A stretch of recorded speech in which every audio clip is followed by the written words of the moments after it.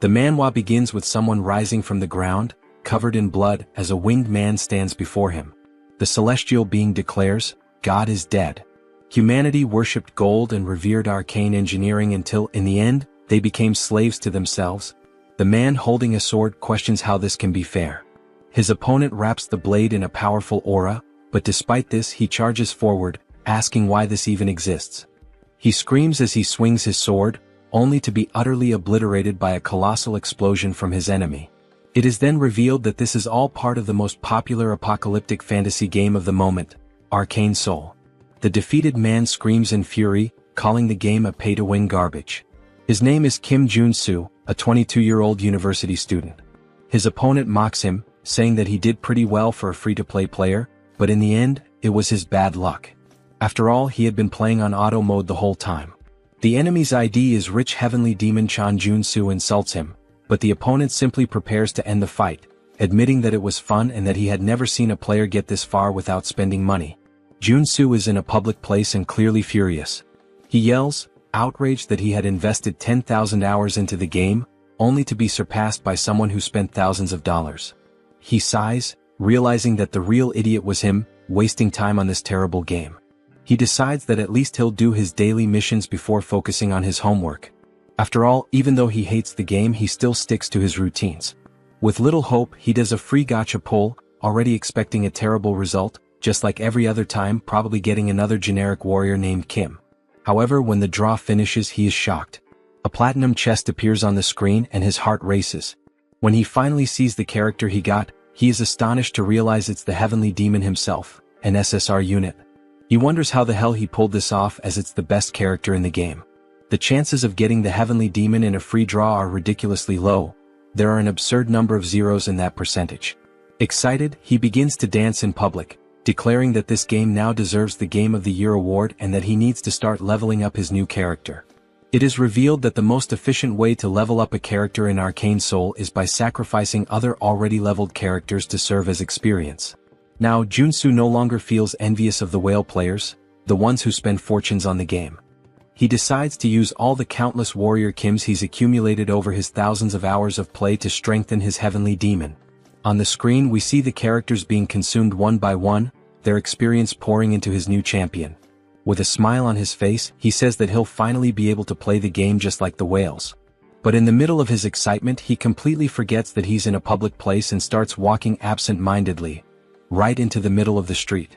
When he looks to the right, he realizes, of course, the phone slips from his hands and he mutters that this situation feels strangely familiar. When he opens his eyes again, he's staring at an unfamiliar ceiling, completely confused. He wonders why he's in a hospital. His head throbs and then the memory comes rushing back. He walked right into traffic like a complete idiot and nearly got run over. He mentally curses himself for being so careless. Suddenly, a woman enters the room, calling him Warrior Kim, surprised that he's awake. He furrows his brow and asks what she's talking about. The woman says she'll call the doctor and leaves in a hurry. Jun-soo is puzzled by the name she used, and when he looks at the clipboard with his information next to the bed, he's shocked. It clearly says Warrior Kim. Additionally, the report indicates that he suffered a dislocation and a concussion due to the accident. He wonders what kind of absurd mistake this is and lets out a long sigh. Perhaps, deep down, he really does feel guilty for sacrificing all his Warrior Kims to gain experience, but that still doesn't explain why his name on the clipboard says Warrior Kim. Trying to make sense of the situation, he attempts to get up, but the instant he puts weight on his leg, a searing pain shoots through his body, and he lets out a deafening scream. A nurse rushes into the room, telling him that he can't move yet. Still writhing in pain, he asks why it hurts so much. At that moment, the doctor enters the room and explains that he was hit by a truck and, considering the circumstances, got off with few injuries. Still completely confused, Jun-soo furrows his brow and asks what they're talking about. The doctor responds that they still need to do more tests and that he'll need an MRI and a magical vision test. He freezes when he hears the word magical and wonders what the hell they're saying. Is he having a stroke? Is he still dreaming? Meanwhile, at the reception, they're calculating the costs of his hospitalization, including the tests such as the CT scan and MRI. When they finally give him the total, his heart almost stops. 22.3 million won, around $16,000. Totally outraged, he retorts that he was there for just 4 days, so how can the bill be this absurd? The receptionist, with complete calm, answers that he doesn't have insurance and has to pay everything out of pocket. Confused, he asks what she's talking about. After all, every Korean has national health insurance. The woman looks at him as though he's delirious and responds with a question. What are you talking about? You don't have insurance from the Legion or the Magic Tower. A chill runs down Jun-Soo's spine when he hears those names. He doesn't fully understand what's going on, but those words sound strangely familiar. Legion, Megacorp, Magic Tower, Sacred Order. Then it hits him. These are the four factions that dominate Arcane Soul. The world where God abandoned humanity. Where arcane science advanced drastically. Where Earth was overrun by monsters. Where humans modified their own bodies to survive. His mind starts to fail him. He falls into denial. No. The summary? This world is a hell to live in. Hours later, he finds himself in a dark alley shouting at the top of his lungs. Why the hell did I end up in this game? He remembers how happy he was when he went to sleep that night, after finally getting the heavenly demon. But now he realizes the cruel irony of fate. He didn't reincarnate as a protagonist. He became a tutorial character. Maybe this is divine punishment for sacrificing all of his old characters. Finally, he arrives at Warrior Kim's house. Looking around, he lets out a heavy sigh. This crap is smaller than my bathroom. He can't believe this guy was so miserable. Exhausted, he throws himself onto the bed. His body is battered. He has no money. And now, what should he do? Then reality hits him like a punch to the stomach. If this is really the world of Arcane Soul, events like nuclear wars, dimensional rifts, and even the rebirth of ancient gods are going to happen soon. And when that happens, this place will turn into a true hell on earth. He has no idea how he ended up here, but one thing is certain. If he stays still, he will definitely die. Then, suddenly, something occurs to him. His gaze locks on his own hands and he finally understands what this means. Without hesitation, he grabs a pen and raises it above his palm. Looking down, he murmurs that he needs to test this before it's too late. For a moment, he hesitates. But then, gathering all his courage, he stabs the pen into the top of his hand with all the strength he can muster. The pain explodes in his skin, and he lets out a loud scream as he pulls the pen out. It has pierced his hand completely. Immediately, a green aura begins to swirl around the wound, healing it before his eyes. A smile spreads across his face. I knew this would work. He has just obtained a trait called Wound Recovery. Now everything makes sense. The reason he created and sacrificed so many Warrior Kims was because this character is the only one without a base trait. However, this means it's possible to unlock and swap traits freely, allowing players to shape Warrior Kim however they want. For someone like him, who always played strategically and never had luck with rare characters, Warrior Kim was the best choice. And now, he is Warrior Kim. This means he can acquire any trait as long as he works to earn it. As he watches, his wounds start to fully heal, regenerating thanks to the newly acquired ability. He takes a deep breath and reflects. In Arcane Soul, you die if you're poor, weak, or if your luck runs out. But he won't let that happen to him. He spent 10,000 hours playing this game. He knows all the shortcuts. He knows how to break the system. The scene cuts to his global ranking, which plummets from 115,000th place to the top 7,000. Then he climbs into the 3-digit ranks, finally reaching the top 9. Now he's above monsters, literally in the top 9. He doesn't know exactly what that means, but he'll figure it out. Plan change, make money. Now he walks confidently into a talent agency, muttering to himself. With Warrior Kim's body, this is a free pass to the top. Inside the player registration sector, a man reviews his file and raises an eyebrow. So, this is your first time at a player recruitment office? Jun-Soo nods in confirmation. Yes. I want to enter the monopurification field. The recruiter stares at him, surprised. Monopurification? Jun-Soo nods. He needs money to fund that pay-to-win gacha nonsense, and using his own body for work is the only option available. The man leans back in his chair, putting his feet on the table. He sighs, then looks at Jun-Soo with an amused expression. They even call it monopurification, but do you have any idea what clearing a dungeon really means? The badge on the table reveals his name. Choi Seon-soo, Player Recruitment Director. Jun-Soo crosses his arms and responds without hesitation. Of course I know. Seon-soo lets out a sarcastic laugh. Are you sure? Because honestly, your resume is completely empty. Jun-Soo rolls his eyes and confidently responds. It's obvious that I understand how this damn game works. I know that the mana contained is what caused the monsters to overrun the world of Arcane Soul. He continues explaining, clearing a dungeon isn't just about killing monsters and collecting loot. In the long run, Prolonged exposure to the contained mana can erode someone's humanity, turning them into something else. This process is called mutation. And that's what makes the job so deadly. Su sighs and says it's fine.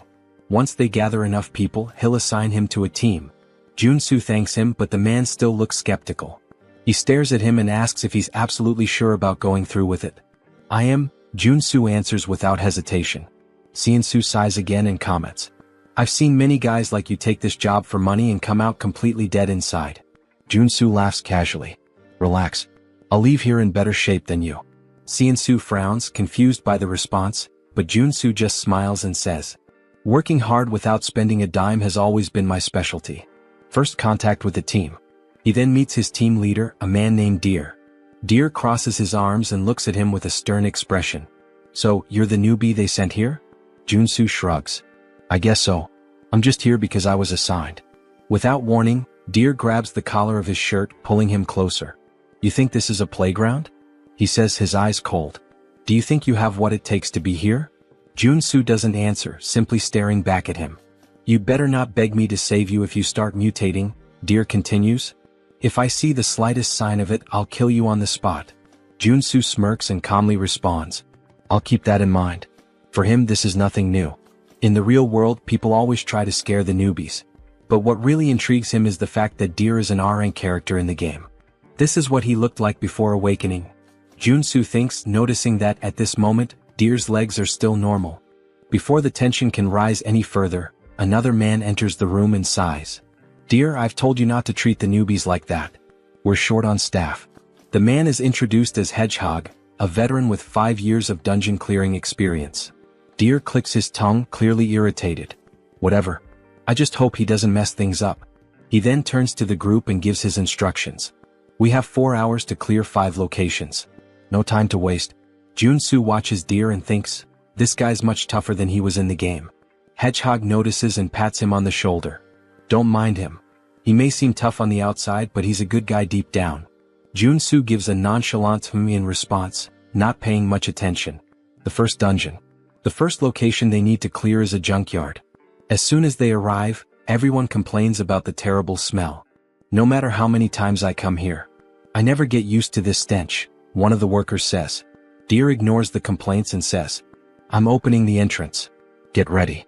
He activates the access card and the dungeon door opens. What they see on the other side is simply disgusting. The place is covered in filth, a complete mess of waste and magical residue. Deer gives the command. Everyone, position yourselves. Inside the dungeon, there are low-level monsters known as contaminated slimes, creatures that feed on trash and residual mana.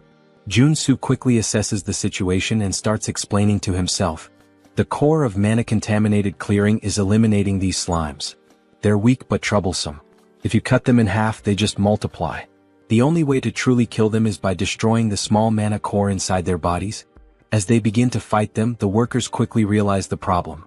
How the hell are we supposed to find these cores in the middle of all this mess? Someone shouts, frustrated. Su takes a deep breath, steps forward and says, get out of the way. Before they can react, he rushes toward the slimes, holding nothing but a shovel. He leaps into the air, preparing to strike. If this goes south, don't blame me. He shouts to his teammates. With a precise swing, he drives the shovel directly between the legs of one of the slimes, hitting the mana core dead center and destroying it instantly. The other workers stare in shock. Hedgehog's eyes widen. He's killing the slimes way too fast. Deer also watches, intrigued. Meanwhile, Su just smiles. This is perfect. He continues to move forward, destroying the cores one by one before the slimes can multiply. And the most impressive part? He's doing all of this with nothing but a shovel without needing a real weapon. The other workers watch in disbelief as he moves rapidly across the battlefield, crushing slimes as if it's the easiest thing in the world. Is this really possible? One of the workers exclaims. Su answers with a confident smile. Of course it is. Suddenly the scene cuts to a flashback from 2 days ago. We see Su crawling on the ground as if searching for something. The curious detail? He's in the middle of a children's playground. Su looks around and murmurs to himself. It must be around here somewhere. After a few seconds of searching, his eyes finally spot what he's looking for. Found it. He crouches down and picks up a coin from the ground. The moment he holds it in his hand, An invisible notification seems to appear in his mind. Trait acquired, treasure hunter. A wide grin spreads across his face. Got it? This is the most important trait for Warrior Kim. Excited, he starts spinning in place, celebrating his achievement while holding the coin like a trophy. Nearby, a mother watching the scene covers her child's eyes and sighs. Just think happy thoughts. Junsu doesn't care about the strange looks and continues on his journey to acquire more essential traits. The price of evolution. He learns some fundamental rules while hunting for important traits. Cut to a less glamorous scene. Junsu is vomiting into a trash can, his face completely wrecked. That went too far, he groans. The truth is, to acquire a specific trait, he put himself in the middle of Asmongold's room, or at least something as disgusting as it. The notification appears once again. Trait acquired, contamination resistance. Junsu wipes his mouth, panting. That was the hardest one so far. The logic for acquiring traits in this world works exactly like in the game. If you meet the conditions, it's yours. He opens the mental menu and reviews his abilities, explaining to himself that it's possible to equip up to 6 traits at once, and that he can switch between them at will. Now, thanks to Treasure Hunter, he can see the mana cores inside the slimes, which explains why he's able to eliminate them so easily, even the giant ones. However, another slime is attacking his team, shooting a barrage of sticky slime. Deer gives an urgent warning. Don't let that stuff touch you. But Junsu simply walks through the toxic substance without hesitation. Finally, all this work paid off, he comments, satisfied. Thanks to contamination resistance, he feels no side effects from the slime. I personally wouldn't stick my tongue out in this situation. End of shift. The scene cuts to the bus on the way back home. Junsu leans against the window, exhausted. Even with all these traits helping me, working all day is still draining. Hedgehog smiles and comments. But thanks to you, we finished early today. It was incredible seeing all of that up close. He pauses and asks curiously, are you hoping to awaken like Deer? Junsu laughs. No way. I only know how to use a shovel. Military training to blame. Hedgehog whistles. Impressive. As they talk, something strange happens. Small horns begin to grow from Hedgehog's head. Junsu furrows his brow. Your mutations are getting worse. You've been exposed to too much contaminated mana. He observes his colleague more closely. You don't look so good. You should rest for a bit. Hedgehog just shrugs and lets out a bitter laugh. I'd rather mutate than face the debt collectors. Junsu sighs, understanding his situation better. Now it makes sense why you wanted this job. Not exactly the kind of position people queue up for. 4 days later. A time skip brings us 4 days forward. The work finally comes to an end, but everyone is exhausted. We're done, someone murmurs. The team members are wrecked after days of non-stop dungeon clearing. On the other side, a worker is vomiting uncontrollably, almost doubled over. Junsu immediately recognizes him. Hedgehog. I told you not to push yourself so hard. Deer approaches and pats Junsu on the shoulder. The only reason you're still in One Piece is because you're young. Never thought you'd do your part properly, but good job. Junsu gives a faint smile. It was thanks to everyone. But deep down he knows the truth. He only managed to do well because of his traits. He watches Deer, noticing that he's holding up surprisingly well against the exhaustion. For someone at our rank, he's holding strong. Before they can continue talking, a desperate scream echoes through the area. Junsu turns to find Hedgehog. Something is terribly wrong. A dark aura begins to form around him. His colleagues look horrified. What's happening to his spine? Deer runs over, his expression turning serious. Hedgehog. Hang in there. Junsu understands everything in that instant. Hedgehog is mutating. Deer tries to hold his friend back. Hold on. We need to get out of here. But it's too late. The mutation consumes Hedgehog completely, and his body explodes into pure energy, creating chaos around them. Junsu feels the impact and murmurs. Shit. Now this is serious. The battle begins. Hedgehog has lost all trace of his humanity. His silhouette now resembles that of a giant porcupine, and his foaming mouth makes him look like a rabid dog. Junsu watches the creature and immediately concludes. He's gone. There's nothing left of Hedgehog in there. If they don't defeat him, no one will walk out of here alive. But there's a problem. All the traits Junsu has acquired so far are specialized for monster cleaning. None of them are useful for combat. He struggles to find a way out, but nothing useful comes to mind. The first attack comes directly at him. Junsu has no time to react. The strike hits him square in the face, sending him flying like a ragdoll into a wall. He crashes to the ground, spitting blood. The power difference, it's absurd. A new notification appears. Trait acquired, endurance. He smiles faintly, wiping the blood from the corner of his mouth. It's still too early to give up. If he wants to survive, he needs to act now. He quickly opens the menu and starts switching his traits. I need something that will actually help. He selects strength, which will increase his physical power. Mana heart, which will allow him to control his magical energy. And endurance to reduce the damage he takes. Let's see what I can really do. The counterattack begins. Junsu finishes selecting his traits. Mana absorption allows him to absorb magical energy directly from the environment. Deep breathing accelerates his mana regeneration, ensuring a steady flow of energy. Finally, the last piece of the puzzle, corruption resistance. Now that his traits are set up, he's much better prepared for combat. Hedgehog charges at him, screaming as Junsu activates strength, multiplying his physical power by 10. He swings his shovel back and roars, spinning his body with full force before delivering a crushing blow. The impact hits Hedgehog square on, launching him into the air. Junsu feels a flicker of hope. This is working. I can really win this. But then, in midair, Hedgehog starts spinning violently, turning into a deadly ball. Junsu's eyes widen. That should be illegal. Hedgehog launches himself at Junsu like a projectile, but at the last second he crashes into a rock, losing control and flying back up. Junsu yells, completely confused. What am I supposed to do in this situation? He doesn't have time to react. The attack hits him full force, smashing him brutally into the ground. Hedgehog pulls away, laughing, but then his eyes widen as he notices something.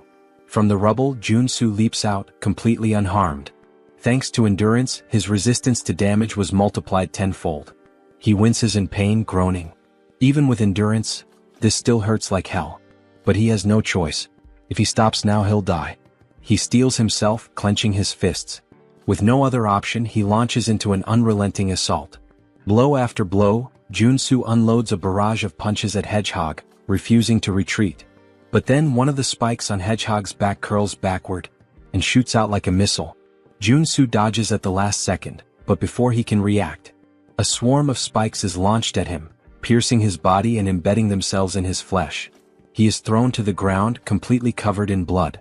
But he refuses to give up. Junsu forces his body up, breathing heavily. Just a little more. He charges at Hedgehog again, preparing for another punch. But then, blood explodes into the air. Junsu feels something violently ripped from his body. His mind tries to process what just happened. His hand. His hand has been obliterated. His eyes widen in complete shock. His senses still can't understand how this happened. But before he can react, Hedgehog fires another spike. This time, his mind registers what's happening, but it's too late. His entire arm is torn off. The pain strikes him like an electric shock. Junsu lets out a scream of pure desperation. But Hedgehog doesn't stop. He clenches his fists, preparing a final crushing blow. Junsu closes his eyes, gasping. This is exactly what I expected. Hedgehog lands the blow. The ground shakes violently as the impact hits where Junsu had been lying. The price of victory. A flashback unfolds in his mind. He remembers when he used to play this game just as a mobile game. Back then, everything felt easy. All he had to do was press a single button to defeat monsters. He never stopped to think about what the character felt. He pushed it to the limit over and over under the guise of efficient training. But now he finally understands. He understands the pain. He understands the suffering required to earn even a mediocre trait. And above all, he understands that there is no victory without sacrifice. When Hedgehog looks down, he realizes something is wrong. Junsu blocked the attack. His arm regenerated. Before Hedgehog can react, Junsu rushes at him with lightning speed. His fist connects with the creature's face, and the impact is devastating. Hedgehog is thrown away, sliding across the ground, incapacitated. Junsu exhales deeply, gritting his teeth. There is no victory without a price to pay. He looks at himself. His muscles are pulsating and growing uncontrollably. His body has been pushed to its absolute limit. A notification appears in his mind. Trait acquired, mutant muscles. Junsu smiles despite the pain. The real fight is just beginning. The awakening of the monster. Junsu's body is still covered in spikes. Hedgehog is thrown against a wall and Junsu grins to himself. The reason he had recklessly charged at him with all those attacks was for the trait. By pushing his limits with mana heart and strength, he knew he could gain something greater. And now they merge, activating his new trait, mutant muscles. Hedgehog charges at him again without hesitation. But Junsu stands his ground. Everything I've done so far was for this moment. Hedgehog throws a punch. Junsu easily blocks it. Then he starts to laugh. This doesn't work anymore. Go ahead, hit me again. Hedgehog snarls and then his fist deforms, sprouting sharp spikes. He lunges forward, slamming the punch directly into Junsu's chest. The impact is brutal. Junsu is thrown to the ground, his body pierced from all sides. It seems like he won't get up from this. But then, his body begins to regenerate. His organs rebuild. But something feels off. The regeneration is not just healing him, it's transforming him. Hedgehog watches, confused, as Junsu unlocks a new trait, mutant body. His arms grow, his structure expands, and his physique now matches Hedgehog's. Junsu smiles. Thanks, Hedgehog. I needed this. All of this happened because of you. He moves forward without hesitation. Hedgehog howls and charges straight at him. Neither of them backs down. What follows is a battle of pure brute force. Punch after punch, they exchange blows evenly matched. The monster battle. Nearby, Deer stirs. Dazed, he lifts his head. What the hell is all that noise? His blurry vision clears, and he freezes. A monstrous battle unfolds before him, something straight out of a kaiju movie. His eyes lock on Junsu. Wait, that's Warrior Kim?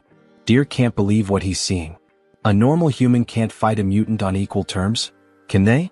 Junsu and Hedgehog trade powerful punches at the same time, and both are thrown back, crashing to the ground simultaneously. Junsu grits his teeth, breathing deeply. This isn't as easy as I thought.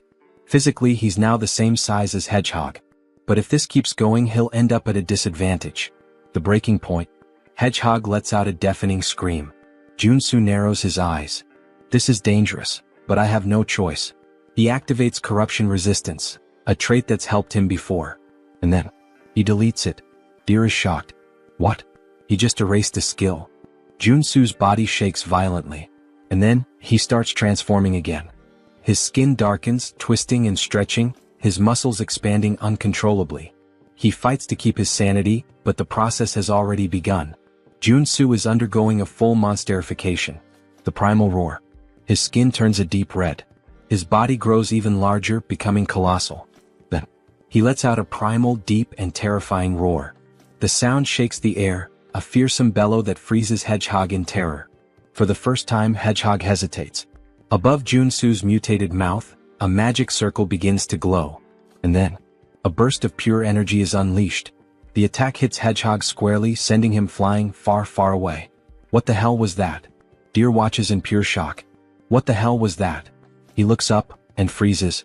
A monstrous, gigantic, and deformed version of Junsu glares down at him. Deer feels a chill run down his spine.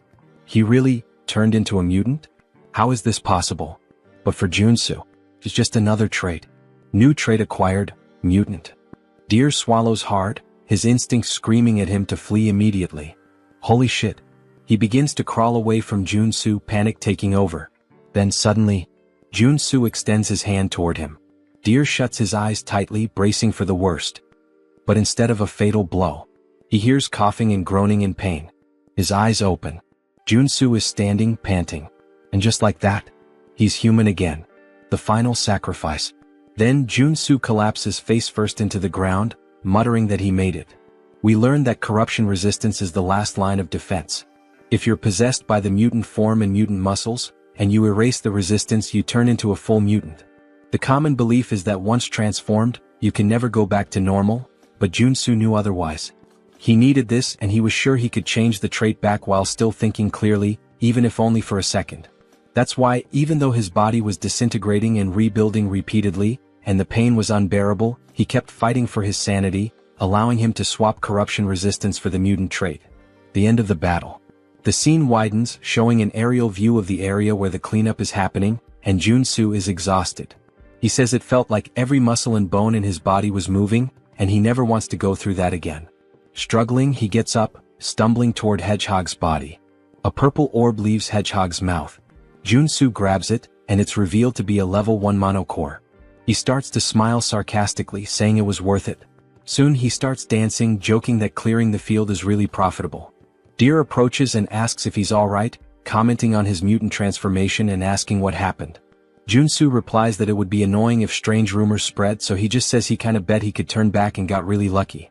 Deer is surprised, saying it was an insane risk, and Junsu hands him some level 0 mono cores since he now has a level 1 mono core. Junsu says he wants to head back now, breathe some fresh air, and everyone is surprised since he saved their lives and even gave mono cores, hoping they'll keep his secret. But Deer looks at him with suspicion. Back at Seonsu's building, we see him starting to flatter Junsu heavily. Junsu wonders what all this flattery is about. Seonsu responds that he should have said something if he were a superhuman, so they could have given him proper work instead. Now Junsu understands why all the praise. In the world of arcane soul, a superhuman awakens a skill that grants them powerful mana. In a world like this, where strength equals power and authority, superhumans are practically the nobility. But it makes sense for Seonsu to think this way since it takes a superhuman to defeat mutants. Though in Junsu's case, it's just a game design flaw since he can acquire traits. Seonsu puts his hand in his pocket and says he should pay Junsu for the cleanup. Junsu responds that would be nice, trying to stay calm, but inwardly he has that mischievous smile, thinking he'll let Seonsu think he's a superhuman for now. Seonsu pulls out a mountain of cash from his pocket and says that they cleaned 5 regions, and that they get 20% of the total fee, which amounts to 50 million wons. If they split it among everyone in the group, Junsu should receive 5 million, but this time they'll do it differently. Seonsu places all the money on the table and says they'll only keep 5% of his share and will even give him a bonus of 12 million. Junsu's smile reaches a whole new level now, with his tongue even turning into a heart. He exits the room singing, and someone comments that he seems to be in a great mood, while the other says he must have been well paid. Junsu confirms, saying yes, since they finished the job, and acknowledges the man as someone he's worked with. The man explains that he's here because he wants to ask a favor. Junsu asks what he means by that, and the man reveals that his wife is sick and asks if he can lend him some money. He apologizes for asking since they don't know each other.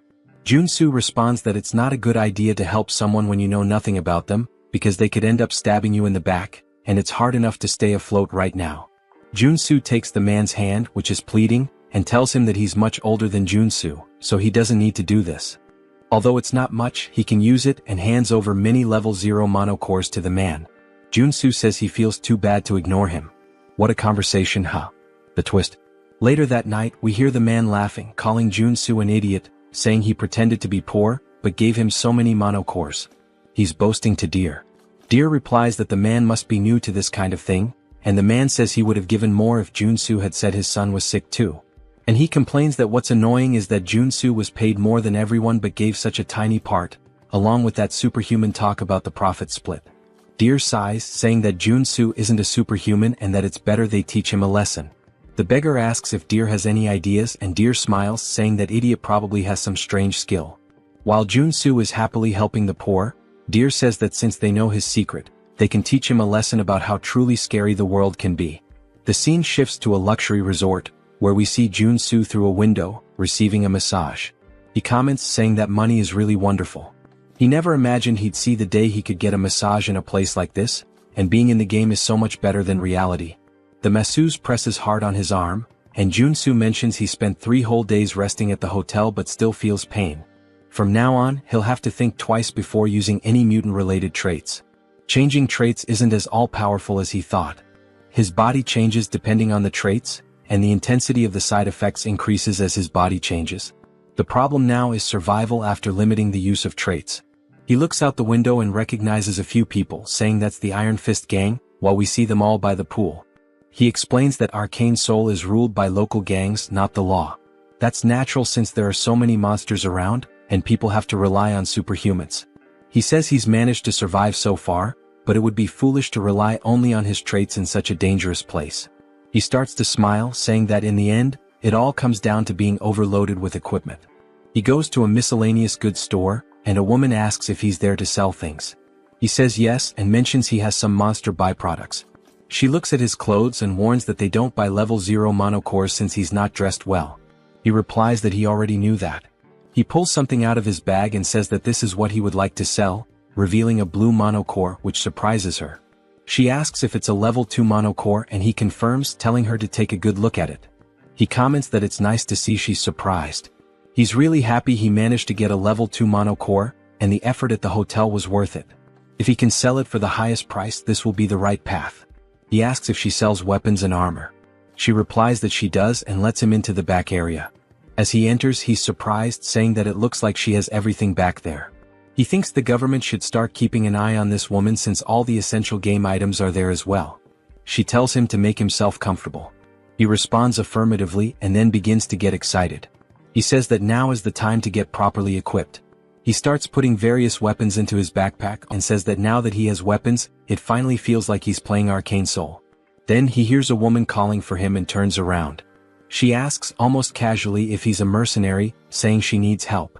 He replies that he's not a mercenary and suggests she should look for someone else, but she pulls out a little money, explaining that she's on a business trip and that the Iron Fist gang scared her. She asks if he could protect her until she reaches her lodging. He realizes she's trying to offer him at least 500,000 to be her bodyguard, and wonders if he should accept now that he's well equipped. He places a hand on her shoulder, saying that he can't ignore a lady in distress, and tells her it's time to go, looking ready for the situation. They start walking through some alleyways and she says they're almost there. He wonders why she's staying in such a shady place, saying that, forget about people, there isn't even an ant around there. She quickly dashes around a corner, and when he turns, all he sees is darkness. She says they're nearly there and urges him to hurry. He replies that it's too dark and he can't see anything. Then his eyes begin to glow yellow as he acquires the night vision trait, and says that now he can see, but he didn't plan for this. In her hands there's a pistol aimed directly at him, and she remarks that he's a lot more cautious than she expected. He wonders who she is and if all of this was a trap, only for him to turn around and see Deer, who laughs and asks where he thinks he's going. Deer says it's good to see him again like this, asking if he agrees. Joe and Sue asks what he did to deserve this, and Deer responds that he didn't do anything, he just looks stupid. There's no other reason, calling him naive. Joe and Sue lets his weapons drop, immediately rushing to knock the woman down. Deer asks why he would start a conversation just to run away. He tells the woman to shoot him and she fires her gun directly at him, hitting him in the back. He starts falling down the stairs. Then Deer asks, "What the hell?" saying she should have shot him in the leg, not the chest. She responds that it's better than him running away. Deer says, "Damn, I think he's dead. Honestly, I think the guy can just get up, he looks fine." The woman mentions that someone might want to buy his body since he came back from being a mutant. The beggar says it's time to loot his gear now. When Deer looks down again, he says there's no way and they should do this first, only to find that Joe and Sue's body has disappeared. They all start wondering where the hell he went, growing uneasy. The street lamp breaks and the beggar is hit in the neck. The rest of them start panicking, wondering what's happening, and Deer says there's no way he's still alive. Joe and Sue says that he can't die at the hands of someone who repays kindness with betrayal, and it's a good thing he left the store after putting on the bulletproof vest. Thanks to that, he acquired the trait of playing dead after being shot. Deer looks around in panic, saying he can't see anything since the street lamp broke, wondering where Joe and Sue is. Joe and Sue suddenly appears behind him, saying he's right there. He says he saved his life, so now he's going to take it, landing a punch directly to Deer's face. Joe and Sue punches Deer in the face, sending blood flying everywhere. Deer falls to the ground but instantly gets back up, wiping his mouth. He stands up and kicks Joe and Sue, who dodges. Joe and Sue says he should be grateful for being saved in the first place, asking if Deer thinks trying to kill the person who saved his life is the right thing to do.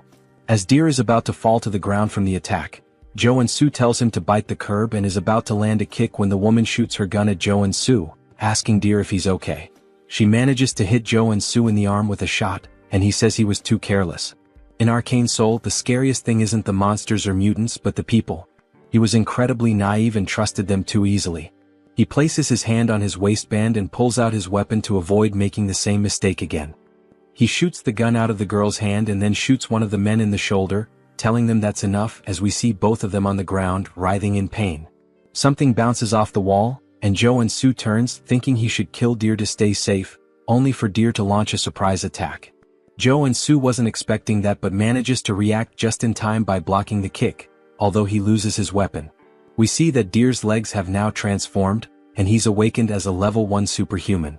Joe and Sue says the game is poorly made, explaining that the superhuman awakening is something all playable characters can undergo. It's considered the basic growth system in the game. According to the world of Arcane Soul, a level 1 superhuman is strong enough to threaten an ordinary civilian with an automatic rifle. Joe and Sue starts backing away to create distance, while Deer declares he will kill him, and now Joe and Sue has to deal with a superhuman with nothing but his body. Deer disappears instantly before Joe and Sue, and he wonders where the hell he went. We learn that Deer has two unique traits: stereoscopic movement and kick. Stereoscopic movement allows him to use his incredible leg elasticity to move freely in any direction he wants. In his case, he's running on wall. Joe and Sue looks up and sees him coming from above. He used stereoscopic movement to gain height and is now coming down with a kick, using both the momentum and the height. Joe and Sue says he needs to dodge this, and he rolls to the side, letting the ground get completely smashed. Deer is surprised and irritated that he dodged, preparing to attack again, saying that this time Joe and Sue won't be able to dodge. The impact happens and Deer starts to smile, thinking it's over. But Joe and Sue says, "Sorry, but I didn't plan on dodging." As we see, he blocked the kick with a weapon, calling him a mutt who doesn't know his place. He knew buying that extendable baton was a great idea. A few hours ago in the girl's store, he was wondering if a weapon would really be worth it. Since Warrior Kim is a warrior class character, even though he gets stronger, there's a limit to how effectively he can use a weapon. That's why he decided to buy a close combat weapon, which turned out to be nothing other than this extendable baton. Each character has weapons and traits that are more effective for their class. We see Deer's leg trembling, and Joe and Sue manages to push him back. To defeat Deer, he needed to use a close combat weapon and traits suited for a warrior like him. He swings the baton downward, hitting Deer and knocking him to the ground, then acquires a trait called Strike. This is a trait specific to the warrior class. He then starts spamming his attacks to acquire even more traits, using moves like a downward strike, uppercut, and even an advancing attack. He tries a side strike, though it's unclear if he gained a trait from that moment. Deer searches for an opening and as soon as he finds it, delivers a direct kick toward Joe and Sue. Joe and Sue hesitates, wondering whether to dodge or not, but decides he can't stop now after coming this far. He grits his teeth, saying that even if he has to break bones, he'll block the attack with his elbow, hitting Deer's leg. He tells himself he needs to keep attacking. The fight continues with blows exchanged one after the other. Then Joe and Sue acquires a trait called Combo and starts smiling, saying, "That's it." The best trait build for the warrior class at the early stages is combining strike and combo. He uses his left hand for punches and his right hand to swing the baton, taking down Deer like it's a cut scene. Deer begs him to stop as he begins to lose consciousness, but Joe and Sue throws the baton directly into Deer's chest, hitting him with the strike trait. Deer finally loses his strength and collapses to the ground.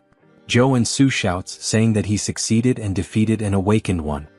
His arms begin to burn, as though the air itself is searing his skin.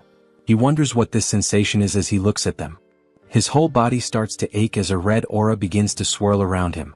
He says he can feel something about to overflow inside him, thinking he knows what's happening. There's a brilliant explosion from where he stands, and now, with a golden aura surrounding his fingers, he says, "This is the day I learned the cruel truth of the world of arcane soul, and now, I am awakened as a level 1 superhuman." Joe and Sue clenches his fist with excitement and starts shouting, saying that the time has finally come. He then pulls the fiercest face he's ever made, resembling Lloyd, and is so pumped up that he does a handstand, announcing that he's about to start taking low-interest loans and landing high-paying jobs. A man approaches him, asking what he thinks he's doing. When Joe and Sue turns around, he's shocked to see a giant, old man holding an enormous weapon. This man is Iron Fist Kim, the second basic character available in Arcane Soul after Warrior Kim. He's a reinforced soldier class character who specializes in firearms, primarily using his prosthetic arm to shoot. The issue is Iron Fist Kim is the feared leader of the Iron Fist gang, and since Joe and Sue fought within their territory, he's probably stirred up quite a mess. Iron Fist asks if Joe and Sue checked where he was before all of this. Joe and Sue responds that he was caught off guard and couldn't just stand there and not fight back. Iron Fist unlocks his weapon, saying this means they're more terrifying than his own gang. Joe and Sue is taken aback, saying that if he fights under these conditions, he'll die for nothing. Iron Fist presses the weapon directly to Joe and Sue's chest, stating that he made a terrible choice and will show him what happens when someone messes with his territory. Joe and Sue pauses for a moment, then asks if that's the best he's got, mentioning that Iron Fist forgot something. Joe and Sue grabs the weapon and puts his finger on the trigger. He shoots himself in the chest, saying that he's not the type to die so easily. Iron Fist is stunned, seeing the guy just kill himself with his own weapon, calling him a psychopath for pulling the trigger on himself. Joe and Sue starts laughing, asking if that's all, saying it was easy. We see that he acquired the regeneration trait. Iron Fist laughs, calling his ability interesting.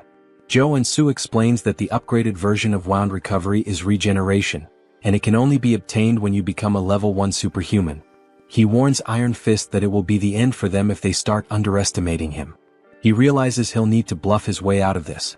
He points to the triple homicide case behind him, saying that, as they can see, he didn't survive by chance and that he doesn't care who they are. If they mess with Warrior Kim, they'd better be prepared. Iron Fist laughs, asking if that's his name, saying he likes his audacity, but he'll let him go this time. However, now Jo In-soo owes him a favor. He puts a hand on Jo In-soo's shoulder, saying that he surely knows what he means. Jo In-soo says he'll remember this, wondering if maybe Iron Fist recognized him. Iron Fist then extends his hand, suggesting that they might work together on a job next time. When Jo In-soo looks at her hand, he thinks that Iron Fist is not the type of person who would betray him. In that case, it wouldn't be bad to form a connection here. He says it's a deal as they shake hands, telling her he'll see her next time. The scene then shifts to the superhuman tower in Jamsil, where Jo In-soo says he had no idea when he first saw this place in the game, but now he realizes that it's really impressive, completely different from anything he's seen before. A woman then catches his attention, thanking him for visiting the tower and asking how she can assist him. The guy is stunned by her beauty and mentions that she looks familiar, wondering if she's an NPC. She tells him that if he's there for certification, he needs to head to the machine to measure his mana and trait circuits. He thanks her and starts walking towards it, thinking that he didn't even ask for help, but she guided him anyway. It just shows how much of a novice he must look. He thinks that once he gets his certification, he'll truly start his life in Arcane Soul. Suddenly, he hears a loud noise that startles him. When everyone tells him to look at the ceiling, saying the saint has arrived, he looks up and sees a bright light descending from an airborne ship. As the light appears right in front of him, we see some enchanting text spread across, while people are teleported. Jo In-soo is shocked, recognizing it as the Old Father's order and wondering why a boss monster is there. People begin praying, saying it's an honor to be in her presence. But Jo In-soo remembers that, since he's still in the tutorial timeline, she's a saint and not a boss monster. As the story progresses, it's revealed that the order is actually a cult disguised as a religion, and she is a complete psychopath. While people continue to praise the saint, they mention that she must be there for a level-up renewal. She then starts releasing a powerful aura, so strong that it knocks people down, with a golden light pulsing around her. Jo In-soo looks away, saying that it's a rather flashy way to do things, and that it's kind of too noisy. As the machine begins reading her mana, it starts collecting her energy until it completely disappears, leaving everyone in suspense, wondering what she'll get. We then see that she is 27 years old, a priestess class with mana level 8 and a 6-layer circuit. They can't believe she's only level 8. She smiles as they say she has up to 6 traits, which the layered circuits represent. But Jo In-soo has a different opinion. He's sweating nervously, saying that it's not the time to celebrate.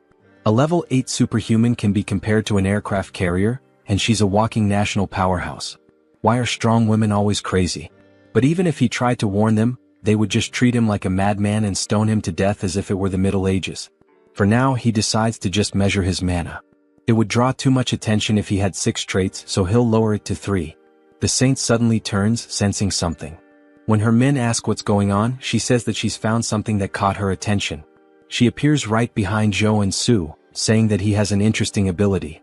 He says, "Damn," surprised, and then repeats what she just said, asking if she really noticed that he swapped his traits. He freezes for a second as the window remains open. Everyone wonders why the saint is talking to him, saying he looks like a normal guy. She then takes his hands, asking what his name is. He says his name is Warrior Kim and comments that the only reason a priest would ask someone's name in Arcane Soul is. Before he finishes his thought, he's interrupted as she declares that she represents the Old Father's order and baptizes him. Since the Old Father always desires powers like his, she tells him that he must submit and find peace in this hellish world, as the enchantment table begins moving across his arm. Everyone around him envies the fact that he's being baptized, especially because she is the Old Father's first daughter. Jo In-soo, however, has a different perspective. He's extremely nervous, thinking that if he's baptized and gains the baptism trait, he will have no choice but to become a paladin of the order. However, the Old Father's order loses to major figures in Arcane Soul during the war with South Korea, and this figure is none other than the Celestial Demon. As she continues with the baptism, he rips her hand off of him, saying it feels like being forced to invest in a stock that's about to crash. He kneels, refusing the baptism. We see her eyes turn completely psychopathic as she says that he must not have heard her correctly. He responds saying he's very serious despite being a little exhausted. She starts to control her anger, saying that it's anyone's right to serve or refuse. However, the old father has already set his eyes on him. She places her hand on his shoulder, warning him not to forget that a powerful divine energy is already rooted inside him, and that if he can't overcome such a small power, his fragile free will won't mean anything in the end.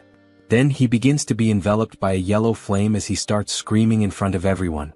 They question how someone like him can refuse the baptism, asking if he isn't religious or something. We see that he's being affected by divine fever, and that he will suffer a burning, endless pain as punishment for refusing the baptism. He was prepared for this, but it still hurts like hell, his whole body burning. This is one of the strongest debuffs in the entire game.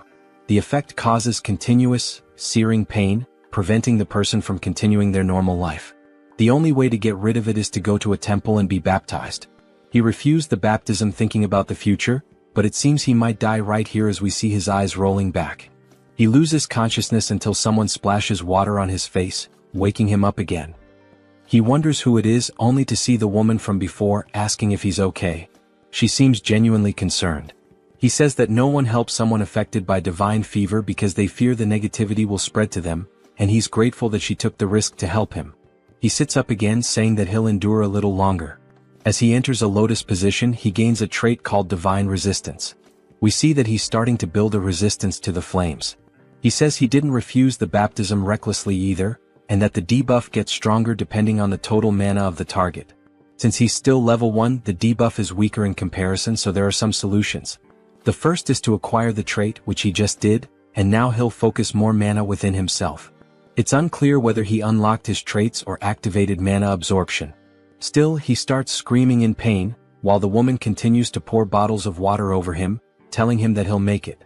This immediately cools his body, and he says it feels like life-giving water. He needs to focus on this contrasting sensation between the fire and the water.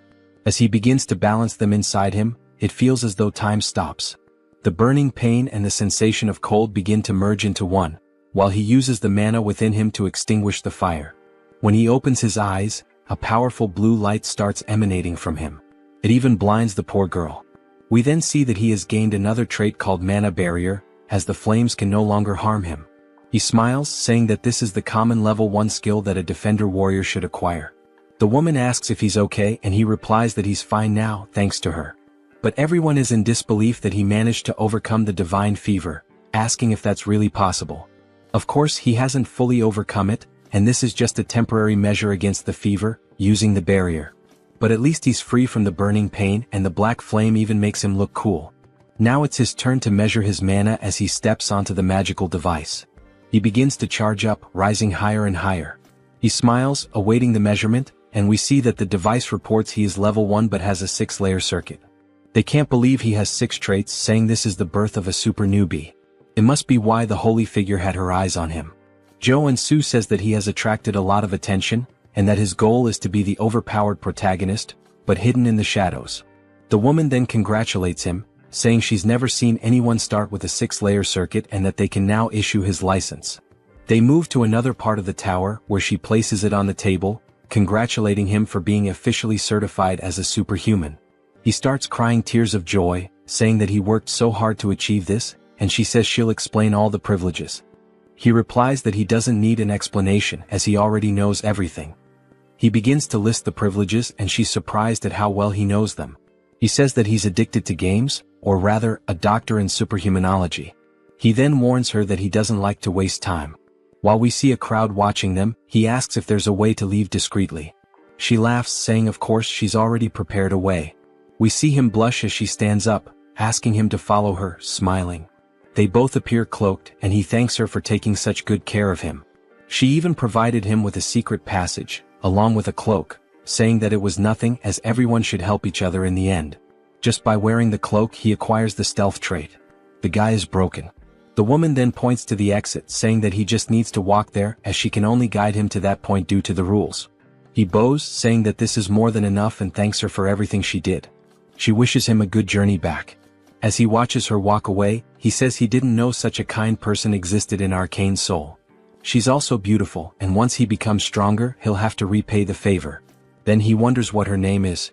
When he looks at the business card, he's completely incredulous. We see that her name is Beck Soren. He says this is the name of one of the 3 strongest warriors in the SSR class in the game. She's a berserker and has always had a rather intimidating appearance. He finds it strange that her face looks familiar and never would have imagined she once had such a calm demeanor. He wonders what happened to her between then and now. The scene shifts to him working as he cuts a slime in half.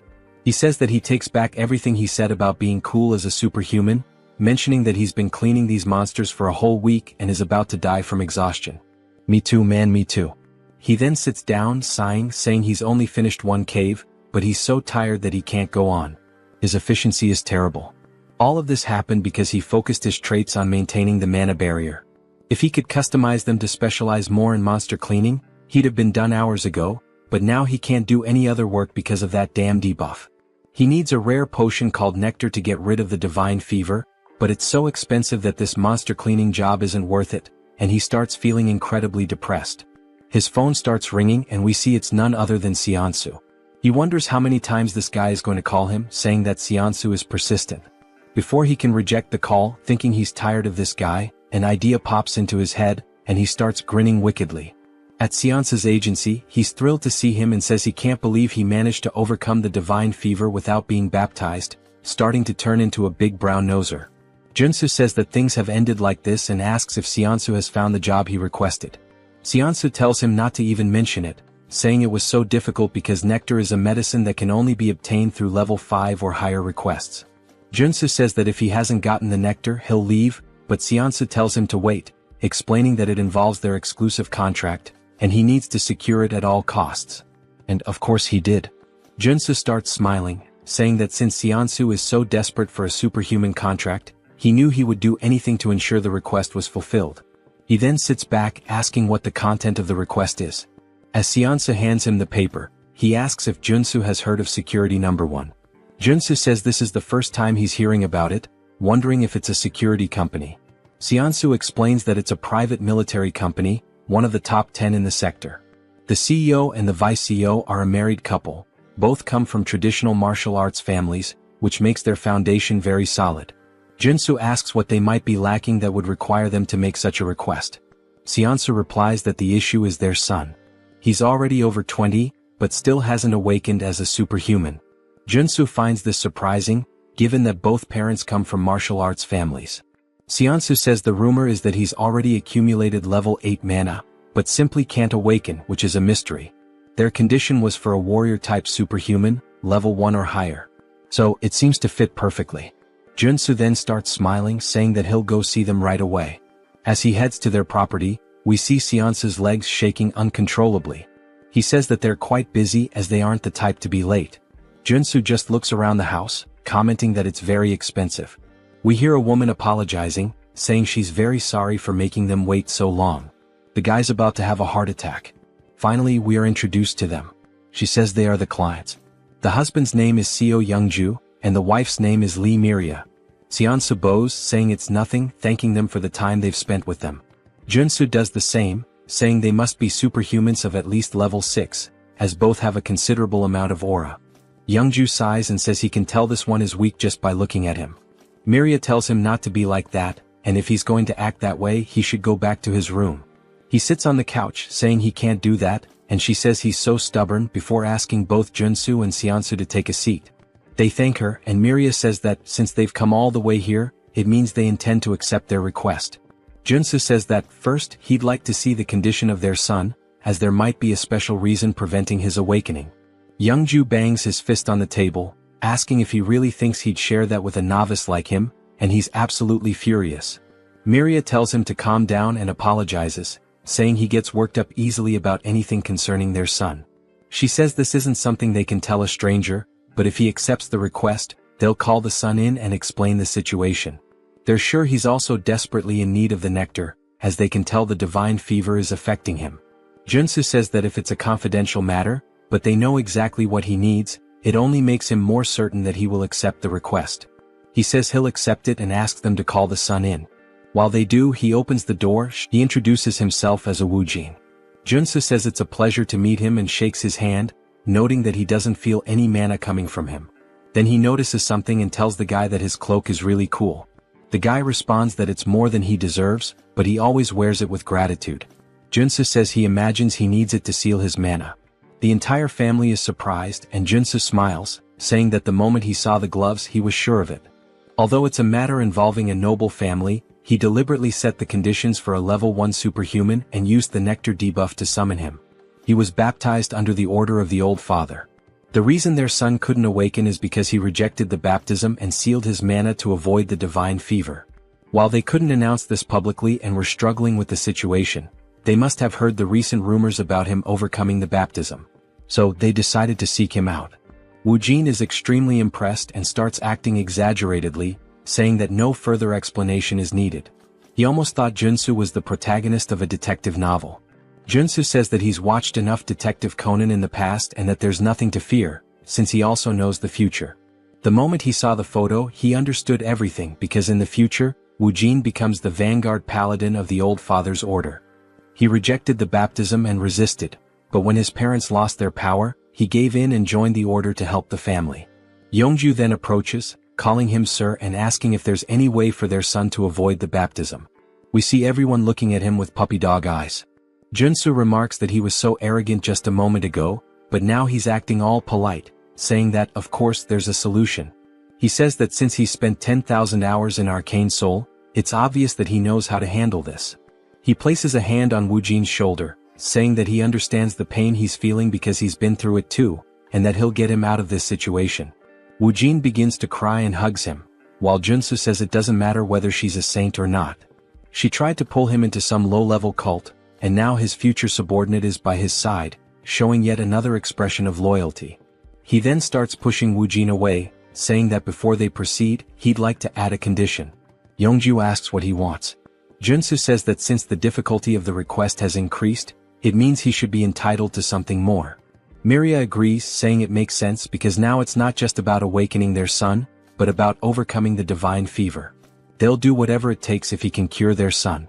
Junsu says that as an additional condition, he'd like them to teach him the sword capable of breaking mountains. Both are surprised by this request. While Junsu smiles, Wu Jin looks scared.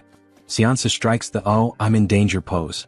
It's not Yongju but Miria who steps forward, releasing a strong aura of murderous intent, saying that he surely understands what he just asked for. He looks up, startled, wondering what's up with her murderous aura. It's far more terrifying than her husband's. He realizes she would be furious because the sword capable of breaking mountains. He explains that people might doubt his decision to learn swordsmanship in the 21st century, but in Arcane Soul, it's a different story, where strength equals authority. As we see a woman slicing through a tank with a sword, he explains that a superhuman swordsman can easily destroy modern weapons, and high-level martial arts are traded for fighter jet squads. If a level 1 superhuman learns and continuously trains in the sword capable of breaking mountains, they can easily reach level 4, which is essentially a cheat code for the early game. He recalls that it was said that only elites could learn this technique, and he wonders if he has crossed the line. He tells her that he would only ask for this as an exchange if he truly completes the request. Wu Jin then calls her, which snaps her back to reality, and she stops releasing the murderous intent. She says it's fine, and if he succeeds she will give him a memory chip containing the sword, along with the nectar. Junsu is surprised that it actually worked, and he thanks her while once again showing his sinister smile. He thought she was going to kill him, but now he might be able to get the sword, which is great. She tells him that if he fails, both she and her husband will be genuinely disappointed, even angry. He responds that that won't happen, and that they should start as soon as possible. As we see them heading towards a warehouse, Miria says that a room with a mana focus circle and 200 intermediate grade mana potions have all been prepared, just as he requested. He says that should be more than enough, and that he would prefer to be alone with the patient during the treatment. She apologizes for what happened earlier, explaining that Wu Jin was forcibly baptized before he even had a chance to start school. He never got the chance to make friends, let alone go out as a family. He had to suffer being forced to stay in his room. It seems that she was being overly sensitive due to the situation, so she will trust him completely now. Junsu comments that everyone had to suffer because of the saint's trap, and Wu Jin tells his mother that it's okay. Junsu notes that in the game, Wu Jin ends up opposing his family, even though they were the reason he joined the order. It makes sense that he became so cold in the future, but he feels sorry for them. He says that he will succeed at any cost, and now that it's just the two of them they can begin. We see Woojin trembling and Junsu tells him to take it easy, asking what he's afraid of. Woojin replies that he thought Junsu was going to torture him, forcing him to awaken using electric shocks or something like that. Junsu asks what the hell they've done to him so far, and explains that the general treatment for curing divine fever is to drink nectar after awakening. However, since he had too much mana in his body, the divine fever was so severe that he couldn't awaken, and he failed. Junsu then tells him not to worry but to remember one thing. Everything he sees today is a secret. Junsu says he's about to begin. First, he needs to expand the mana barrier to its absolute limit. Then the barrier will weaken. As we see the divine fever starting to consume Woojin once more, he removes the caps from the healing potions, pouring them into his throat, saying that now is the time. Woojin is confused as the cycle repeats relentlessly, and he continues drinking the potions. He comments that it tastes awful. After several bottles fall to the floor, he finally acquires the drug addiction trait. The damage taken and mana consumption increase, but the effects of the drugs are amplified. He says that now, if he focuses on the mana shield with the drugs, he can level it up, transforming it into an area shield. After configuring the shield around him, he wipes his mouth, saying that the divine fever has been completely expelled from the barrier. Woojin says that was amazing, and Junsu responds that it's still too early to be impressed, asking him to take off the glove. Woojin is confused, asking if he heard correctly, and Junsu explains that he needs to push his hand through the barrier, and then he just needs to grab his hand. Woojin says that the two divine fevers will create a resonant reaction. Junsu begins to step out of the barrier while the divine fever starts to burn him again.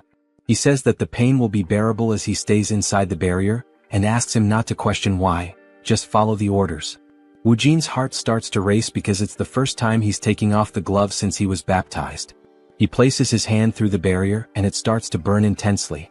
It's even more painful than Junsu's divine fever, even though it's only his hand.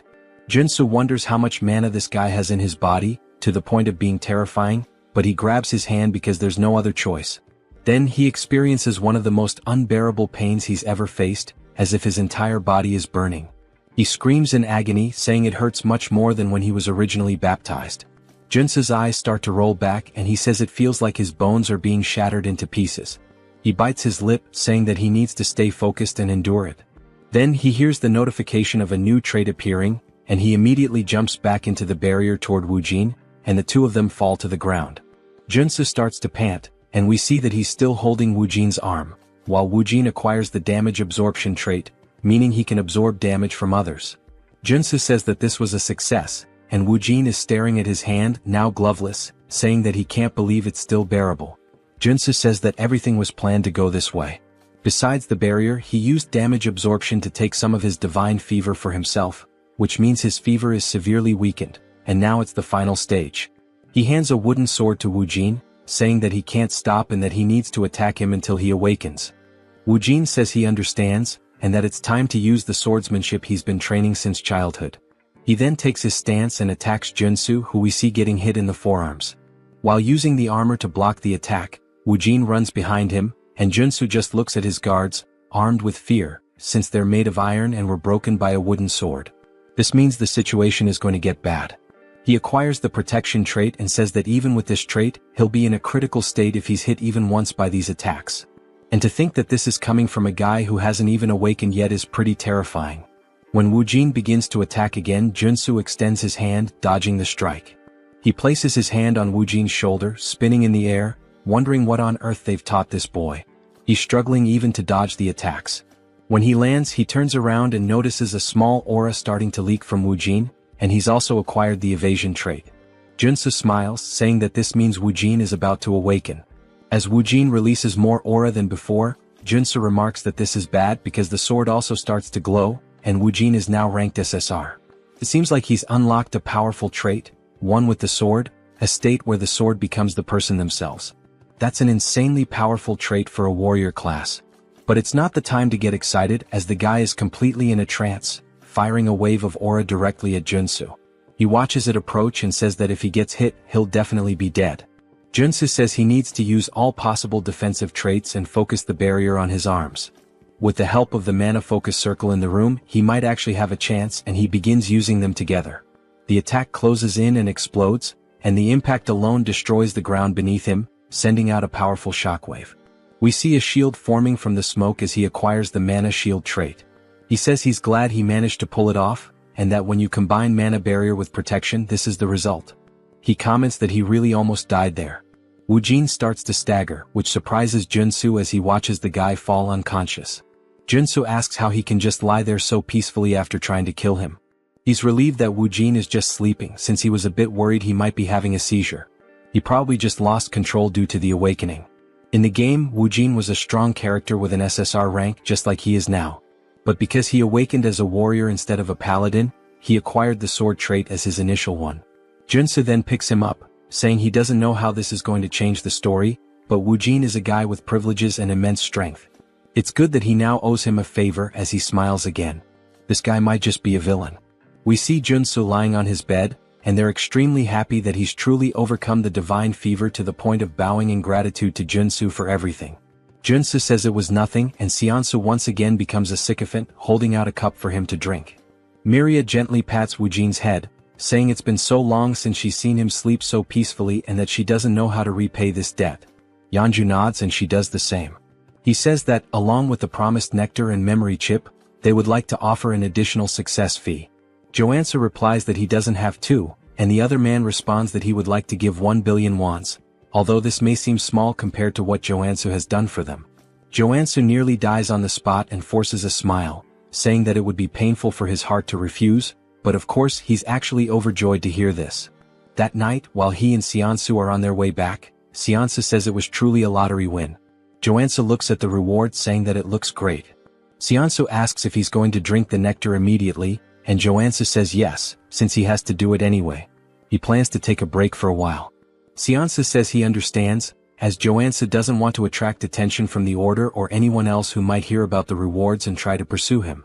But it's a shame because if he refined the nectar and consumed it, it would significantly increase his mana. Joansu agrees, saying that if he refined it, his superhuman level would increase a lot instead of spending it on treating the divine fever. They head to a hotel, and when Joansu steps out, Seonsu says he'll see if he can find the necessary equipment to refine the nectar, so Joansu should hold on to the drink. Joansu says he'll think about it, but he's not thinking anything of it and he tears off the label. He decides to drink it as quickly as possible. He learned how cruel Arcane Soul can be during the incident with the deer, and he can't guarantee Seonsu won't betray him. He also has traits that can maximize the effect now, as he's a drug addict with mana absorption and potion dependency. These are just traits. He begins drinking the nectar and drops the bottle due to the pain he feels, describing it as if every fiber of his muscles were being dismantled and reassembled. He closes his eyes trying to focus, saying there's an incredible amount of mana inside him. His eyes begin to glow yellow as he shoots a brilliantly bright beam through the window. He's now reached level 2, but the divine fever still seems to be present. He says this is one of the best tier 1 traits in the entire game, and since it was added to his traits along with the mountain sword, he's relieved as he can now focus on training these two traits without any problems. His phone starts ringing and when he checks, it's Seonsu who says he has something to tell him. Joansu ignores it, saying he'll just train, but the phone keeps ringing several times until he answers, asking why the hell Seonsu is bombarding him with messages. He looks at the phone and sees that it's actually a strange message. He starts decoding the letters and reads between the lines, saying it's telling him to run from the Dagger Gang. He says he can't believe he found a secret message in the text and that the Dagger Gang is one of the rival gangs to the Iron Fist. If Seonsu had wanted to betray him, he would have called as usual to buy time. Considering that he sent the secret message, it must mean he was captured first, and it looks like the information was leaked while Seonsu was trying to prepare the equipment. Joansu starts to feel a little guilty but decides to ignore it since he got the nectar he needed, and everyone is responsible for their own life in Arcane Soul. Then the scene shifts to Seonsu screaming as loud as possible, and we see him sitting in a chair surrounded by 3 men. They say he's a stubborn man, and despite an entire night of interrogation, he still hasn't said anything about the superhuman rookie. Seonsu says he signed a contract because he trusted him, and he won't reveal anything no matter what they do to him. The man says he didn't want to resort to this but he had no choice. A man starts walking toward him menacingly, holding an axe, asking if he's going to use his right hand or left. Seonsu doesn't answer, and the man raises the axe, laughing, saying he doesn't care and that he's going to cut off Seonsu's right hand. But just before the axe comes down, an explosion happens behind them and they turn, wondering what it was. Then a man starts crawling forward, calling for his boss, saying that a madman is attacking them. It seems like he wasn't lying, as we see someone aiming and firing rocket launchers at their building. He says they're about to face the consequences of messing with him. He can't just let someone who keeps their promises in this cruel world of arcane soul be left alone. He pulls the trigger, saying that, with any luck, this will be a good lesson to show them that the war has just begun. The rocket strikes the side of the building, exploding violently and sending armed men rushing out in a panic. They look around frantically, trying to pinpoint the source of the shot, saying they need to find the shooter first. Joansu chuckles, commenting that, just as expected, they're spilling out of the building like a bunch of cockroaches. Even though the structure looks like a regular residential complex, he knows for a fact that they were all inside. This is the hideout of the Dagger Gang, a place he's cleared so many times that he's honestly sick of it. It's a complicated dungeon, made up of 6 different buildings. Since this mission is part of the tutorial, he can practically finish it with his eyes closed. He crouches down, then leaps from the rooftop, grinning as he says he's about to speedrun this thing. Nearby, in a narrow alley, a few gang members are patrolling, muttering that this must be the work of Iron Fist, since they're the only lunatics crazy enough to pull something like this. They confidently declare that once they find them, they'll wipe them out. Suddenly, one of them hears a noise coming from a dumpster and decides to check it out. His buddies warn him to be thorough. The man creeps forward, peering down the alley, trying to locate the source of the sound. He doesn't see anything. But in the blink of an eye, Joansu emerges from the shadows. Before the man can react, Joansu grabs his face with a crushing grip and slams him brutally into the nearest wall. Joansu laughs, saying the guy didn't even recognize him despite being right in front of his face. And that when it comes to infiltration, there's no better combo than playing dead and using stealth. With the henchmen stumbling around outside like fools, he takes the opportunity to slip into the main building. He lifts the lid of a dumpster and begins descending a hidden staircase, commenting that this is one of the gang's secret entrances. Moving swiftly and silently through the corridors, he takes pride in the fact that he's avoided combat so far. Pressing forward, he notes the gang's unusual obsession with hostages. He remembers that the boss's room is on the 5th floor, which means he still has a long way to go. Because of that, he decides to advance as stealthily as possible, making sure no one notices him. Suddenly, the building's loudspeaker crackles to life, blaring an urgent announcement. Enemy infiltrated the building. All members, arm yourselves and assemble at the rendezvous point immediately. Joansu stands before a door, murmuring to himself that he needs to make a decision. If he exits through here, he'll be in the lobby, which is the most efficient route. The central staircase leads directly upstairs. However, there's a problem. Now that the gang has detected an intruder, they've barricaded the lobby to create a defensive line. The moment he opens the door, he'll be shredded by gunfire. Even so, he decides to press forward. A wicked grin spreads across his face as he steps directly into the middle of the enemy formation. Without hesitation, he pulls a Gatling gun from his inventory and unleashes hell. Chaos erupts.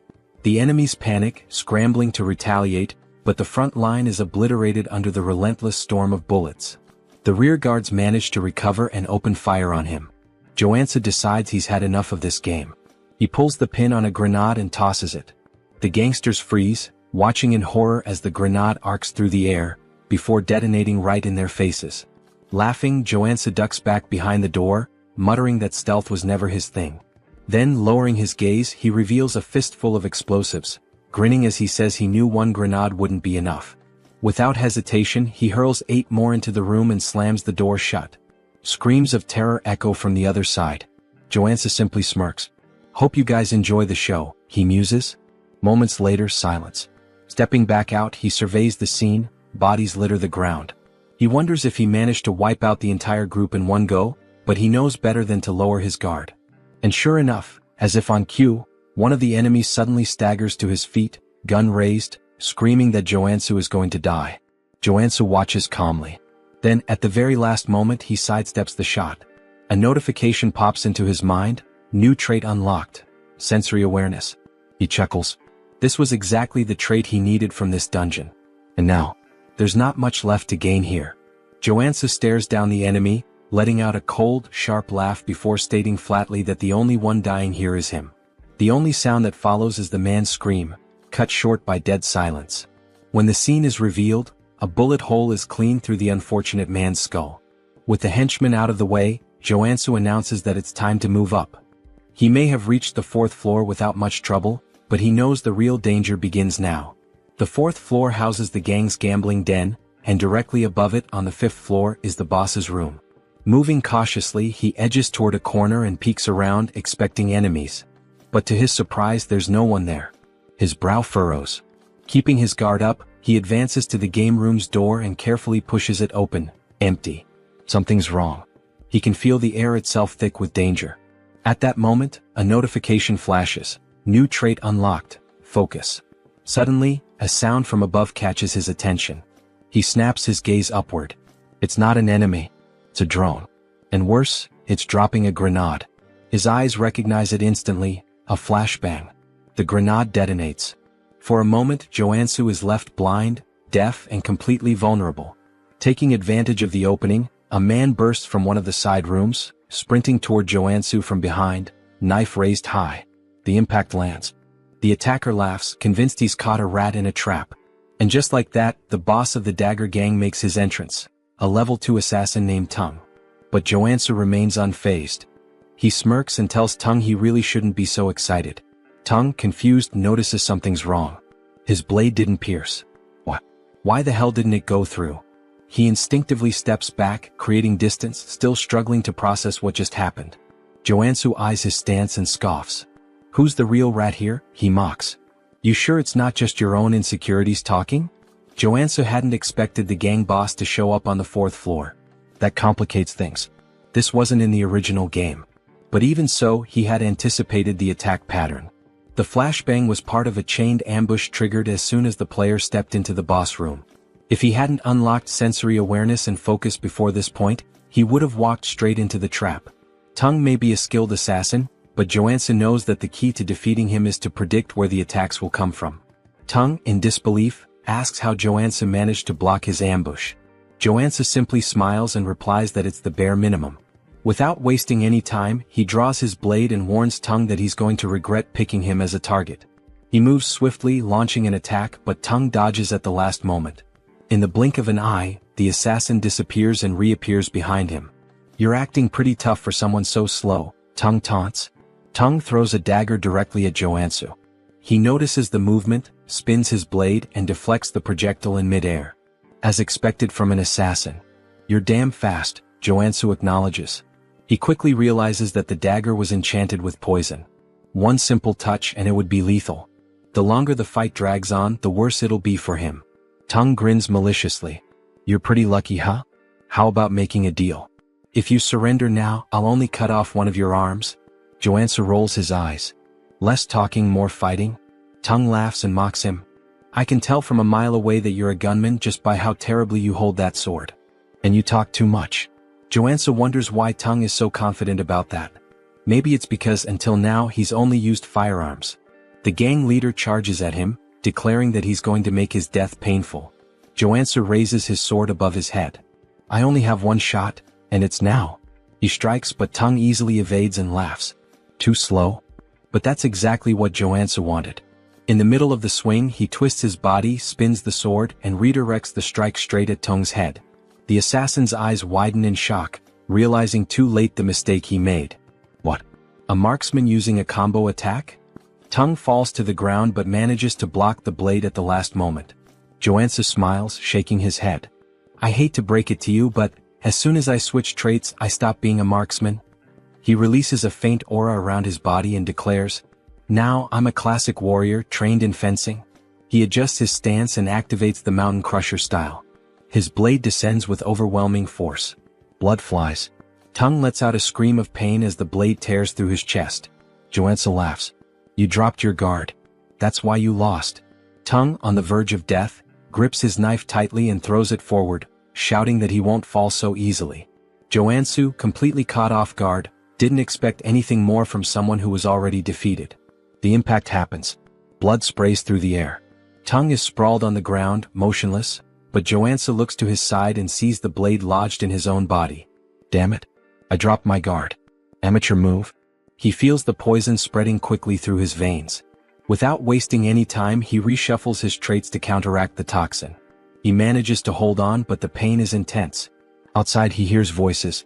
Hurry. We need to get in. There's an intruder in the building. Joansu looks around. his vision begins to blur.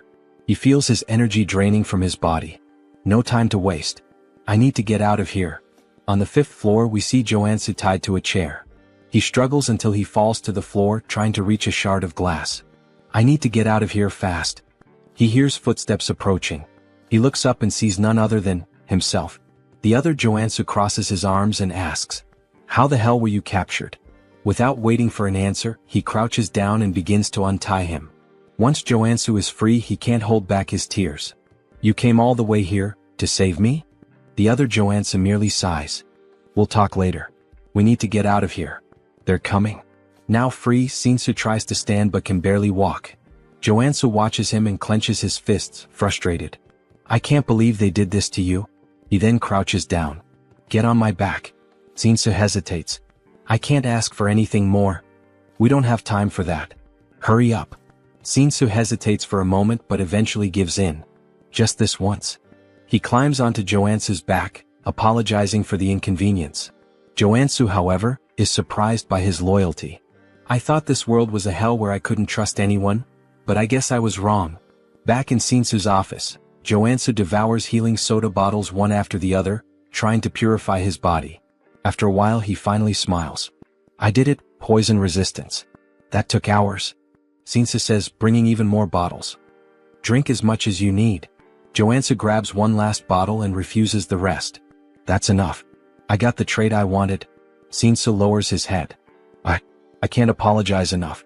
It looks like information leaked while I was preparing the nectar. I shouldn't have trusted my employees." Joansu just smiles faintly. "Relax. In the end, I drank the nectar anyway." Shinsu is shocked and asks why he did that. Joansu responds casually. "If I hadn't drunk it, I never would have been able to save you." Shinsu starts to feel incredibly guilty. "I can't believe you wasted the precious nectar just to save me." Of course, that wasn't the real reason, but Joansu prefers he thinks that way. Suddenly, someone starts banging loudly on the door. Shinsu panics. "Is it the Dagger Gang? What do we do?" Joansu smiles. "Let's welcome them." He opens the door and to Shinsu's surprise, it's not the Dagger Gang standing there, but the Iron Fist Gang. The leader of the group looks at Joansu with a half-smile. "It was about time I got here." He crosses his arms. "I knew you weren't an ordinary guy, but I never imagined you'd wipe out the entire Dagger Gang. What do you want from me?" Joansu reflects for a moment. "Well, it's my turn to receive the reward for cleaning up this tough mission." He begins to explain how the two gangs hated each other and were constantly fighting over territory. In the game, the tutorial required the player to annihilate the Dagger Gang by helping the Iron Fist Gang take the building. As a reward, the rival gang offered various advantages. But now, Joansu is struggling with an internal dilemma. Iron Fist asks, "Do you intend to create your own organization?" Joansu shakes his head. "That's not my style. I called you here to tell you that you can have the entire area that used to belong to the Dagger Gang." The gang leader is surprised. "You don't want anything for yourself?" "I prefer to work alone and have no intention of getting into the crime world. This is the best deal I can offer." Iron Fist ponders. "Such a deal has no drawbacks for me. Compared to the debt I had before, this feels like a bonus." Joansu laughs. "Looks like we're on the same page." Now that Iron Fist has the territory, Joansu finally makes his request. "So, I want a favor." "What do you want?" Just thinking about it, Joansu starts laughing darkly, but at the same time he smiles genuinely. "I want a house." Iron Fist is taken aback by the request. "A house?" Joansu explains. "I've been alone for a long time, and I realized I need a real base." He then begins clutching his stomach, pretending to be gravely wounded. Shinsu panics. "Joansu, are you okay?" Iron Fist clears his throat. "You wiped out those bastards. Then it's a deal." Joansu smiles. "I like direct people." Inside he's buzzing with excitement. "What kind of house are you looking for? A villa? An apartment?" Joansu shakes his head. "None of those. I need a secluded house with security, soundproofing, and an underground training center." Iron Fist thinks for a moment, then starts listing some options. Joansu bites his lip, hoping he'll mention exactly what he's waiting for. Then, finally, Iron Fist mentions a place. "There's a house on the outskirts of the area, on the Jenyabang slope." Bingo. Joansu feigns indifference, but inside he's ecstatic. That's the first house the player gets in the game. The main base in Arcane Soul? He heads to the location and upon arriving, can barely contain his excitement. Finally, he takes in the view and laughs to himself. This house is way better than I imagined. Memories flood his mind. When he first fell into Arcane Soul, he had no idea what to do. His hospital bill was a ridiculous 20 million won, and now he has a house that feels like a palace. Plus, now he has money coming in from the city's biggest security company. He could pay for a full year of hospital bills without a second thought. But this is still Arcane Soul. No time to relax. The game's story is going to move forward, and he'll have to face enemies like the Saint, who threaten to destroy the city. He grabs his pickaxe. Time to find out the real reason I chose this house. He heads down to the underground training room and starts tapping on the walls. It must be around here. After a few minutes, he finds a specific spot and begins hammering with force. The wall finally breaks. Joansa smiles. My instincts never fail. I think I'll finish this faster than I thought. He continues swinging his pickaxe back and forth, deep in the mine. However, things aren't going as quickly as he expected. Man, I had no idea this was so deep when I played. Even so, he's determined to continue. There's no turning back now. He keeps breaking the rocks until, suddenly, he hits a water source. Water begins pouring out, and without hesitation he takes a drink. Immediately, he feels a wave of revitalization course through his body. This is perfect. Along with the refreshing feeling, his body also starts to warm up.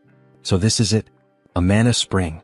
As the name suggests, this spring is filled with pure mana. Even characters whose HP has reached 0 can fully recover by immersing themselves in it. Additionally, most debuffs disappear, showcasing its incredible therapeutic power. And guess where one of these free springs is located? That's right, in the house Iron Fist Gang gave him.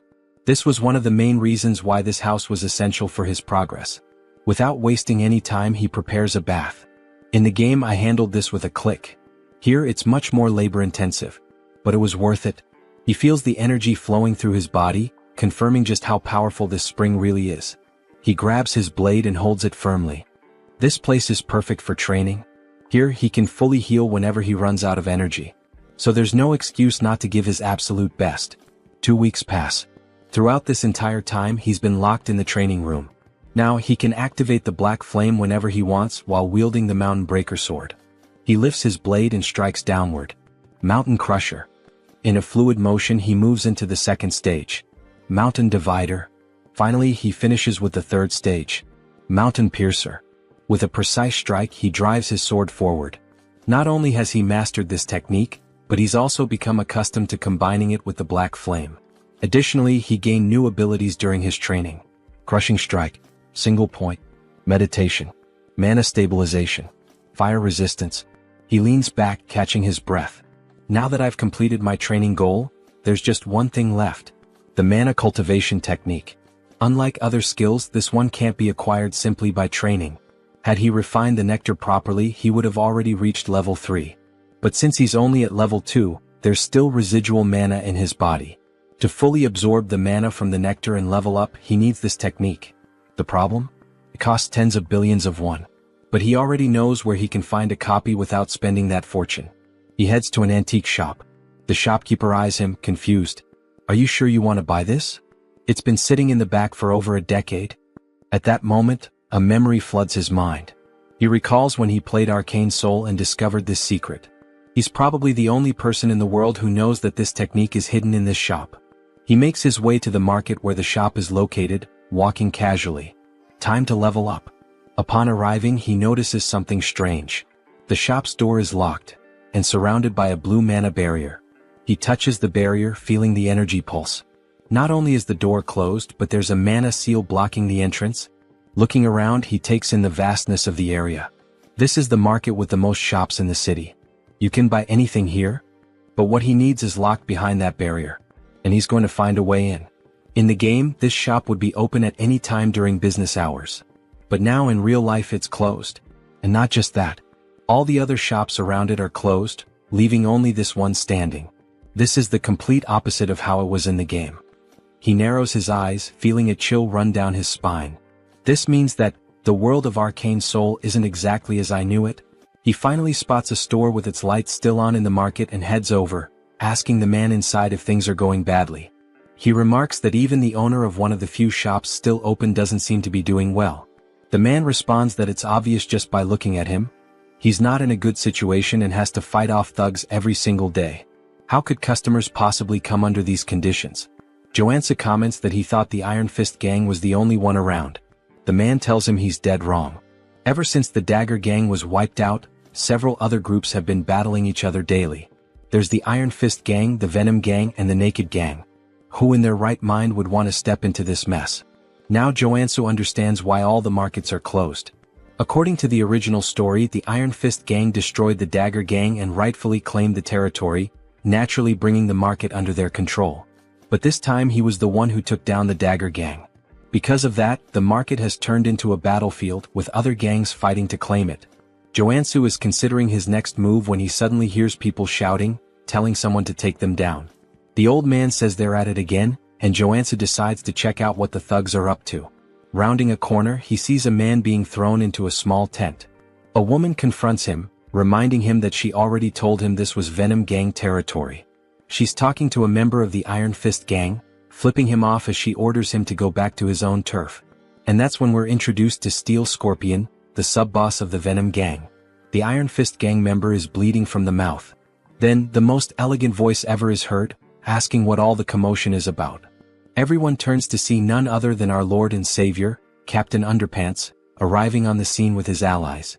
Scorpion immediately starts yelling that the perverts have arrived.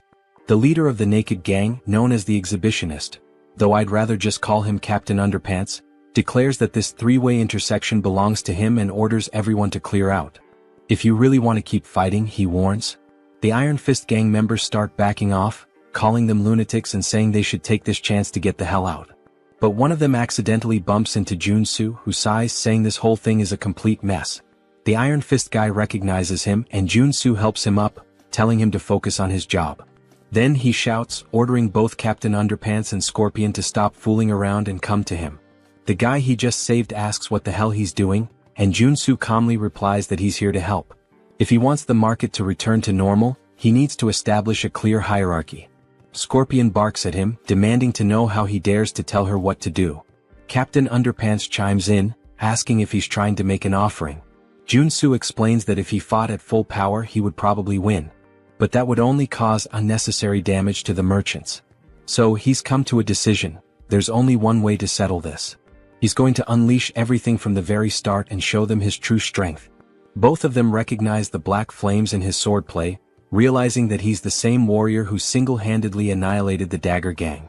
Junsu confirms this and adds that this time he's feeling generous. He's offering them a deal they can't refuse. He doesn't want to drag this out, he'd rather settle it with a one-on-one duel. So what do you say, he asks. Scorpion scoffs, laughing with disdain. Do you seriously think we're dumb enough to agree to a direct fight against a warrior? Junsu smirks. Don't worry. We'll compete in the area you have the most confidence in. Sometime later, after a bit of negotiation, we hear Junsu talking with Captain Underpants. The so-called leader smirks and declares that his specialty is mind control. If Junsu can resist it, he wins. Captain Underpants then gets excited, saying it's an honor for such a handsome man to know so much about him.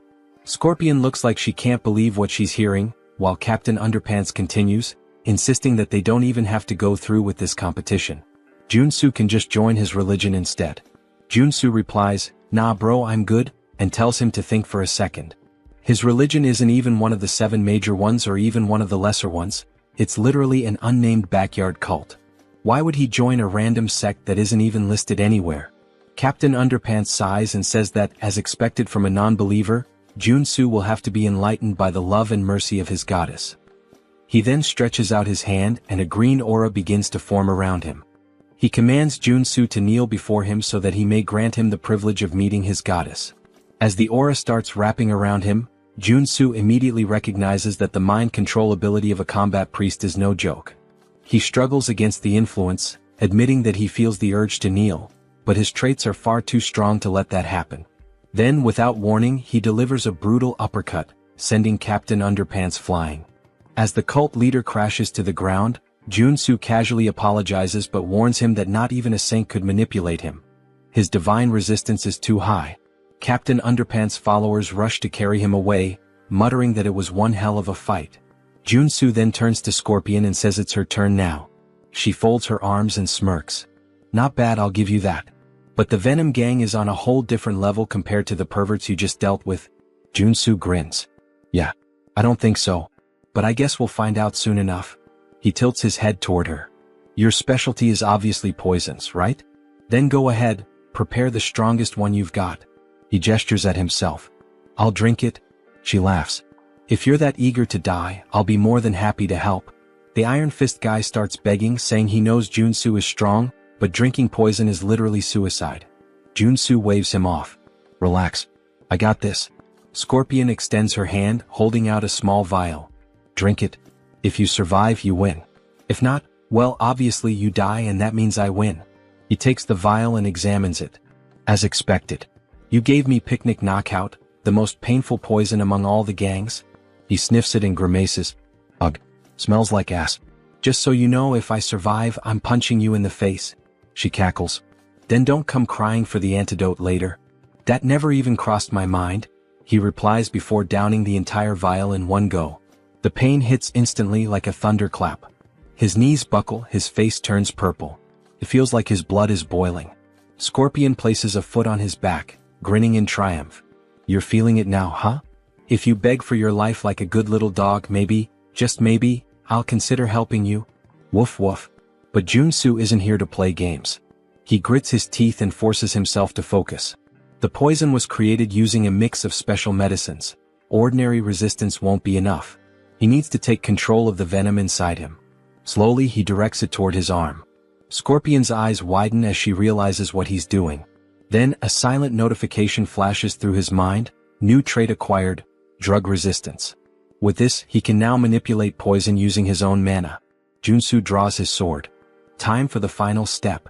Without hesitation, he slashes his own palm. Blood drips from the wound, then, it transforms into a stream of pure venom. The entire crowd falls silent. No way. He actually expelled the poison? Someone mutters in disbelief. Scorpion shakes her head, calling it insanity. But before she can react, a chill runs down her spine. She realizes too late, he's already on top of her. Junsu grabs her finger and, with a sharp twist, rips it off. Her scream echoes through the market as the severed finger hits the ground. She collapses, trembling. Do you really think you can just walk away after doing this to me? Junsu rolls his eyes. Quit your third-rate villain monologue and get lost. Staggering to her feet, she backs away, vowing she won't forget this. Meanwhile, the Iron Fist guys erupt in cheers, yelling that she and her gang got exactly what they deserved.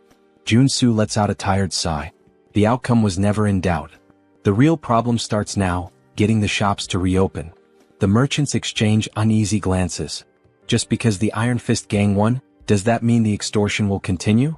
Junsu folds his arms and looks at them. I hope you all understand, I did all of this to reach this outcome. The Iron Fist guy beside him nods furiously. There's just one thing the Iron Fist gang needs to keep in mind from now on, Junsu says. Of course. What is it? Junsu grins. The protection fee for this market will be half of what the Dagger gang used to charge. The Iron Fist guy's eyes go wide. Wait. That means we won't make any profit at all. Junsu stares at him, expressionless. Are you really arguing with me? And no way. The boss will totally understand. The merchants overhear the conversation and can't believe what they're hearing. Half the fee? To them, this is practically a miracle. In an instant, Junsu becomes a hero. They start bowing, thanking him in every way possible. He chuckles. I just did what needed to be done. But I do expect some good discounts now. After all, this market has everything and I plan to take full advantage of that. The merchants immediately offer him an 80% discount. Junsu smirks. Good thing I leveled up my NPC affinity. With the antique shop finally open, Junsu heads inside. The shopkeeper greets him with a smile. I've heard a lot about you from the other merchants. The hero who saved the market. Junsu shakes his head. Nah, I just did what was right. The shopkeeper laughs. Don't be so modest. Those gangsters have been tormenting this place for years. He lifts his bandaged arm and explains that he had to close the shop after getting beaten up. His arm was broken in the attack. Junsu frowns. Were you able to get proper treatment? The shopkeeper nods. Yeah, I had a Qigong treatment. Worked like a charm. If it weren't for the therapist, I'd still be in the hospital. There's a Qigong therapist in this city? Junsu asks, surprised. The shopkeeper smiles. Yeah, and he's damn good at what he does. I can introduce you.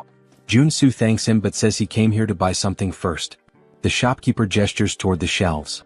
We have everything, except what we don't. Junsu laughs. Now that's how you run a shop. He scans the store, admiring the quality of the goods. Then, tapping his foot against the floor, he says, I want to see what you've got downstairs. The shopkeeper's eyes widen. How do you? Junsu flashes a smug grin. I have my ways. Of course he does. He's a no-lifer. They head downstairs and the shopkeeper explains that he normally never shows this collection to new customers. But for Junsu, he'll make an exception. Appreciate it? Below, the secret collection gleams before him. A true treasure trove of magical artifacts. Junsu's gaze sweeps across the items, confirming that Chunbok has always had rare pieces, both in the game and now. But the real prize is right there. The hornpipe of the ancestral god, which contains a secret mana cultivation technique. This is the jackpot. Now that he's secured the most important item, he might as well grab a few extras. He gathers everything and sets it on the table upstairs. I'll take these. Chunbok eyes the selection sharply. As expected, you've got good taste. He starts listing each item, but Junsu only listens until he hears the price. For everything. 2 billion won. Junsu stares at him like he misheard. Chunbok bursts into laughter. Relax, relax. That's the price for a stranger. But you? You're the market's guardian angel, so I'll cut you a deal. 500 million. Junsu lets out a relieved sigh. Damn, you almost gave me a heart attack. That 80% discount is a lifesaver. Now, all he needs is a superhuman priest capable of removing the sacred seal on the hornpipe. Luckily, he already has a lead on where to find this person. Purely by chance, of course. He asks Chunbok for the Qigong therapist's address and heads deeper into the city. There, he spots someone knocking on the door of room 101. Hey, anyone in there? No response. Junsu presses his ear against the door, wondering if the guy stepped out for a bit. Suddenly, the door swings open. A pale man with white hair glares at him, looking more than a little annoyed. What do you want this early in the morning? Junsu raises an eyebrow. Dude, it's the afternoon. The man shrugs. Morning for me. Now hurry up and spit it out. Junsu studies his appearance and confirms it. This is the guy. I heard your treatments are top tier. The man's expression shifts immediately. His suspicion fades, replaced by interest. Oh, I see.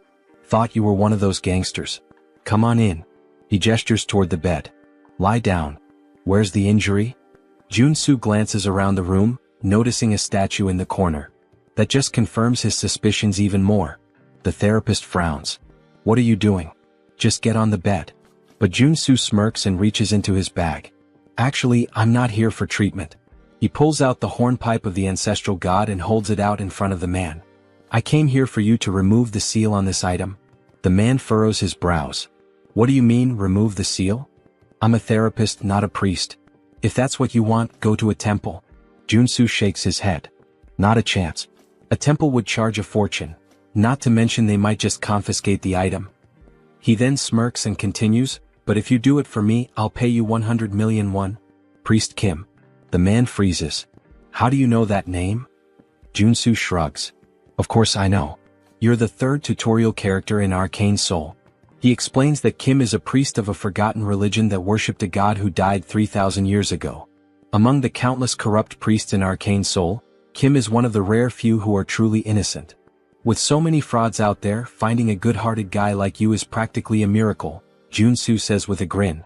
And that means you're going to be very useful to me? He leans in slightly. But let's keep this between us, yeah? The priest sighs, scratches his head and replies, this won't be easy, but I'll try. Junsu smiles. I knew you were a good guy.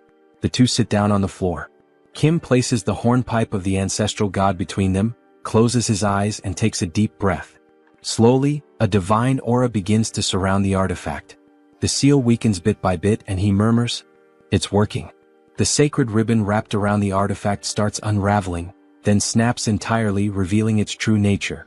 Just as expected, the hornpipe holds within it the Einherjar cultivation technique. Kim stares at the item in awe. I actually did it? Junsu nods. As expected, you've got incredible talent. Kim keeps his gaze fixed on the hornpipe. This is a mana cultivation technique? Junsu confirms and thanks him. Then, without hesitation, he brings the hornpipe to his lips and blows. A powerful energy field spreads through the room, hitting him like a tidal wave. His mana circuits start purifying. The bad mana inside me, it's being completely absorbed. A deep sense of tranquility washes over him, as if he's reached a new level of serenity. If he keeps this up, in 2 weeks he'll reach level 3. Kim claps his hands impressed. This is the first time I've ever seen a warrior using a mana cultivation technique. It's a rare sight for sure, Junsu replies. Kim grins. You must be exhausted. Lie down for a bit. Junsu shivers slightly. I just got hit with too much information at once. I'm fried. He lets out a deep sigh and collapses onto the floor. I'll rest for a while. I'm in your care. Kim chuckles. For what you paid me, you can stay as long as you want. As Junsu drifts into deep sleep, a thought lingers in his mind. This guy is really reliable, just like in the game. Having a trustworthy priest around is going to be a huge advantage later on. Sometime later, a sound wakes Junsu. Something is being poured. He opens his eyes, confused. What the hell? The strong smell of gasoline floods his nostrils. He turns and sees Kim pouring gasoline over the bag full of money. Junsu's eyes widen. What the hell are you doing? Kim sets the gas can down and pulls out a lighter.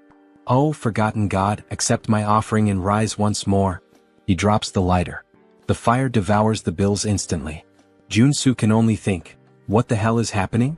Without hesitation, he lunges forward and grabs Kim's wrists. Are you insane? He pushes the priest to the floor, pinning him by the shoulders. What the hell is wrong with you? Why are you burning the money I just gave you? Kim, his eyes glowing with devotion, responds, It's an offering to my god. Junsu clenches his jaw. And why the hell would a god need money? Kim answers as if it's obvious. Because my god only accepts cash offerings. It's the only way to obtain divine power. Junsu sighs. Ah, so this is that phase where you still believed in this nonsense. He crosses his arms and continues, The god you worship has been dead for 3,000 years. Even in the game, your religion was weak and had no influence, until you resurrected him. Which means, you clearly didn't know how to worship him properly. And you know what? Your method is wrong. Kim furrows his brows. Wrong? Yes, Junsu states firmly. You're not supposed to burn cash. What you actually need to burn is gold. You have to melt it down and vaporize it. Kim's eyes widen in outrage. Only a heretic would say that. Junsu shrugs. Or maybe it's something only someone who actually knows what they're doing would say. I bet you've never even tried it before. Kim scoffs. Don't talk nonsense so confidently. The order has practiced this method for thousands of years. Oh yeah. Junsu smirks. Then why is your god still dead? The argument hits so hard it practically leaves a bruise. Kim is speechless. Junsu stands up and dusts himself off. Melting gold is kind of complicated these days. But I have another solution. Kim eyes him suspiciously. What solution? Well, Junsu grins. You helped me obtain my cultivation technique, right? So now it's my turn to help you. Cut to a pot filled with a shimmering golden liquid. Kim stares at it, hesitant. I'm pretty sure we shouldn't be doing this here. Junsu pushes a bowl toward him. Just drink it. Kim hesitates. If you do, your divine power will increase drastically, Junsu insists.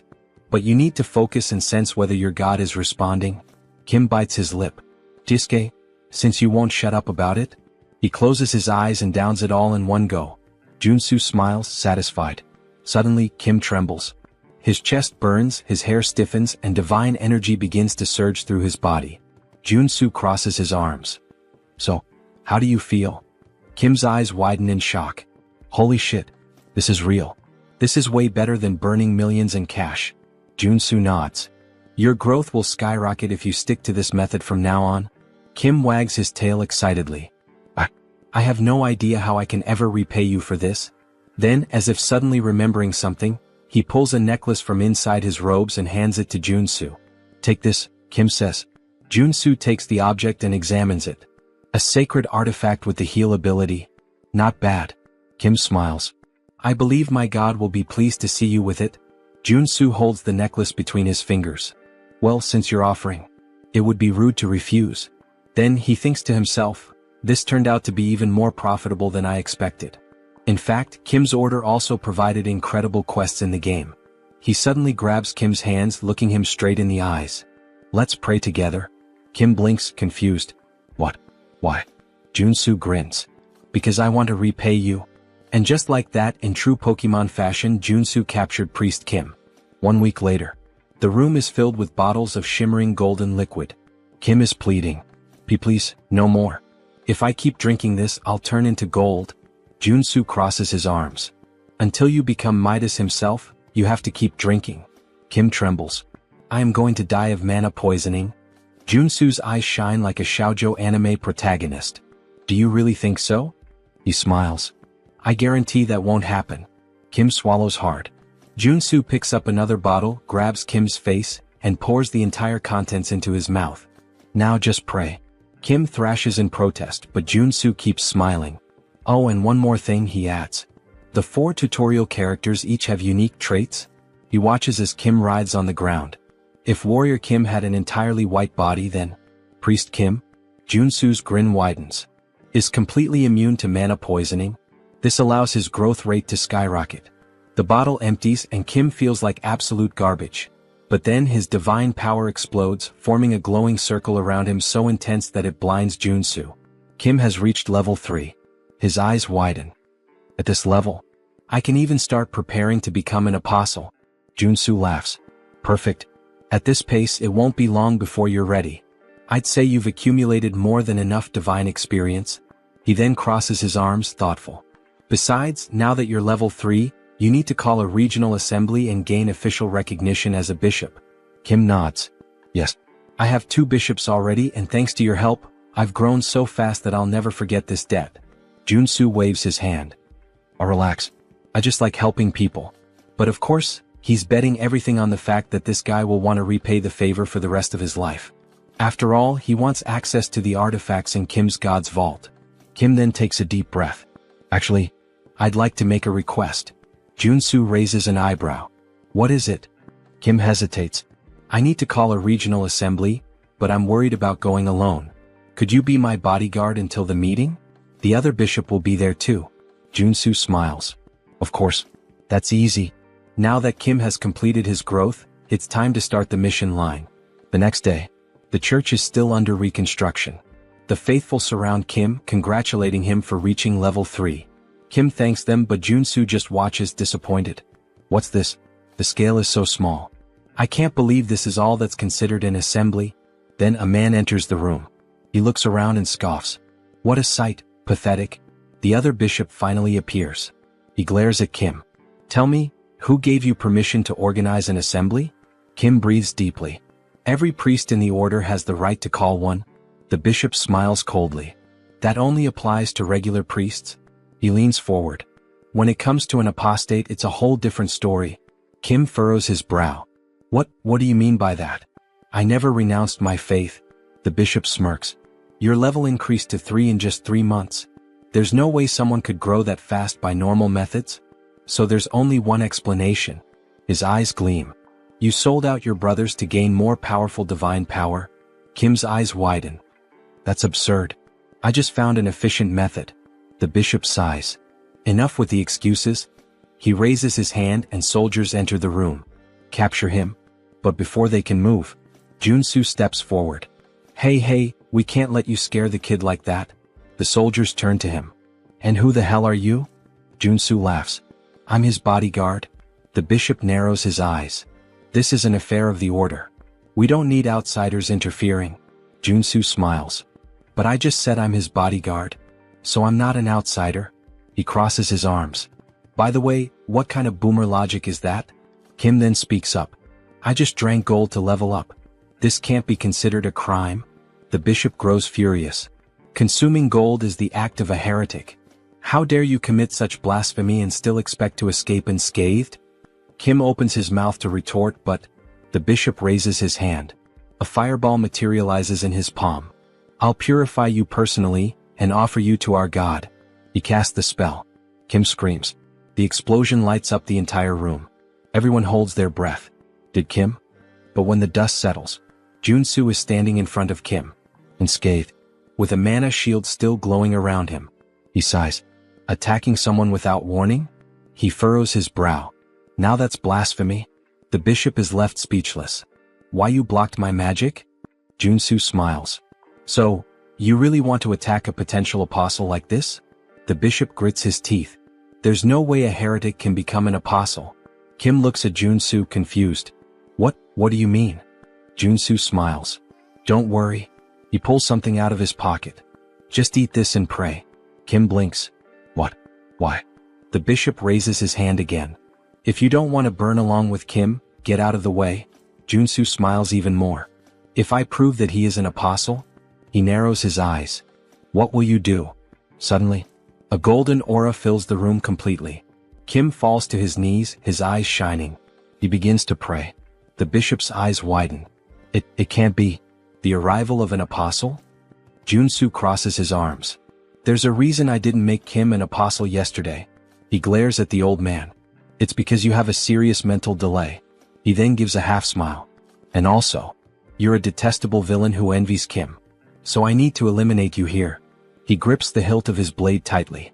The requirement for Kim to awaken, he points, is to consume a golden relic from another order. The bishop's eyes widen. Junsu smiles. And with you being accused of blasphemy, it won't be hard to ensure Kim becomes the true apostle. Suddenly, a golden halo appears above Kim's head. His eyes shine. The bishop takes a step back, terrified. Junsu raises his blade. Now that the apostle has arrived, his eyes turn cold and sharp. It's time to teach this blasphemer a lesson. He then looks at Kim. By the way, I want to ask something to your God. He smiles. How should we punish a bastard who murdered a bishop out of envy, and tried to blame his own son as a heretic to kill him? The bishop pales. How do you know this? Then, Kim hears the voice of his God. He lifts his head, and with an unwavering tone he responds. The only answer is to kill him. Junsu swings his blade, aiming directly at the bishop's neck. The blade stops a hair's breadth from his skin. He smiles. If this is the divine order, I can't refuse. The bishop trembles, his eyes filled with despair. Please, have mercy. Junsu runs the blade across his throat. Blood sprays and the body collapses to the ground. The air in the church grows heavy. Everyone is in shock. Someone has just died in the house of their god. Junsu then smiles indifferently. The problem was solved before this worm could cause any more damage. Even Priest Kim seems stunned. Still, he was one of our bishops. Junsu shrugs. No reason to feel sorry for him. He deserved this. He then looks at Kim. And now, what is your God commanding you to do? Kim closes his eyes for a moment as if listening to something. Then he breathes deeply. He ordered me to go to the Levant region where our order began, and offer gold there. Junsu smiles. I told you gold was the best choice. He crosses his arms. Now go there and expand your influence. Kim bows deeply. I don't know how I can repay you for all of this. Junsu pats him on the shoulder. You don't have to. I already planned to take advantage of it. Sometime later, Junsu arrives home. He stops in front of the statue of Kim. He smiles, satisfied. The reward for helping the priest was worth it. He looks at the valuable items he acquired. Among them, his first holy sword of rank or worth billions. But the most interesting thing is the divine statue, which creates a sanctuary around it. The sanctuary effect turns an area into a safe zone, protected by the will of its owner. If an enemy tries to invade, they suffer an expulsion or suppression effect. In other words, he can train like a madman without worrying about any interruptions. He begins his training. His sword strikes cut through the air. Time to have some fun. He raises his blade, an excited smile on his face. Sometime later, Junsu is submerged in the bathtub, holding his breath. He wants to test how long he can last without air. He emerges, looking like a wrinkled old man, gasping desperately. Okay, maybe I trained too much? Even the mana source isn't healing him properly. But still, he had plenty of time to practice his Enherjar cultivation technique and his mountain-crushing swordsmanship. And now, finally, he can assess the results. He picks up his phone. Su appears on the screen. Been doing well? Junsu laughs. Of course. But I need a warm-up. He stretches, excited. Is there anything I can help with? Su makes a face. Actually, we have a rather troublesome request. He pauses for a moment. Do you remember the first landfill? Junsu frowns. How could I forget? It was the first job I did, where I fought the porcupine. Su nods. Well, a whole cleaning team went in there, and they were massacred. This means that there are at least 6 active mutants there now. Junsu narrows his eyes. And why the hell haven't you called in the Janitors Association? Su sighs. The authorities asked us to handle it secretly. They don't want this to become a scandal. Junsu snorts. If this leaks, some of them are going to lose their jobs big time. He crosses his arms. And what's the reward? Su scratches his head. The payment is kind of pathetic. 100 million for a level 1 mutant. 300 million for a level 3. Junsu rolls his eyes. Is that all? Actually, Su smiles. They're offering an artifact. An arcane rifle with a cursed debuff. Junsu raises an eyebrow. What kind of debuff? Su hesitates then smiles. It's an item that's related to you. A rifle used by the old order of the Father. Junsu's eyes widen. Then he chuckles softly. This mission. I can't refuse. That arcane rifle used by the order. It has a black flame debuff that consumes its user. But Junsu has already overcome that before. He gets up from the bathtub. Alright. I'm heading there right now. Junsu is definitely fired up. He heads toward the landfill and right from the start, he can feel a sinister aura emanating from the place. As he moves forward, holding his rifle, he mutters. They haven't cleaned this place for just a few days, and it's already this chaotic? Something's very wrong here. His senses are scrambled, he can barely see properly. He needs to prepare for a surprise attack. With a quick movement, he activates his sensory focus. Almost like an immediate warning, he feels something moving fast in the mist. He looks around, tense. The sounds of the creature come from multiple directions. He can't pinpoint exactly where the enemy is. A strong wind blows behind him. He spins around immediately. And there it is, something like a gargoyle bat leaping straight at him. Junsu pulls the trigger. Die. The monster is riddled with bullets, but instead of falling, it flies away only wounded. Junsu frowns. Is that it? He keeps firing but soon realizes the bullets are ricocheting off the creature's wings. The beast loops through the air and launches back at him. Junsu rolls to the side, sliding to avoid the strike. Oh shit. If he hadn't switched to the evasion trait, he would have been torn in half just now. A flying bulletproof enemy? If I keep this up, the longer this fight lasts, the worse it'll get. There's only one solution. He lowers the weapon, aiming directly ahead. The monster charges toward him. I need to end this with a single shot. The enemy gets closer and closer. Bang. The shot hits directly between the eyes. With its last breath, the creature screams, crashing down on him, blood pouring from its head. Junsu laughs, still lying on the ground. I won. And on top of that, he unlocked a high-level shooting trait. Then he hears footsteps. The sounds of the fight have attracted more mutants. There are too many. He wouldn't be able to handle them all. But then, he smiles. Or maybe, he would. He activates stealth and hides behind a pillar, near the monster's corpse. I'll wait for them to show up first. In the next moment, a group of ridiculous-looking guys starts advancing. They seem to be made out of modeling clay. Junsu smiles, holding a grenade. Ah, it's nice that my little cuties have arrived. He throws a few grenades. Let's see. When you all gather in one spot, goodbye. Boom. The landfill explodes, debris flying in every direction. Junsu laughs, raising his rifle. That was just the beginning. He begins unloading bullets at the surviving creatures, turning the slime monsters into chunks. And he laughs even more, thinking that he should use these clever tactics more often. Then, something alerts him. More creatures appear around him. But these are different. They don't make a sound. Junsu hasn't noticed them until now. And there's one more thing wrong.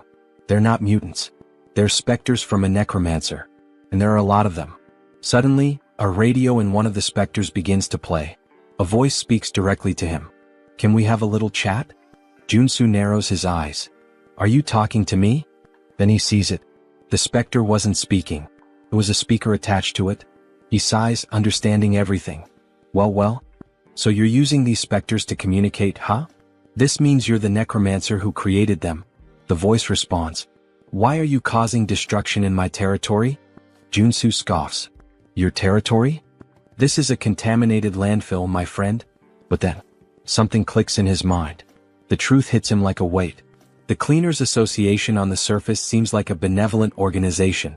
They clean contaminated mana, bringing safety. But in reality, they're one of the most dangerous groups in Arcane Soul. Ah, I get it. The mana cleaning is just a cover. Behind the scenes, the organization is involved in all kinds of crime, expanding its influence. And this This is probably yet another one of their schemes. They created this situation on purpose. The government would have no choice but to ask for their help. And with that, the Cleaners Association's influence would only grow. Junsu closes his eyes for a moment. He smiles, full of adrenaline. This just got a lot more interesting. Meanwhile, the Cleaners Association already has another plan in motion. They intend to use these incidents as an excuse to dismiss public employees who oppose them, consolidating their power even further. The necromancer's voice echoes through the speaker. There's really no reason for us to fight, you know? He pauses. I've got a proposal for you. Junsu rolls his eyes. Here we go. You're quite talented, the necromancer continues. Why don't you join us in the Cleaners Association? Junsu scoffs. And why would I join an organization that spreads terror with monsters and landfills? The voice stays calm. I'm serious. With your skills, you'd be at the top of our hierarchy. Without a second thought, Junsu flips him off. No fucking way. Besides, he adds, that name is garbage. Totally lacking style. The necromancer bursts out laughing. Looks like you don't know your place. If you don't want to join us, the voice turns cold and sharp. Then you can just die. The specters charge toward Junsu. He shoots, causing a massive explosion that sends the specters flying in all directions. Sit down, buddy, he taunts. But the specters aren't mutants, they're magical summons. As long as there's mana, they simply regenerate. Junsu lets out a frustrated sigh. Oh shit. I forgot that firearms are useless against these things. He holsters his weapon and pulls out his sacred sword. Well, if that's the case, sacred attributes will take care of them. The necromancer's voice falters for a moment. A sacred sword? I thought you were just a shooter. Junsu charges, slicing through the specters with precise strikes, cutting them in half. Shut up, he growls. I'm going to find you, and when I do, you'll regret it. He advances, slicing through the fast-moving specters, severing limbs and limiting their mobility. Thanks to his attribute advantage, the fight isn't difficult. But the specters keep coming. Okay, enough, he mutters. Time to change tactics. He activates his resistance traits and combines them with the abilities of his artifacts. The sword, gloves, and necklace he bought from the store. Now, with 9 traits active, he believes this will be more than enough. Let's see how far this takes me. He launches forward, releasing an attack in the form of 4 aura blades, sending the specters flying backward. It works, but it's draining my energy pretty fast. He fires another attack, destroying even more of them. But some simply ignore the damage. The world around him begins to spin. Shit. I'm getting dizzy. But, just one more attack. His body starts to glow blue. He takes a step forward, and in the blink of an eye, he surges straight ahead like lightning. The ability he just unlocked is called Charge. A trait that allows him to move at high speed, dealing damage to everything in his path. He grins excited. I didn't expect to get this, but I'm glad I did. As he cuts through the specters like a rocket, he's already thinking ahead. If I can unlock another skill now, that'd be perfect. He bends his knees and leaps into the air, unlocking another trait called Jump. Yeah, it's exactly what it sounds like, he laughs. With Charge and Jump combined, escaping or attacking becomes a breeze. As he descends at high speed, he mocks. Now these idiots won't even know what hit them. He leaps and charges repeatedly, bouncing across the battlefield like a human projectile. After a while, he collapses, exhausted. Most of the specters have been destroyed. But his body is on the verge of breaking down. The necromancer's laughter echoes from the speaker. I didn't expect you to be a paladin. Now, I want you even more. Junsu struggles to get back on his feet. If you're so confident, why don't you show yourself? The necromancer responds with contempt. What kind of idiot mage would face a warrior in direct combat? Instead, accept my gift. Before him, a corpse begins to move. It's a shield bearer, a level 2 undead. Junsu clicks his tongue. This is going to be a problem? He still hasn't fully healed. The shield bearer raises its weapon and brings it down violently toward him. Junsu narrowly dodges. But before he can react, a purple arrow soaked in dark mana cuts through the air, and it strikes him in the back. He spins quickly, trying to understand what's happening. The necromancer's voice comes through again. Your moves are pretty decent. I can't wait to turn you into a death knight. Junsu narrows his eyes. This reminds me of a rule in Arcane Soul. When you fight a necromancer, you should never focus on their servant. He leaps into the air, pretending to prepare an attack, but it's a feint. Instead, he dives straight to the ground, sliding beneath the undead's shield. His eyes scan the area, searching for the origin of the shot, until he finally spots it. Up high in the balconies, a silhouette stands out. So, it's you? Junsu activates charge, dodging the shield-bearer's attack and rushing directly toward the necromancer. He propels himself off the ground, soaring through the air. Time to finish off this coward. He draws his sacred sword, pointing it at the enemy. You made a fatal mistake by revealing yourself. Karen, the necromancer, smiles with disdain. So, you have a brain after all? Junsu narrows his eyes. Now that I see your face, I recognize you. You're Karen, a Reincarned necromancer. One of the directors of the Association of Cleaners, and the final boss of this damn landfill. Superhuman level 3. Karen raises his hand indifferently. Things aren't going to go the way you expect. Suddenly, spectral purple hands shoot out from his back, grabbing Junsu from all sides. He struggles trying to break free. Karen simply laughs. You'll never catch me. Then he fires magical arrows and releases a devastating electrical discharge. Junsu screams in pain while Karen watches, satisfied. That scream? It's beautiful. He laughs loudly. You should have known your place. Junsu, still trapped, smiles. Actually, this is my ultimate technique. He raises his hand, conjuring a massive black fireball. Black flame. Karen's eyes widen. What? Junsu forces his arm to break free. This is the end of the game. Karen tilts his head. Why are you trying so hard? It's actually adorable. Junsu grins slyly. You really think so? From the very beginning, I never intended to finish the fight quickly. Karen furrows his brow. Junsu continues. When a boss uses their ultimate attack, if you equip the right traits, something fun happens. Karen rolls his eyes. Enough with the small talk. He shoots the black flame directly at Junsu. The black sphere, roaring with malevolent flames, advances rapidly. The spectral hands still hold him in place. Junsu smiles. It's now. When the three pillars, sword, magic, and physical power, align in perfect harmony, a supreme technique manifests in the face of certain death. It's the ultimate technique. The blade that cuts through everything, both the tangible and the intangible. Junsu raises his sword and brings it down. A massive golden burst erupts from the blade, slicing the black flame in half. The light illuminates the battlefield. Karen trembles. It can't be. The name of this trait? Cutting lightning. Karen watches in panic as the golden cut heads straight for him. And then, it cuts through his body, splitting him in half. The explosion of the black flame happens shortly afterward. The shockwave hurls Junsu back. He crashes to the ground, gasping for breath. Almost died. He lets out a sigh of relief. But a smile forms on his face. He won. Karen, the dungeon boss, was defeated. In the game, if you want to defeat this boss on level 2, you need an entire group. Even at level 3, winning alone with common traits and basic equipment would be impossible. He only managed it because he's been playing this game for way too long. But now, time for the loot. And since he did everything alone, he doesn't have to share anything with anyone. Cut to Ciansu's office. Ciansu is waving at Junsu, looking at him with admiration. You're amazing. Junsu boasts. Oh, it was nothing. Ciansu lightly touches his shoulder. Junsu winces in pain. Hey, be careful. That's where I got hurt. Ciansu apologizes. Meanwhile, the others around them are just staring, trying to understand. What the hell did they just witness? They thank Junsu, still in disbelief. I can't believe you did it all alone. Junsu just shrugs. I was just doing my job. He pauses. But there's one problem. He looks around at everyone. When I entered the landfill, something very different from what you asked for happened. Junsu slams Karen's equipment onto the table. Do you recognize this? The others look at it, confused. He points to the pieces. They're manhwa equipment, used to create specters. Equipment that belongs to Karen from the Association of Cleaners. A heavy silence falls over the room. Then Junsu confirms. That's right. This incident wasn't an accident. It was planned. The man slams his fist onto the table, his face red with anger. I can't believe those bastards did this. Junsu crosses his arms. Looks like they never liked you from the start.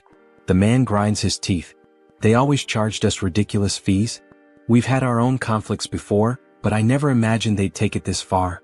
Turning innocent people into mutants? Junsu observes his reaction. Did he really not know? But thinking about it, it makes sense. In the game, The reality of the association is only revealed after the player completes this mission. The man lowers his head, ashamed. I'm sorry we put you in unnecessary danger because of this. Joansu shrugs. I just did what I had to do to blow up the bad guys. He smirks. But, of course. I hope there's a good compensation, not just a simple apology. The man nods, picking up 2 boxes and placing them on the table. This is the reward we promised.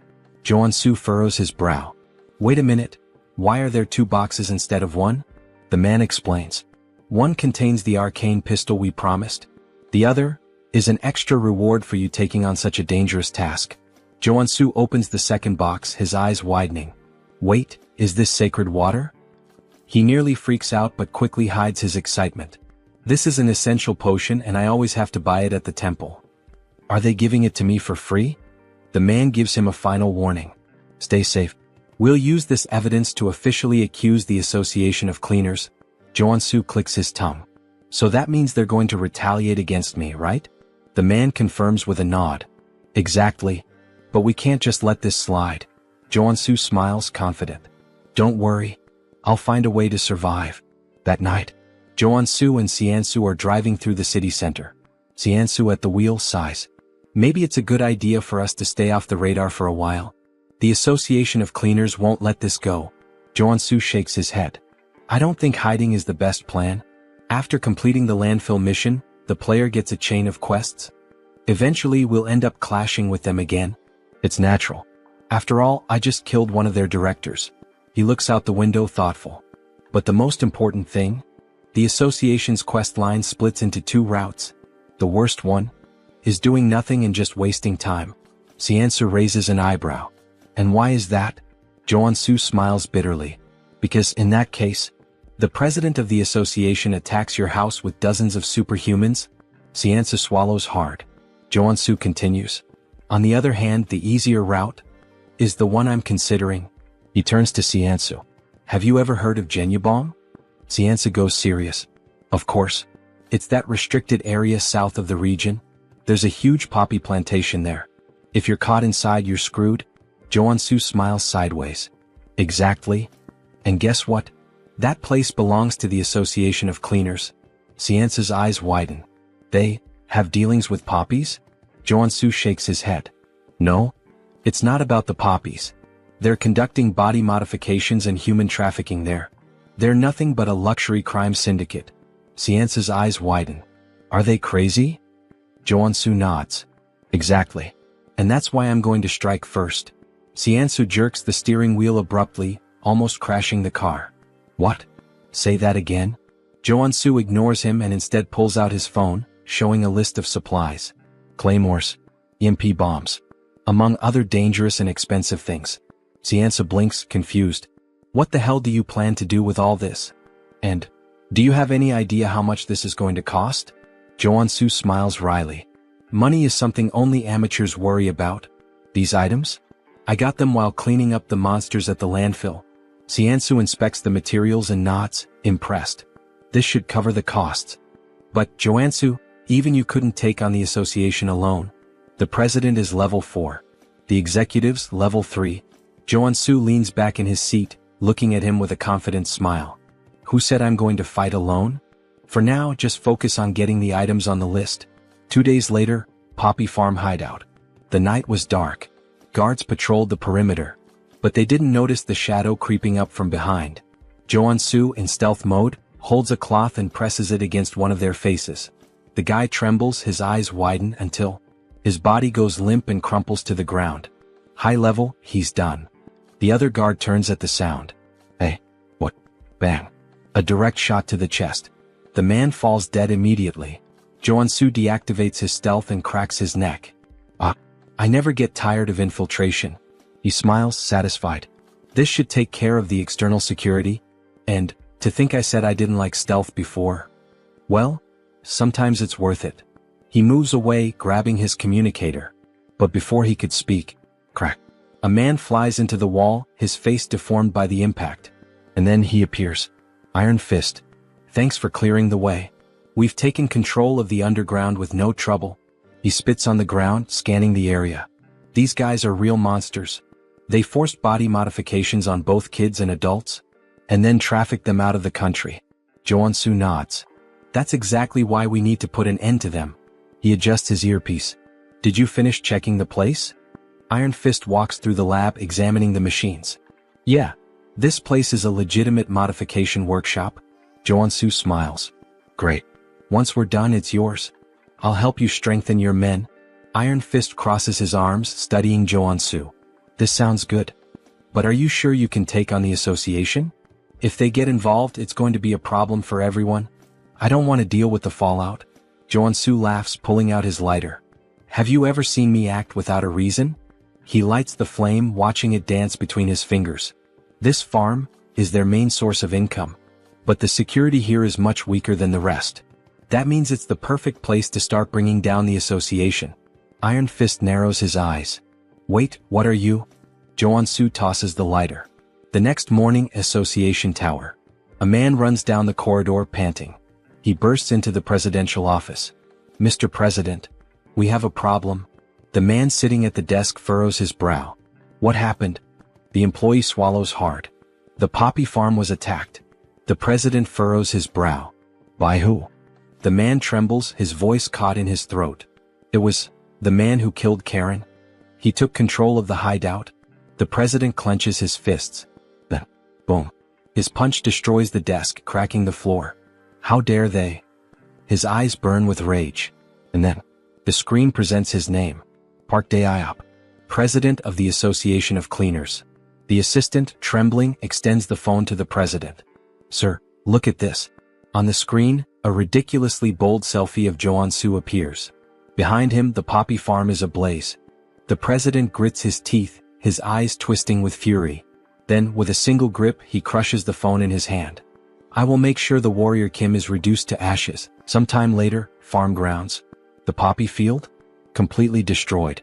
In its place, an entire battalion from the association. Soldiers scan the area dazed. I can't believe it's all gone. That warrior Kim is a damn psychopath. In the middle of them, a bald man steps forward. It doesn't matter. Our only job is to capture him. The Department of External Affairs will show the president what we're capable of. The troops begin advancing. Baldy, the bald man, eyes the surrounding buildings. He might be sniping from one of these. Stay alert. One of his men grips his weapon tightly. If he shows up, we blow him to hell on the spot. Suddenly, something glints from a window. There. Gunfire rips through the air, striking the barrel of a rifle. Falls and Baldy smirks. My prediction was right. The troops start celebrating, but then the ground trembles. Baldy frowns. What?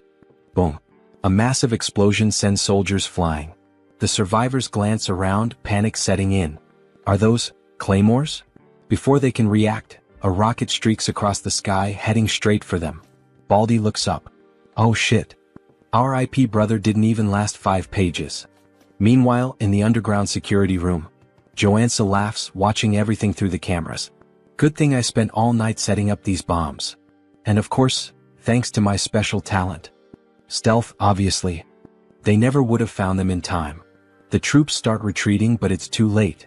Every step triggers more mines, throwing them into total chaos. Jo-Su crosses his arms, satisfied. I may be crazy, but I'm not crazy enough to take on hundreds of them head-on. I'll wipe them all out from right here. Explosions consume the battlefield. In the midst of the carnage, something gleams. A mana barrier. The association's president, Dae-iop, narrows his eyes. Looks like he came well prepared, despite the way he taunted us. Beside him, a man steps forward. Leave this to me. I've analyzed all his patterns. His voice is so cold, so precise it almost sounds... Wait. He talks exactly like me. He must be a robot. On the screen, a name appears. Cyborg. Superhuman class R level 3. Vice President of the Association.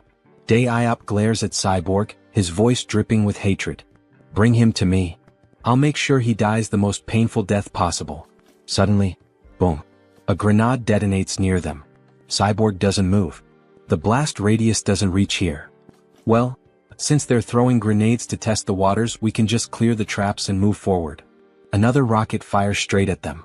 Sometime later, Cyborg raises his hand and simply swats the rocket aside, sending it exploding behind him. His men stare, slack-jawed. He turns to them. Did you track the shot? Yes, sir. It came from the right side of the rooftop. Good. Shoot him. The troops opened fire, tearing the location apart.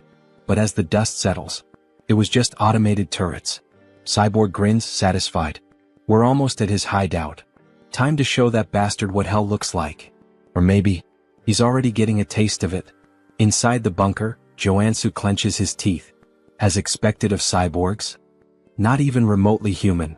Suddenly, a red alarm flashes on the control panel. Joansu leans forward, surprised. They're here already? Faster than I thought. This newbie hunting event really lives up to its name. Then, crash. The doorknob explodes. The door creaks open. And in the entrance, two women appear, smiling. Why are you hiding down here, little rat? Come play with us. God, I wish I were him right now. The moment that thought crosses our minds, we're introduced to Ebony and Viper. Both are level 3 superhumans and executives of the association. They step into the room and... The chairs? Empty. The screens? Just images of Joansu flipping them off. Viper frowns.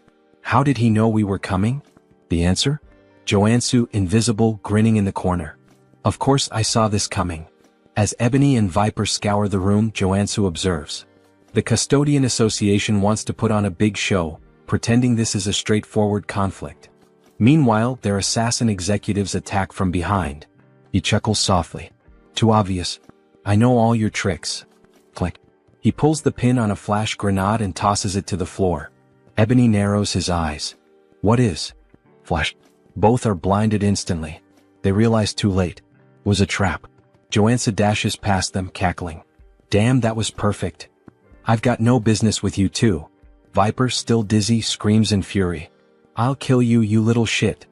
But he's already sprinting up the stairs. The assassins will catch up soon. I need to move fast.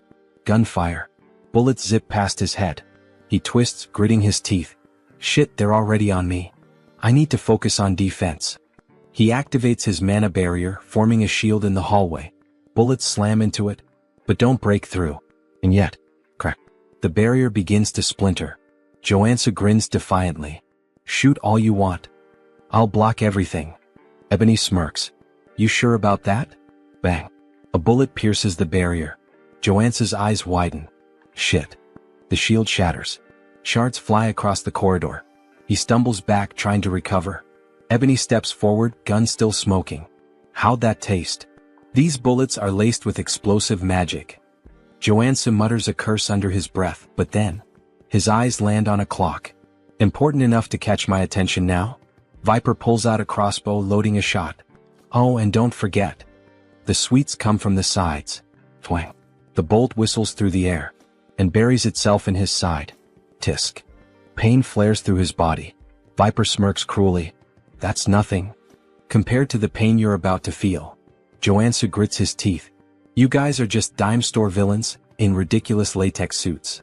Viper's smile vanishes instantly. What? She lunges forward, and kicks him square in the face. Bam. Joansu is sent flying. Straight into the clock he had just noticed. Viper laughs, enjoying herself. Bet that hurt like hell. By the way, that poison's pretty strong. It's already in your arteries. Good luck surviving. Ebony steps up, grabbing Joansu by the collar. It's over. Time to bring you to the president.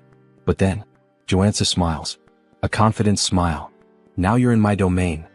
He exhales slowly as if relaxing. Acting was harder than I thought. Ebony narrows his eyes. What do you mean? Joansu gestures with his chin. You hear that ticking? Tick, tock, tick, tock.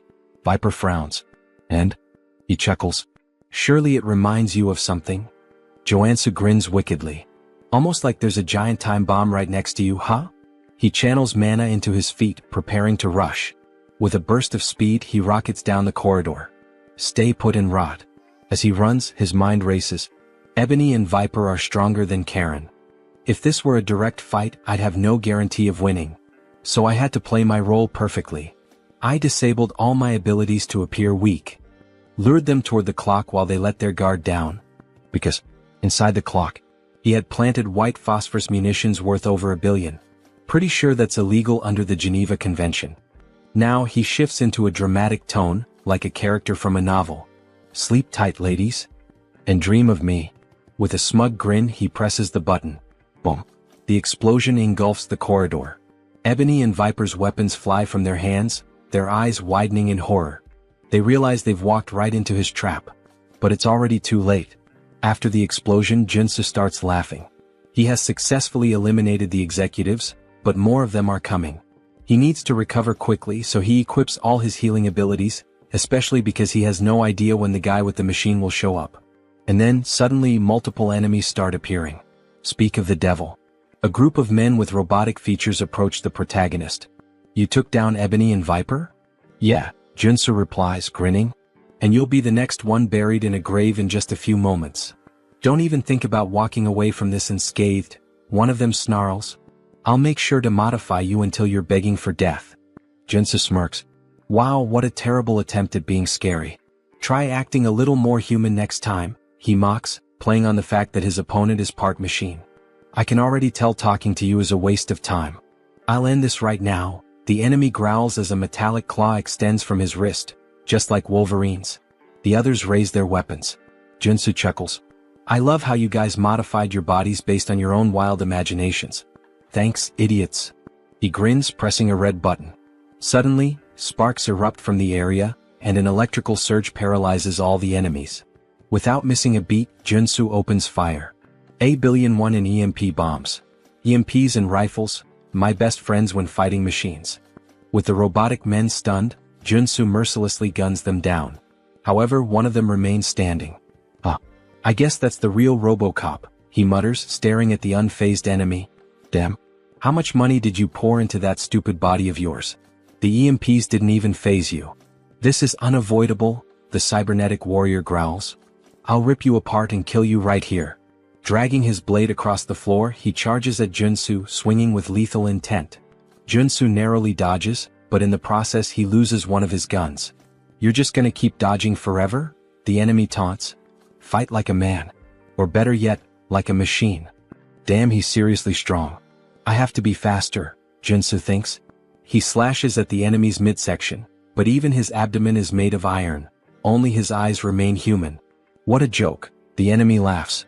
What a pathetic excuse for a sword. Then, with a burst of fire from the thrusters in his feet, he lunges forward. That sword strike didn't even scratch me, bastard, he sneers, delivering a brutal kick to Junsu's chest. The force sends him crashing into a concrete wall, blood spraying from his mouth. His entire body is covered in mana, so swords don't work on him. Before Junsu can react, the enemy steps on his chest, pinning him down. What did you expect with such a weak body? The enemy scoffs. Humans are pathetic. You machine bastard. Wait. Junsu's eyes narrow. A mechanical body that only moves using mana? How the hell is that even possible in this world? I'm going to cut off your arms and replace them with umbrella handles, the enemy sneers. Just as he raises his blade to strike, something unexpected catches his eye. What the hell is that tiny pistol? He scoffs. Junsu smirks. Looking at your body, I had an idea. Are you seriously trying to shoot me? Haven't you realized yet? Ordinary bullets can't hurt me. Who said these are just ordinary bullets? Junsu says darkly. Black flame. He pulls the trigger. The bullet lodges itself into the enemy's body, and instantly, black flames erupt, consuming him entirely. You run on mana, Junsu explains. And black flame burns mana. In other words, once it touches your body, there's no way to extinguish it.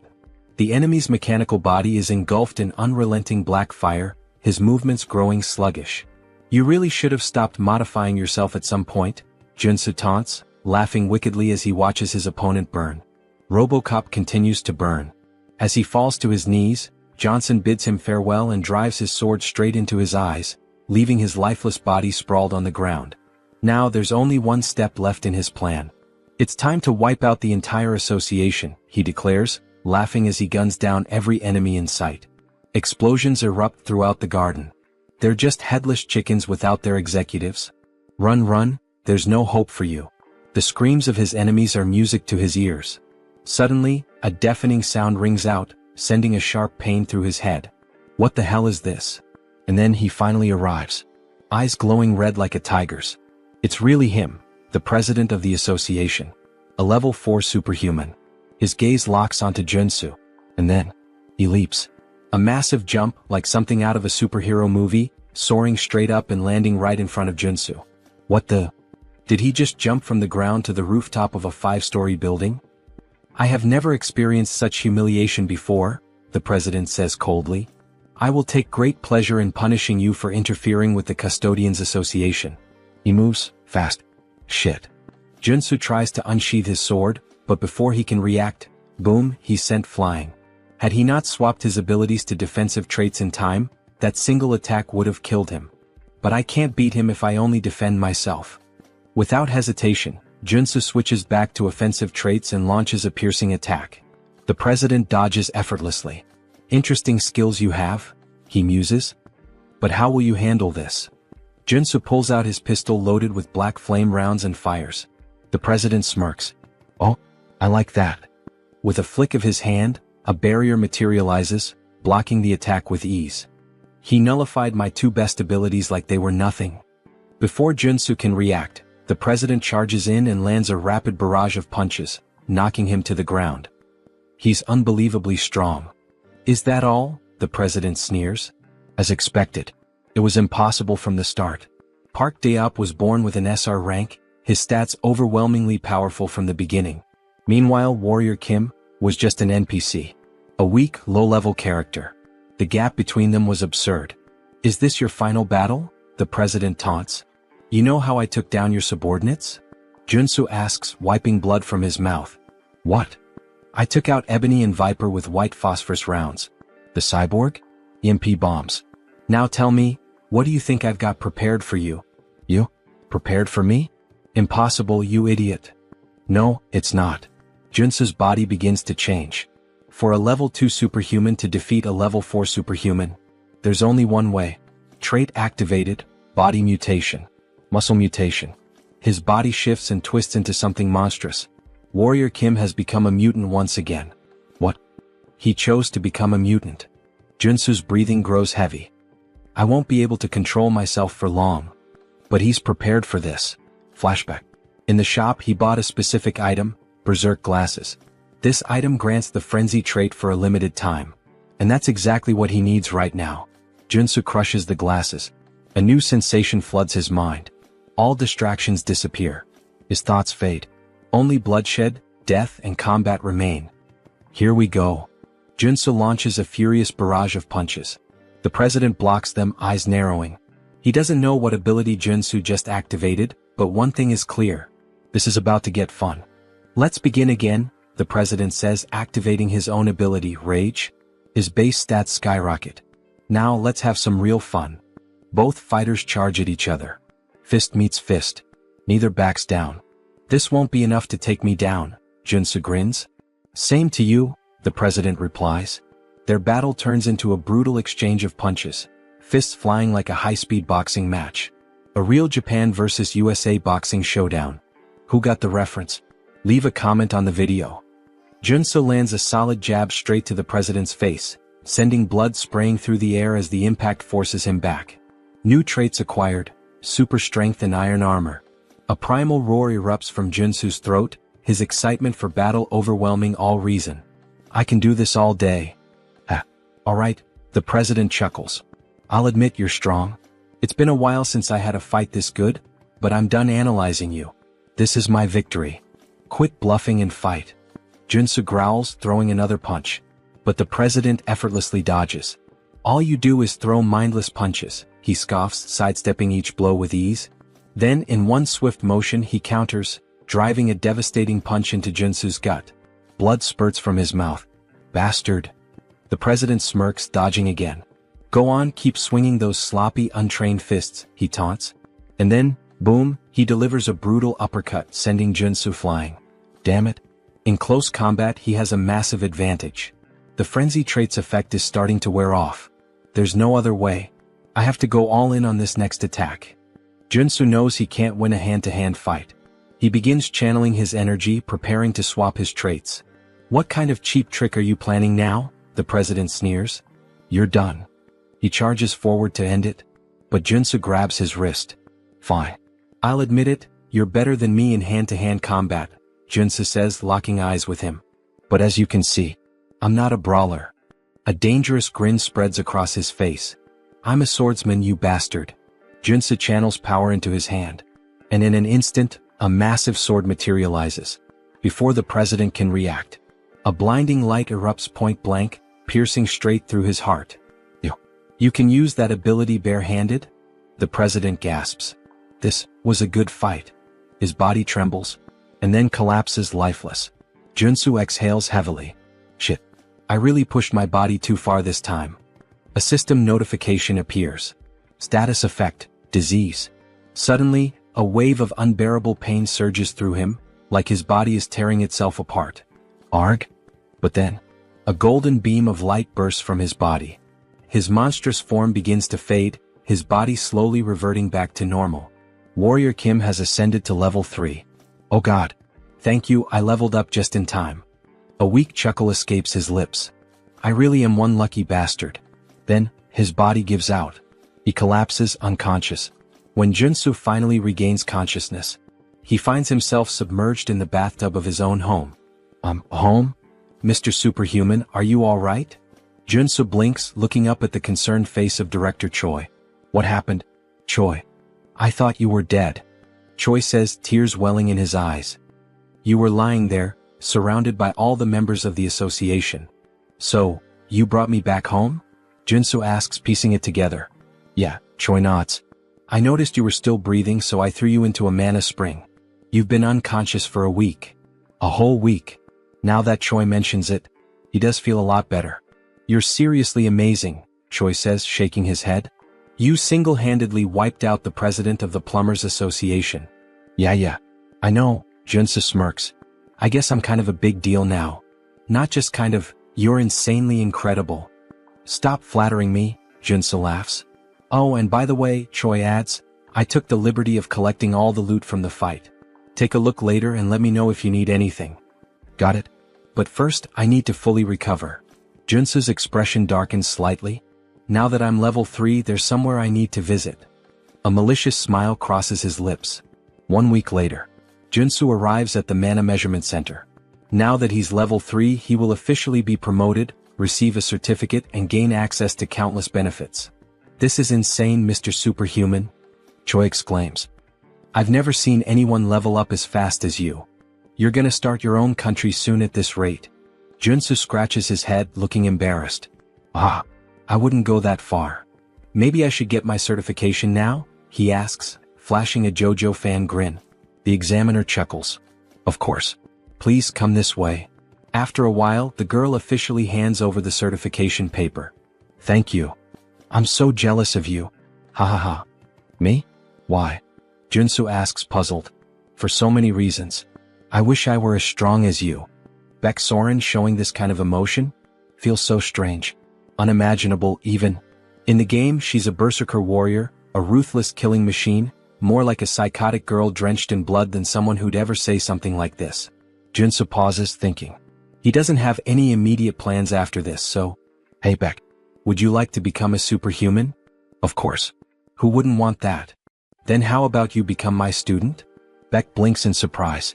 If you agree, I promise, I'll turn you into a superhuman. And a strong one at that. And how exactly do you plan on doing that? Trust me, Junsu smirks. Warrior Kim has the ability to see latent potential. Beck's cheeks turn slightly red. That's right, Junsu nods, grinning as he makes a Dragon Ball Scouter reference.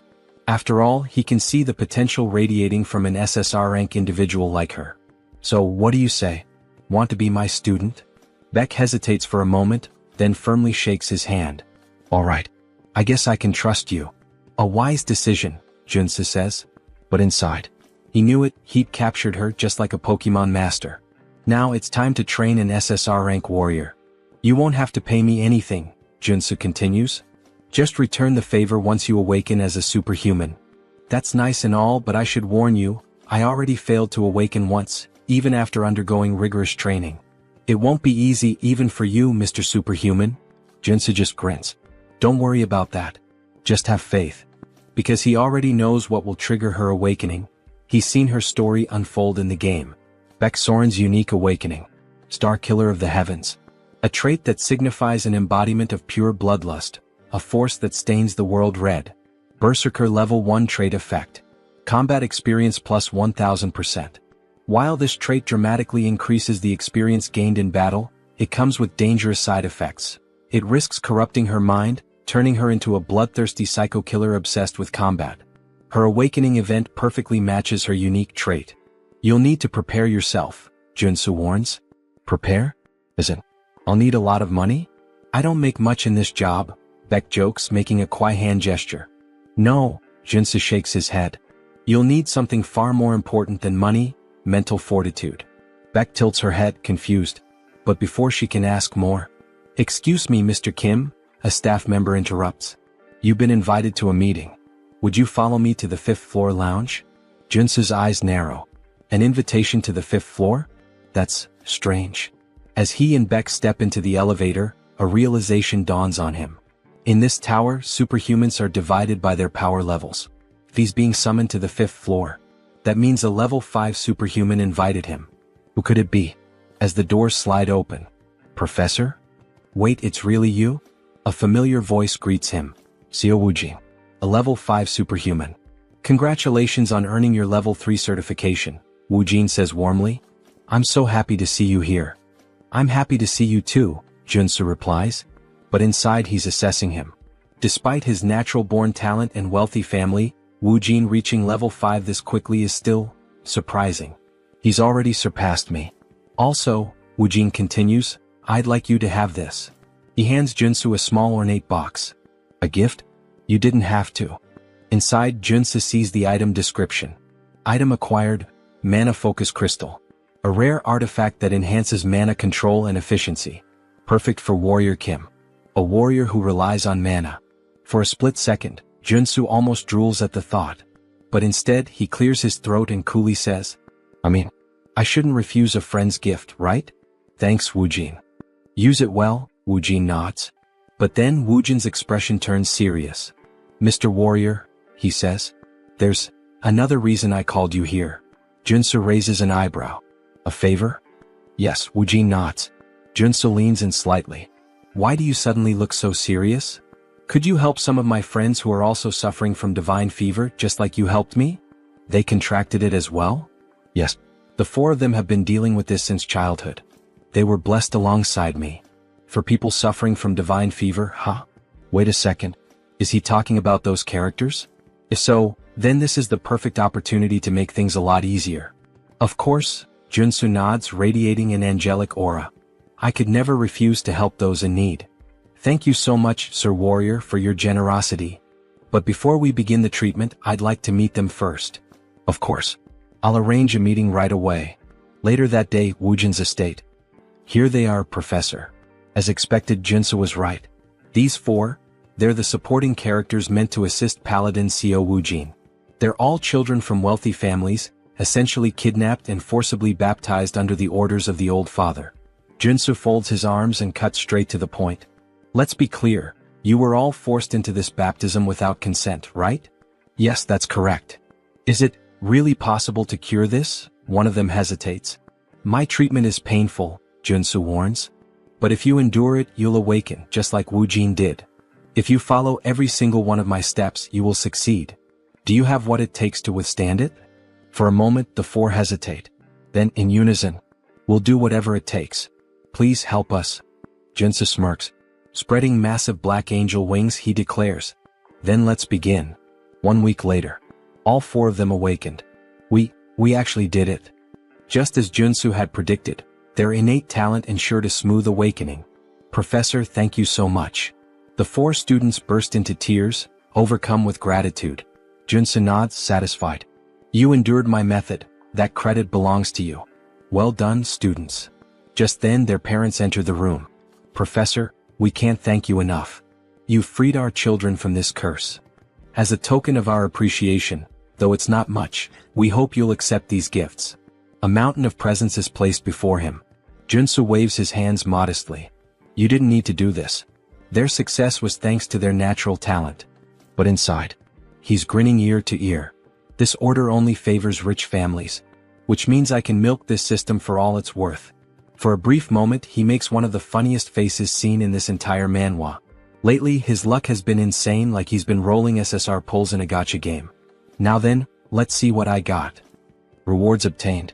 Extreme speed trait. Steel-plated boots. Detection trait. Helmet. Fury trait battle axe. Acropolis trait shield. Nectar, a rare consumable item. All of them are valuable. All of them perfectly suit his needs. We selected these gifts together, one of the parents says. We hope you like them. Jinsu smiles. You have my sincerest gratitude for these rewards. But now, it's time for his real reward. You mentioned you wanted to talk to me for a moment, right? Yes, one of the parents nods. I have a favor to ask of you. A favor? Junsu tilts his head. Yes. I represent the Galaxy Shopping Mall. Junsu raises an eyebrow. All right. How can I help the savior of my son? The man hesitates before answering. I'd like permission to enter the underground gold mine beneath the Hanam branch of Galaxy Mall. A gold mine? We don't have anything like that under our shopping mall. Junsu smirks. I'm talking about the one hidden between areas A1 and A2 on the 8th floor of the underground parking lot. Are you sure it's not there?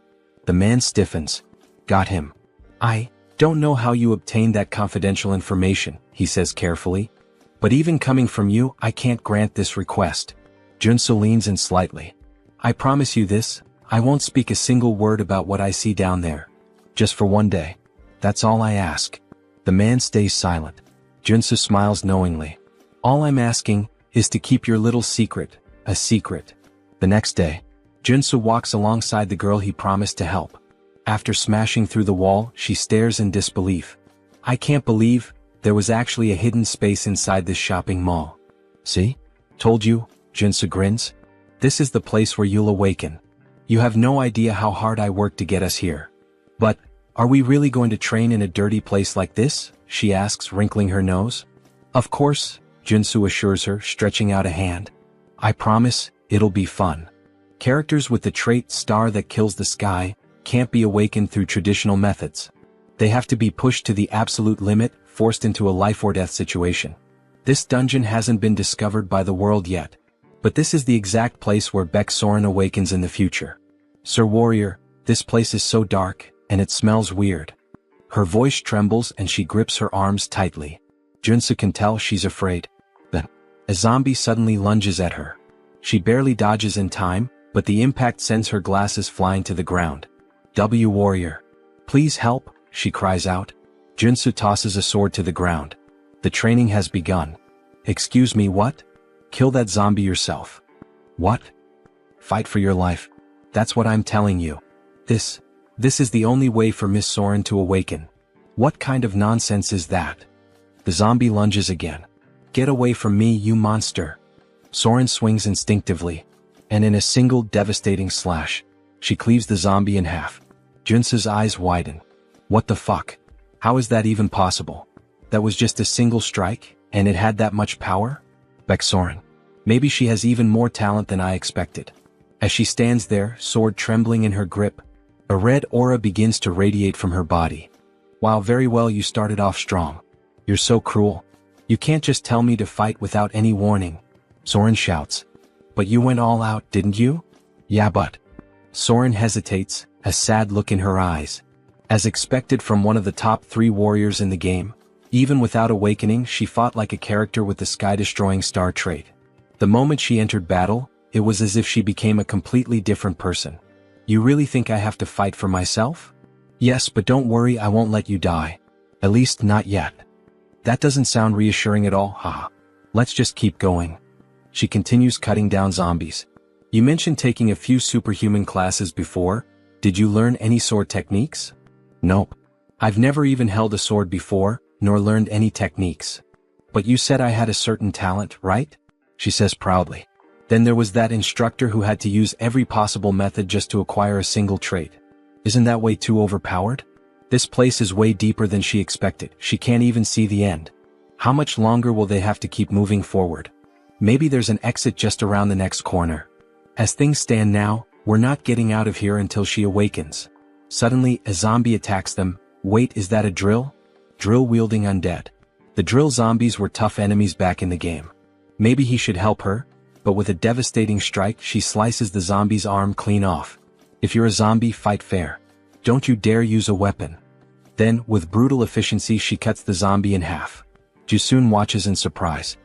Well, that was a clean victory. She felt her body moving on its own. But just then the still-living zombie sinks its teeth into her foot. You bastard. What do I do now, master? Well, common sense says if you get bitten by a zombie, you'll turn into one too. Please kill me before I become one of those things, she cries. Miss Soren, of course I came prepared for this. Wait, is that holy water? Yes. In this game they actually developed a cure for the zombie virus. After the chaos they decide to rest for a bit.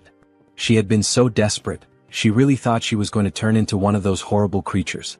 It's a harsh world out here, but these zombies are acting strange. Some of them are even picking up weapons and using them like gear. It's almost like this place was artificially designed. Well, you're not wrong. The Galaxy Mall was built much faster than any other location of this size. It was thanks to the efforts of a massive workforce. But because of the extreme labor conditions, many were injured and some even died. But the official reports claimed there were 0 incidents during construction. The corrupt executives of that wicked corporation just dumped their bodies here. Later, the representative of Galaxy Mall learned about the situation. However, since it would critically damage the company's public image, he decided to cover it up and keep the area a secret. Such corruption was only possible because of how rotten this world had become. Soren never imagined there would be such a tragic story behind this place. But how did you find out about their secret? Because when the Order of the Old Father unleashed zombies to overrun Seoul, the dungeon that opened up was none other than Galaxy Mall's forbidden area. Well, let's just say the professor has a special ability. Wow, and you already have so many abilities. Since this was the place where Beck Soren was first attacked by zombies, he figured it would be the perfect location for her to train and awaken. But up until now there had been no sign of her awakening. These victims are still suffering even after death. I just hope we can at least put them to rest. Oh, so it looks like you've finally found some determination. At the same time, she couldn't shake the strange feeling that she had to keep fighting. Alright, let's go. It's finally starting. All of a sudden, the temperature in the area plummets. This place, it's eerie. Let's be careful. Then they spot an open warehouse, almost like a giant freezer. What is this place? Upon entering they see a radio. There are 3 bears in the house. Papa bear, mama bear, baby bear. A children's song. This is creepy. 3 bears in a house. The song starts to glitch, distorting into an ear-piercing screech. What the hell is this? Then, an ice spear shoots straight at Soren. Watch out. Junsu throws himself in front of her, blocking the attack with his own body. Sir Warrior, are you alright? He hadn't expected an ambush like this. Then a grotesque monster emerges. Conjoined Phantoms. Boss of Galaxy Mall's forbidden area. Level 3 mutant. A level 3 mutant? Soren, you need to get out of here, now. This thing is way beyond your abilities. But the creature launches another barrage of ice spears. I don't want to hear any complaints, get out. And I don't want a popsicle either. He deflects the attack, but suddenly the enemy starts channeling another ability. A massive ice lance forms in midair. He can't block this one. Professor. Soren, run. I'll buy you some time. How can I just leave you here? She cries. One of us has to make it out alive. She can't do it. Miss Soren, the reason I was so sure about your talent is because you possess the ability, Sky-Slaying Star. The Sky-Slaying Star? This can't be true. Believe in yourself. If you do, you'll awaken. And with that, my final lesson is complete, my apprentice. The monster fires a storm of ice arrows, obliterating everything in the area. Believe in herself? Oh. As the icy onslaught subsides, Soren stands frozen in place. Then, alright. I will. I will trust in my own abilities, Professor. A golden light surges around her. Her eyes burn red. What was this power she was wielding? Ha ha ha. Then please, don't give up. Junsu watches in awe. In an instant, she shatters the thick layer of ice encasing her. She has finally awakened. Beck Soren, SSR rank superhuman, level 1 warrior. What is this power? Shrill. I've truly awakened. Before a spear can pierce her, Junsu moves, cutting it to pieces. Now that you've awakened, it's time to drop the act. The Sky-Slaying Star has a condition for awakening. You must face a life-threatening situation and possess the mental strength to overcome it. You put yourself in danger just to make me awaken? You did an excellent job. But now, it's time to fight. Beck Soren, the sky-slaying star. The mutant lets out a furious roar, then begins channeling a new attack. He looks pretty pissed off, Professor. Don't worry.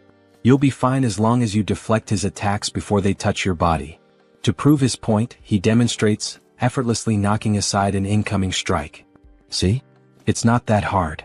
But when he glances back, he sees Soren trapped in ice. Are you alright? Right.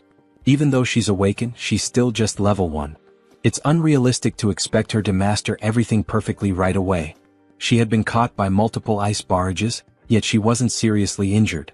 Looks like you're fine. Upon awakening, every warrior receives their initial trait. Hers was indomitable, a trait that grants strong resistance against all abnormal status effects.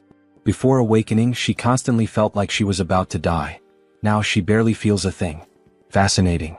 As expected from an overpowered character, she got indomitable, the best defensive trait. As for him, since he had overseen multiple awakenings from his previous apprentices, he had gained the perception trait, allowing him to see all of his enemies' traits. A ridiculously powerful PvP ability. Oh yeah, that's broken. I don't think that'll be of much help right now. Well, don't worry about it. For now, let's train with your new awakening. Both of them start running. She acquires the haste trait. Good, you've already picked it up.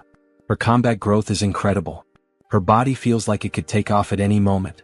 She wants to keep fighting. Watching the professor leap to dodge 2 ice blocks, she instantly learns the same technique. Wait, I'll cut it for you. But before he can react, she's already next to him. What the? How did you get here? Well done. You can already use that ability. It felt like I was flying. Will she surpass Junsu in just a few days? Just like Seo Woojin did? Alright, Professor. What's the next move? Use the traits you just learned to pull the mutant's attention. While you keep him occupied, I'll finish him off. I've already taught you everything I could, so it's best to end this quickly. Understood. Soren starts dodging every attack with ease, gliding across the ice as if she were skating. Come on, hit me, you dumb mutant. She suddenly gains 2 more traits. She keeps accumulating traits. Her talent is truly something beyond normal. Alright. Now that I've helped Beck Soren awaken, it's time to wrap this up. Junsu channels a golden aura into his sword. With the skill flash, he unleashes a devastating light-infused slash, instantly obliterating the mutant. Whoa.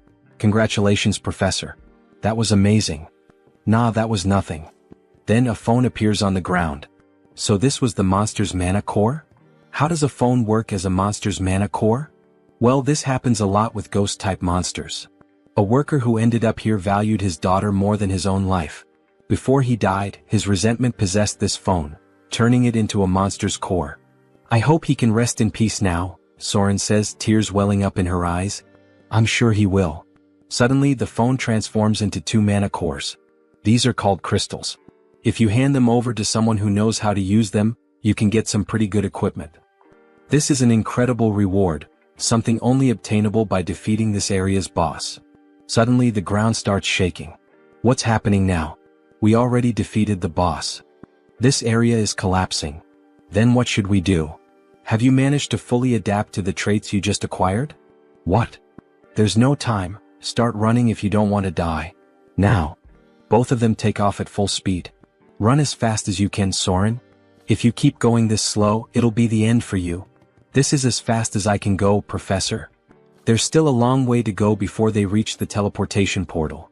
If she doesn't push past her limits, she won't make it. Suddenly, large chunks of debris start falling in her path, blocking her way. No, not like this. She just awakened. There's no way she's going to die so easily. There. The teleportation portal. Hurry. Junsu can't help her. There's still one last trait she needs to obtain.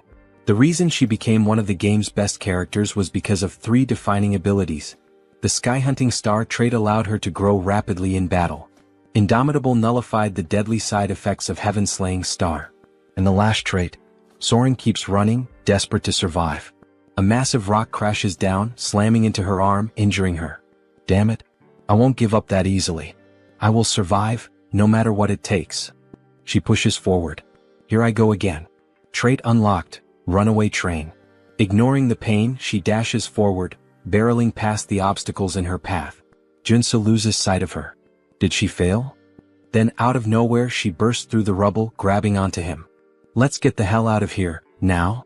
Whoa, damn, something big is pressing up against me, haha. Just as they leap through, the portal shuts behind them. Trait unlocked, narrow escape. Grants a second chance at life when facing certain death. The next moment, they reappear in the middle of the city, still clinging to each other. A crowd immediately starts murmuring. Where did they come from? They look like a total mess.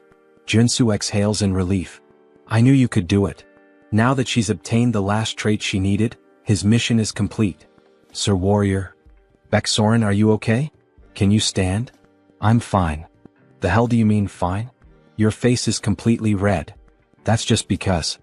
Sir Warrior, just let me stay like this for a little longer. Could you hold me a bit more? Meanwhile, some jealous bystanders grumble in the distance. That lucky bastard. Why couldn't that happen to us? So, returning to the scene where the bastard makes the viewers jealous. Sir Warrior, please let me stay like this a little longer. Could you hold me just a bit more? She says with an angelic and timid face. He has to fix her clothes for a moment, and in the process, we witness something truly beautiful. Alright, done. Thank you, Sir Warrior. You're welcome, Junsu replies, his face flushed. That surprised me. It was close, but we made it out. Yes, we did. That smile on her face after awakening. It's definitely a sign that she will be different from the game. Perhaps it's because she awakened in a way that diverged from the original story, where she had survived after an endless massacre. Junsu managed to steer her away from the path of evil. Alright, let's get the hell out of this damned mall. After leaving the shopping mall, Junsu offers one of the crystals to Surin. Are you sure you want to give me this crystal? It's worth at least 2 billion. Yes. So try to evolve quickly using this material I gave you. This is far too much for a simple gift. Honestly, I don't even know how to repay you for this, or if I should even accept it. Don't worry about it. Just pay me back in the future when you can. Of course, our protagonist had a plan behind this. There was another reason he was willing to spend so many resources to awaken Baeksoren. The Martian sword technique, one of the 3 top-tier sword techniques in the Arcane of Soul.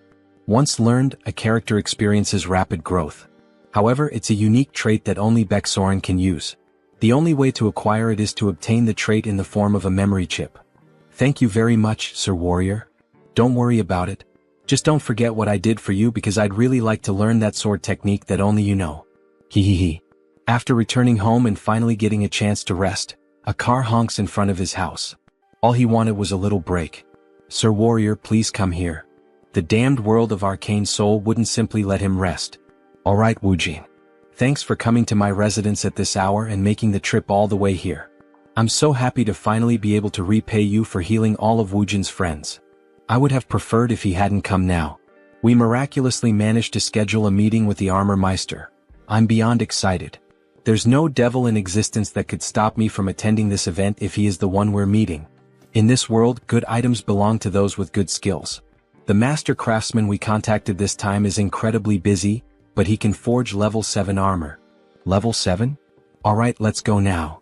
Moments later, they arrive at the entrance of a grand house, with several guards stationed outside. Are you serious? What a fine house for such a fine craftsman. Woojin, do you have any idea what religion this artisan follows? Religion? Why are you asking something like that all of a sudden? I see, so you don't know. Of course he wouldn't. Considering all the suffering he endured because of the Order of the Ancient Fathers, it made sense. This is the home of an artisan devoted to the Order of the Old Father, Jo Chul.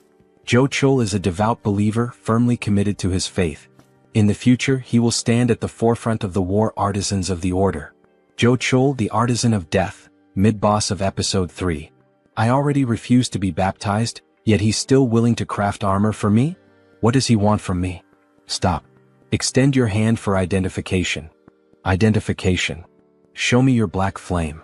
Grabbing the protagonist's hand roughly, what the hell is with this guy? Here it is. He then releases a powerful surge of black flames. Are you satisfied now? Yet the guard doesn't seem pleased. What is the meaning of this? Let go of his hand. We are visitors with a reservation to see the artisan. Stop. Who said you could treat my guest this way? The master artisan, Jo Chul. Level 6 superhuman. Sir. My apologies for the intrusion. Refusing baptism and awakening the black flame. You are indeed an honored guest. And this is how you treat me? Please forgive me. The light and the Savior recognized by the saint. What? The light and the Savior recognized by the saint. What the hell does that nonsense even mean? Alright, now come inside. Let's start discussing what kind of equipment you're looking for. Alright. A plate armor of this style is my specialty. Since it's a request from the saint, I can craft it in this design if you'd like. Before them stands a medieval suit of armor, reminiscent of the Templars. Junsu scans the area, searching carefully, until he finally finds something that catches his interest. Alright, I've decided. I'd like this outfit. Its appearance resembles a military uniform. Seriously? You want that kind of clothing? Yeah, I love its style. This is ridiculous. Infusing magic into that type of armor is incredibly difficult.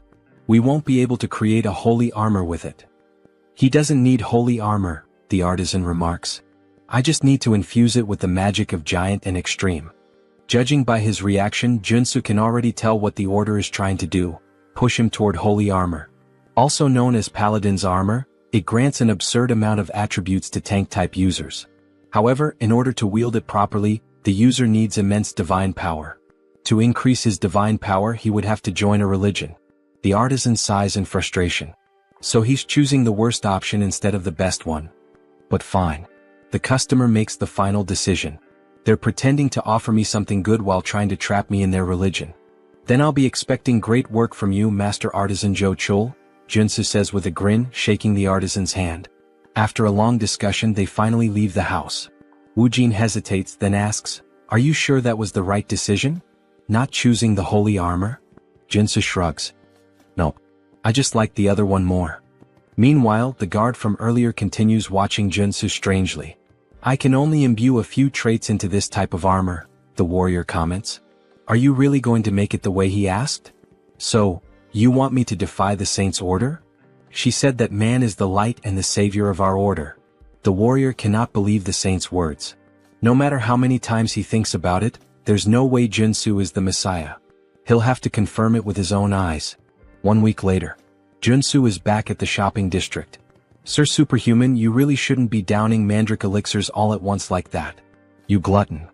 "Thanks, but I'm fine." "Are you sure?" "Of course. I got the treatment I needed." A notification flashes. "New trait obtained, energetic. Thanks a lot for giving me these elixirs for free." "Don't worry about it. It's thanks to you that our market was saved. Now we're flooded with customers every day. Consider this my way of saying thanks." "So that's why there are so many people here today? Looks like business is really thriving." "That's great." "Hello, Superhuman," a man says, lowering his head in respect. "Hey, you're that guy from the Iron Fist gang? It's a pleasure to see you again," Junsu says, laughing loudly as he slaps the poor guy on the back. How have you been, sir? Could I kindly request a few minutes of your time?" "For what?" "Our boss wants to see you for a bit. There are too many eyes around." "Let's move somewhere else," Junsu says. "Understood." They get into a car and drive onto the road. "We've prepared a high-quality bulletproof car for you, sir. Do you like it?" "Not bad." A sign reveals their destination, Miram. Something feels off. Has the Iron Fist gang always used Miram as their meeting spot? If Junsu remembers correctly, that place is nothing but a slum filled with human garbage, the worst kind of murderers and degenerates. The car runs out of gas, forcing them to stop at a gas station. Of course. Wait, this place is Miram gas station. Junsu turns back, only to see the driver grinning. "Alright then, have a nice rest here, sir." With a murderous gleam in his eyes, the driver grips a detonator. "Seriously? He's trying to set me up?" Junsu glances at the car. Several C4 explosives are planted inside.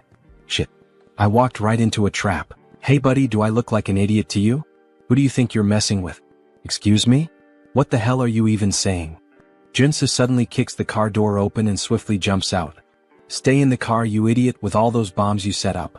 Go ahead, stay inside forever." Then Junsu throws a grenade. The driver screams in panic as the car erupts into a massive explosion. Junsu dashes forward, activating his abilities, speed and breakthrough. But something is off. That explosion was way too powerful for just a single grenade. There was no way it should have caused that level of destruction. As expected, that guy was a traitor. The bulletproof luxury car speeds toward Miram and ultimately the gas station. That lingering sense of déjà vu, there was a reason for it. A flashback begins. We see Iron Fist's boss lying on the ground. Then it becomes clear, Junsu knew this would happen because all of these events had already played out in the game's story when Iron Fist Kim was betrayed by his own men. He doesn't know exactly why, but this time the traitors of the Iron Fist gang have chosen him as their target. Suddenly, a hail of gunfire rains down on his location. One of the men shouts, "That's him. The guy on the most wanted list. Ah. If we take him down, we'll get that billion-dollar bounty." Excitement spreads through the group as they ready their weapons. Guns, knives, and eerie grins. Of course, this wouldn't end with just that bomb-filled car, Junsu thinks, dodging the storm of bullets. The gunmen keep firing relentlessly. Junsu ducks behind a car for cover. Damn it, there are too many of them. He knows the vehicle won't protect him for long. With no other choice, he activates his leap ability, launching himself onto a nearby building. They probably didn't expect this. I should be safe up here. But the reprieve is short-lived. There he is, on the rooftop. Shoot him down, one of them yells. Damn it, they caught on fast.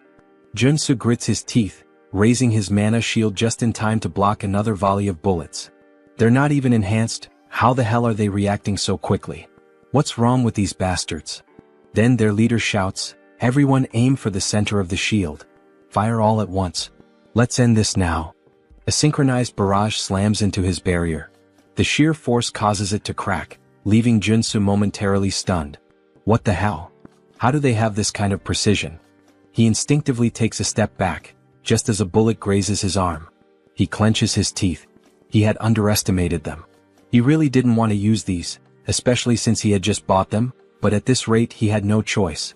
Reaching into his jacket, he pulls out a handful of odd-shaped grenades. "Here, have some gifts, you bastards." The grenades slowly fall near the enemies, releasing smoke.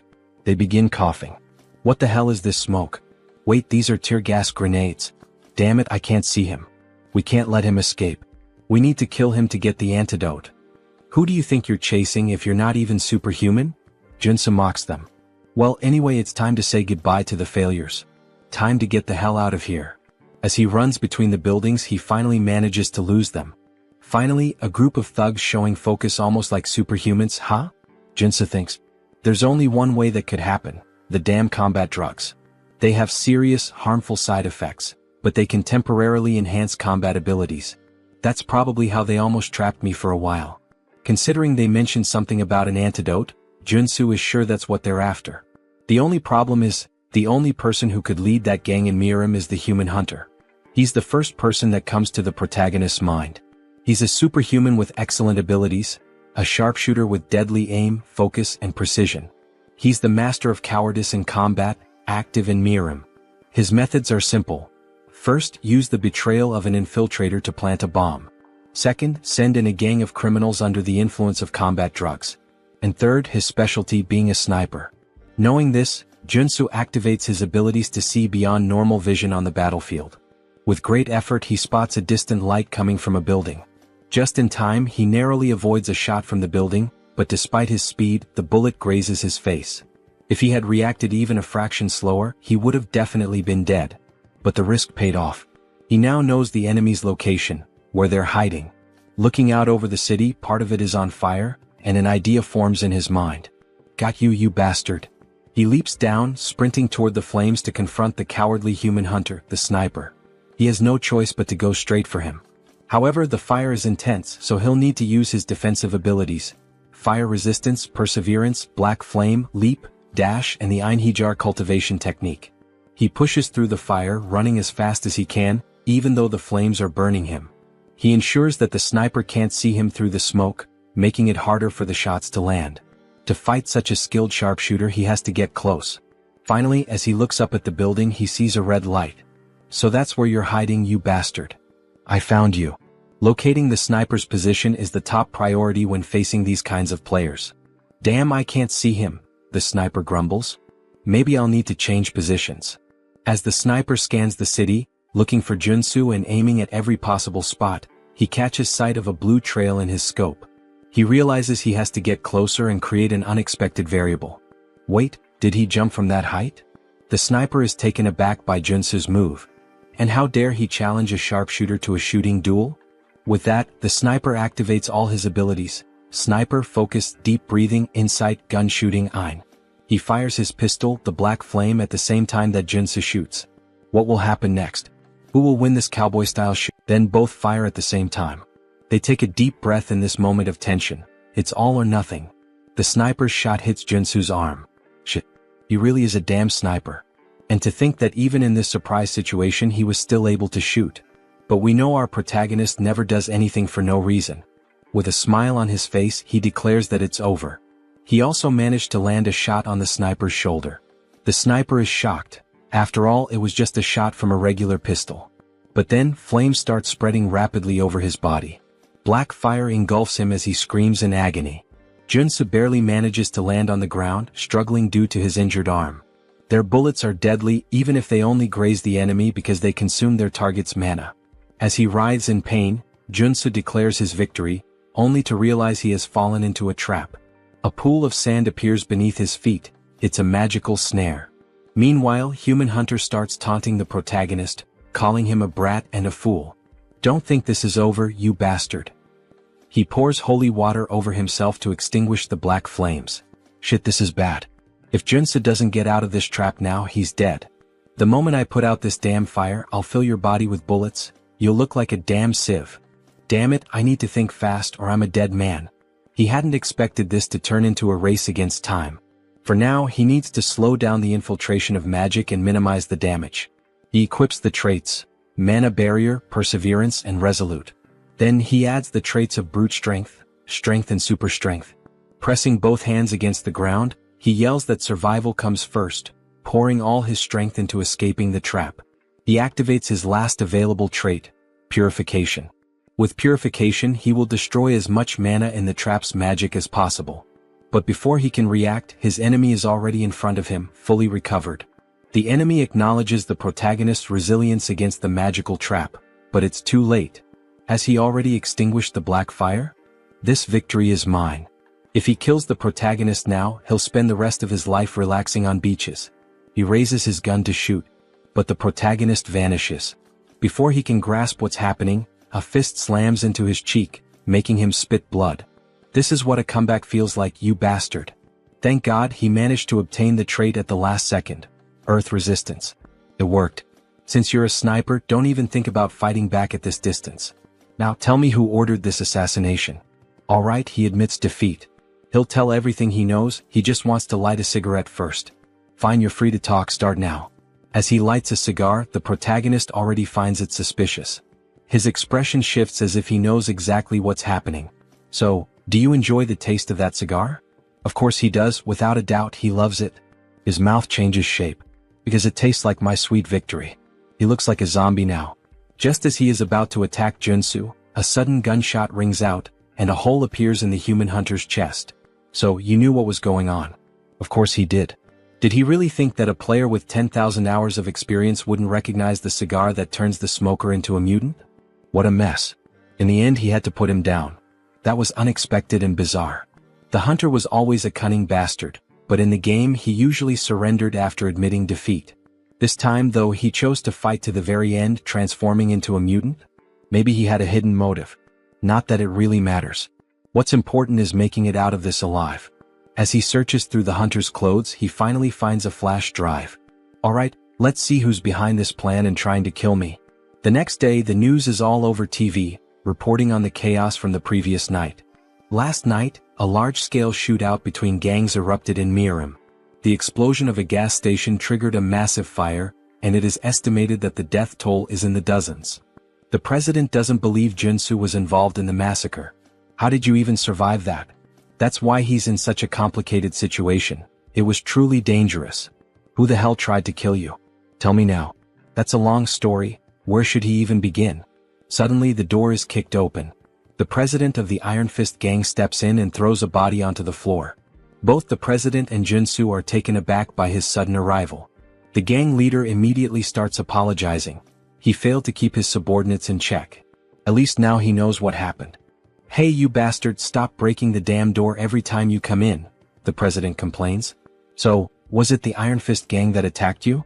The president asks, his expression somber. The gang leader responds that it was one of the lower-ranking members of his group. Still, after interrogating the culprit, he managed to obtain some useful information. The guy who set up the trap was desperate for money? Something like that? How did you know? Turns out he had lost everything in illegal gambling and was drowning in debt to loan sharks. Well, the reason for his betrayal is pretty obvious, isn't it? Whatever the reason, it's his fault. Once again, I apologize. Apology accepted. Even as a gang leader, keeping every low-level member under control isn't easy. Iron Fist Kim truly had no knowledge of what was going to happen, because if it hadn't been Junsu, he would have been the target of the betrayal himself. He'll take responsibility and track down whoever was behind this malicious plan to have Junsu killed. Oh, for that, he already has a piece of evidence that might lead to the culprit. He then shows the flash drive. The president looks at it. Is this a USB? The superhuman who tried to kill Junsu had it on him. Do you know how to use a computer? I even have a license for it. Has my time to shine finally come? Aside from my bald head, obviously. After plugging the USB into the computer and searching through its contents, he finally finds something. Alright, this guy was a big deal. He killed at least 20 superhumans. He's a psychopath. Well, his name was Human Hunter, so that makes sense. Forget all that, let's get to what really matters. Let's check his most recent job requests. Alright. His latest request. Let's see. This was the last one he received about 5 days ago. The bounty was 20 billion? The president is shocked. 20 billion? Even the protagonist is stunned by the absurd amount. Maybe it would be worth turning himself in just to collect the reward. Who the hell could afford to offer that kind of money? The client was someone from the Ascendant Group? Someone from a major corporation? This person right here was the one who made the request. As soon as the name appears on the screen, Junsu recognizes it. Son of a bitch. So it was that bastard. The paladin who had gripped his hand tightly and questioned him. Things just got complicated. So it was that bastard. He's the paladin Junsu saw at Juchul's house. Why the hell is that rich kid trying to kill him? Maybe he has a suspicion. Can you pull up the Ascendant Security family tree? Sure, just a minute. Here it is. Just as he suspected. Now he can finally piece together what's going on. Ascendant Security, a private military company under the Ascendant Group, one of the top 5 corporations in Arcane Sola. Lee Jaeol, the eldest son of Ascendant Security, was originally first in line for succession. However, after receiving the baptism of the order from his old man and becoming a paladin, he was pushed to the very bottom of the inheritance line. Now the only path left for him is to succeed as a paladin. But the Saintess has been obsessed with Junsu, calling him the light, the savior. Maybe it's just jealousy. Maybe he's furious that he lost the Saintess' attention and is taking revenge. Watching Junsu surpass the baptism and rise to prominence must have driven him mad. Mad enough to order an assassination. The president is outraged. What? To think he would target you just because of his own inferiority? He needs to be taught a lesson, he shouts, furious. But how? The opponent isn't just some heir to a small company. He belongs to a family that owns a major corporation. One wrong move, and the entire company will come after them until nothing is left. That doesn't mean they should just sit back and take it.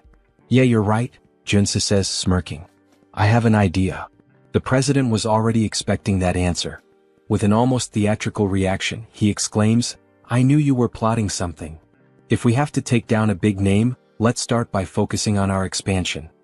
Hours later, Seo Woojin is shouting. That damn bastard. How dare he try to assassinate the Lord Warrior? He slams his fist on the table, shattering it. Junsu sighs. Relax.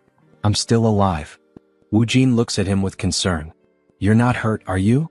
Dear viewers, I'm starting to think he has something different about our protagonist, haha. Back to the manhwa. The other two stare at the destroyed table, stunned. Nothing could be better than having Woojin on their side. He's not just insanely rich, he's also a level 5 superhuman. He won't let this slide. An eye for an eye, as they say.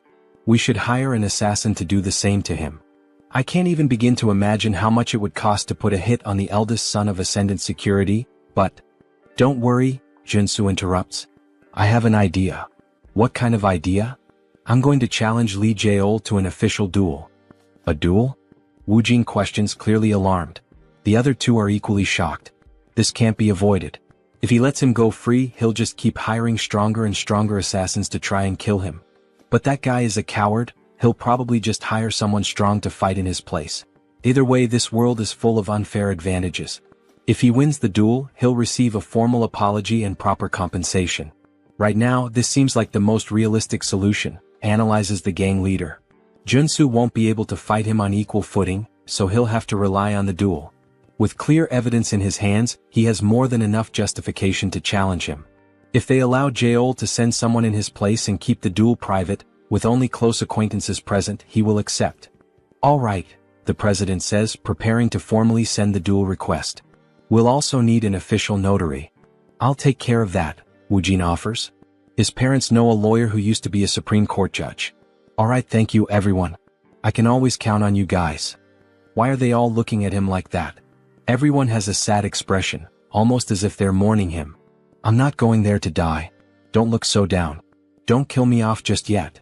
Are you confident you can win? The gang leader questions. Since your enemy knows your strength, he'll bring in a fighter who's at least level 4. Of course this won't be easy. Especially since he can't use his mutation characteristic in an official duel. This will be much harder than when he had to face that man before. Either way, he can already predict who the fighter will be. So you already know who your opponent will be? Yes, and that's why I need a good amount of preparation. Wu Jin, can we spar for a bit? Of course. I'll help you with everything I've got, Wu Jin says, gripping his sword with a happy expression. Thanks a lot, but please take it easy. Last time we fought, you nearly killed me, Junsu thinks to himself. 3 days later, they all gather in an arena inside a warehouse. Some spectators are present. We're all cheering for you, Lord Warrior. The president is dressed up like a cheerleader, completely decked out. The gang leader can't believe what he's seeing. And, of course, she's there too, the girl who got the protagonist all fired up. She's in the stands cheering for him. We believe in you. Don't give up. Alright, thank you everyone. He trained so relentlessly over the past 3 days that he feels like he's about to drop dead. But thanks to that brutal effort, he has managed to complete his preparations to face the enemy. And there he is, Dusik, the paladin captain of the Order of the Old Father. It's been a while since I've had to participate in a duel, he says, laughing. Oh, Dusik, the paladin captain of the Order of the Old Father. A level 4 superhuman. Captain, you didn't have to come all the way here to settle this. Silence. What makes you think you have the right to speak to me that way? No paladin of the Order will ever lose an official duel while he is captain. Jaeol stays silent. Lee Jaeol, acting all high and mighty in front of me, yet he's nothing more than a sheep before his captain. What a coward. It's a pleasure to meet you, Warrior Kim. Hello. First of all, I would like to apologize for this unpleasant situation. What? He's apologizing in such a civilized manner? Junsu is taken aback. This incident is entirely the fault of one individual. The esteemed saint has nothing to do with it. Alright. Then what is the official stance of the order? The saint has proclaimed that Warrior Kim shall be our light and savior. Light and savior? Jochul said the same thing last time we met. What the hell does that even mean? Therefore, the condition the saint proposes is this. If you lose the duel, Warrior Kim, you will join the order alongside us. What? Join the order? Why are they so obsessed with this? Why do they want me to join so badly? In the background, Jaeol is trembling with rage, while Junsu grows uneasy. It is the will of our saint and our lord. Just then an official interrupts them. It is now time for the duel to begin. Now that all parties are present, please confirm the terms of the duel oath. If the paladin wins, Warrior Kim will join the Order of the Old Father. If Warrior Kim wins, Lee Jaeol will be prohibited from harming him directly or indirectly, and will also be required to provide financial compensation. Do both parties agree? Both nod in confirmation. Junsu feels something tightening around his heart. In Arcane Soul, a dual oath is a magical contract. If you break it, your heart will literally explode. Even in this chaotic world, no one is reckless enough to defy such an oath. The official proceeds with confirming the rules of the duel. This duel will follow the standard international regulations set by the Superhuman Federation. All personal superpowers and weapons are allowed. However, all consumable items must be crafted on site. Dusik is already prepared, but before proceeding, Junsu requests time to craft his items. Understood. The time limit is 10 minutes per item. He grips 3 potions in his hand. He's practically an alchemist with how he formulates, crafts, and modifies substances. These elixirs are specifically designed to counter paladins. Elixir of Steel Body, Elixir of Flash, and Elixir of Arcane Dragon. Are these correct? Yes. I will now consume all 3 elixirs. Doping is essential in PvP. He drinks all 3 at once. Now that both sides have completed their preparations, The duel is about to begin. 10-9-8-7. Both warriors stand face to face in the arena. Warrior Kim, it is a great honor and privilege to have you join our order. Why not reconsider and join us voluntarily? Just start the fight. Alright, we tried. If you refuse salvation, then so be it. Dusik raises his hammer. It's like watching Thor himself. But there's no need to worry too much. After all, he can't kill Junsu. He needs him to join the order. Then suddenly his entire body radiates an overwhelming aura, filling the arena. He looks like a Greek god, just like Thor. Meanwhile, our protagonist remains still, gripping his sword, a mere blade in the face of such power. The mana surrounding Dusik is incredible. He is clearly on an entirely different level. No matter how much Junsu has prepared, he cannot win unless he is willing to risk his life. 3-2-1-0.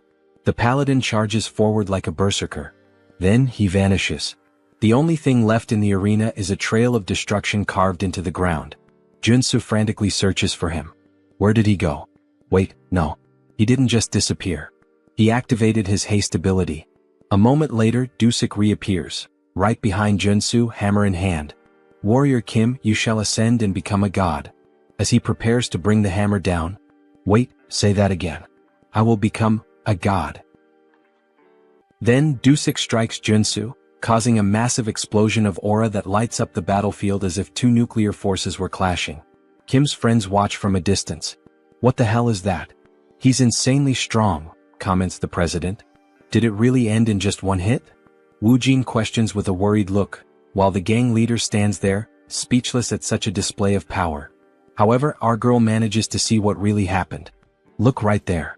As the smoke clears, the two warriors stand face to face, Kim with his mana barrier raised and Dusik holding a hammer and shield. Becoming a god. Is that what he said? What kind of nonsense is that? Dusik is intrigued.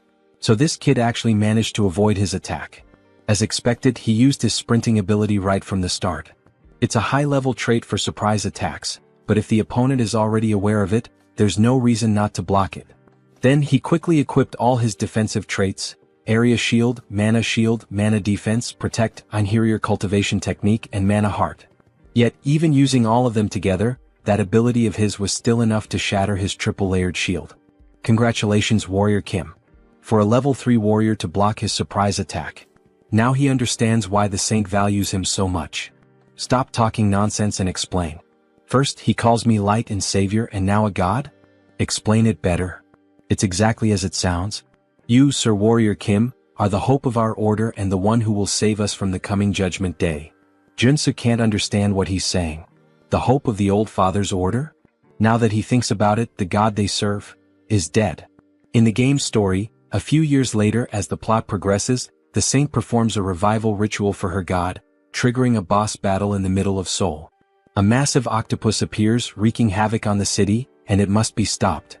So wait, if they keep mentioning this over and over, does that mean that by savior, they're actually referring to the vessel of God? Yes, exactly, Dusik confirms with a malicious look. A noble sacrifice and sacred devotion. These insane bastards. So in the end, they've just been planning to sacrifice Warrior Kim this entire time? He had actually thought there might be some genuine purpose behind all of this. Your body and soul will become part of the old father and his avatar. Because you will lose this duel, and join our order. Dusik shouts, radiating pure hostility and arrogance. Yeah, go to hell, you bastard.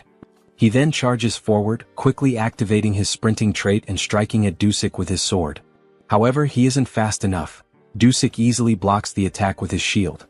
But even so, he is sent flying backward from the sheer force of the blow, eyes wide with shock. What kind of power is this?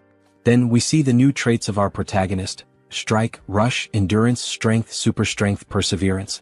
Confusing, isn't it? Of course it is. He has swapped out all his traits for those suited to an offensive warrior. Right now he is fully optimized for battle. He lunges at Dusik again, this time fully engaging in the fight. He unleashes a series of swordsman strikes, attacking relentlessly with every warrior trait at his disposal to keep Dusik on the defensive. Then, in an instant, he switches traits again: mountain-breaking swordsmanship, smashing strike. With this, he delivers a relentless barrage of consecutive attacks, putting Dusik under immense pressure. Ah, your swordsmanship is quite the challenge, isn't it? Alright, this is the chance. Now that Dusik is completely focused on defense, Kim grabs the axe he had equipped and quickly switches his traits once again. Strength, super strength, endurance, strike. Dusik is distracted. Taking advantage of the opening, Kim swings the axe and lands a solid hit on Dusik's left rib, cutting through his skin and drawing blood, forcing him to step back. Finally, things are starting to get interesting, aren't they? He says with a laugh. It's working. The 3 days of preparation weren't in vain, Kim thinks to himself. A flashback begins. The reason he trained with Siu Wujin wasn't just to acquire the right traits for this duel, but also to learn how to switch them instinctively in a fraction of a second. We see him training, shifting his traits while attacking Wujin, and when Wujin counterattacks, Kim immediately switches to defensive traits to absorb the hit. Back to the fight. When facing superhumans far stronger than him, he must use defensive traits at the right moment. Just like now, as he swiftly switches to defense to block Dusik's hammer strike. However, the strike is too powerful, shattering the shield and forcing Kim to step back slightly. But within a second he switches his traits once again. Use offensive warrior traits when executing a surprise attack. He dashes forward, aiming another strike at Dusik, who manages to block it. Use other warrior traits when unleashing multiple attacks to keep up the pressure. Dusik struggles to keep up, forced entirely onto the defensive. This is the perfect opportunity. Wielding both his axe and sword, Kim activates his berserker traits, taking full advantage of the opening to push forward. For a level 3 superhuman to fight a level 4, the only thing he can do is continuously switch traits mid-battle. And so, he keeps the pressure on Dusik, driving him further and further back. It feels as if he's fighting 4 different warriors at once.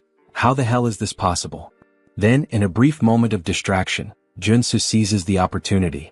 With a swift move, he disarms Dusik, knocking the hammer from his hand and sending it flying across the battlefield. All the paladins watching are stunned. Impossible. How could this happen?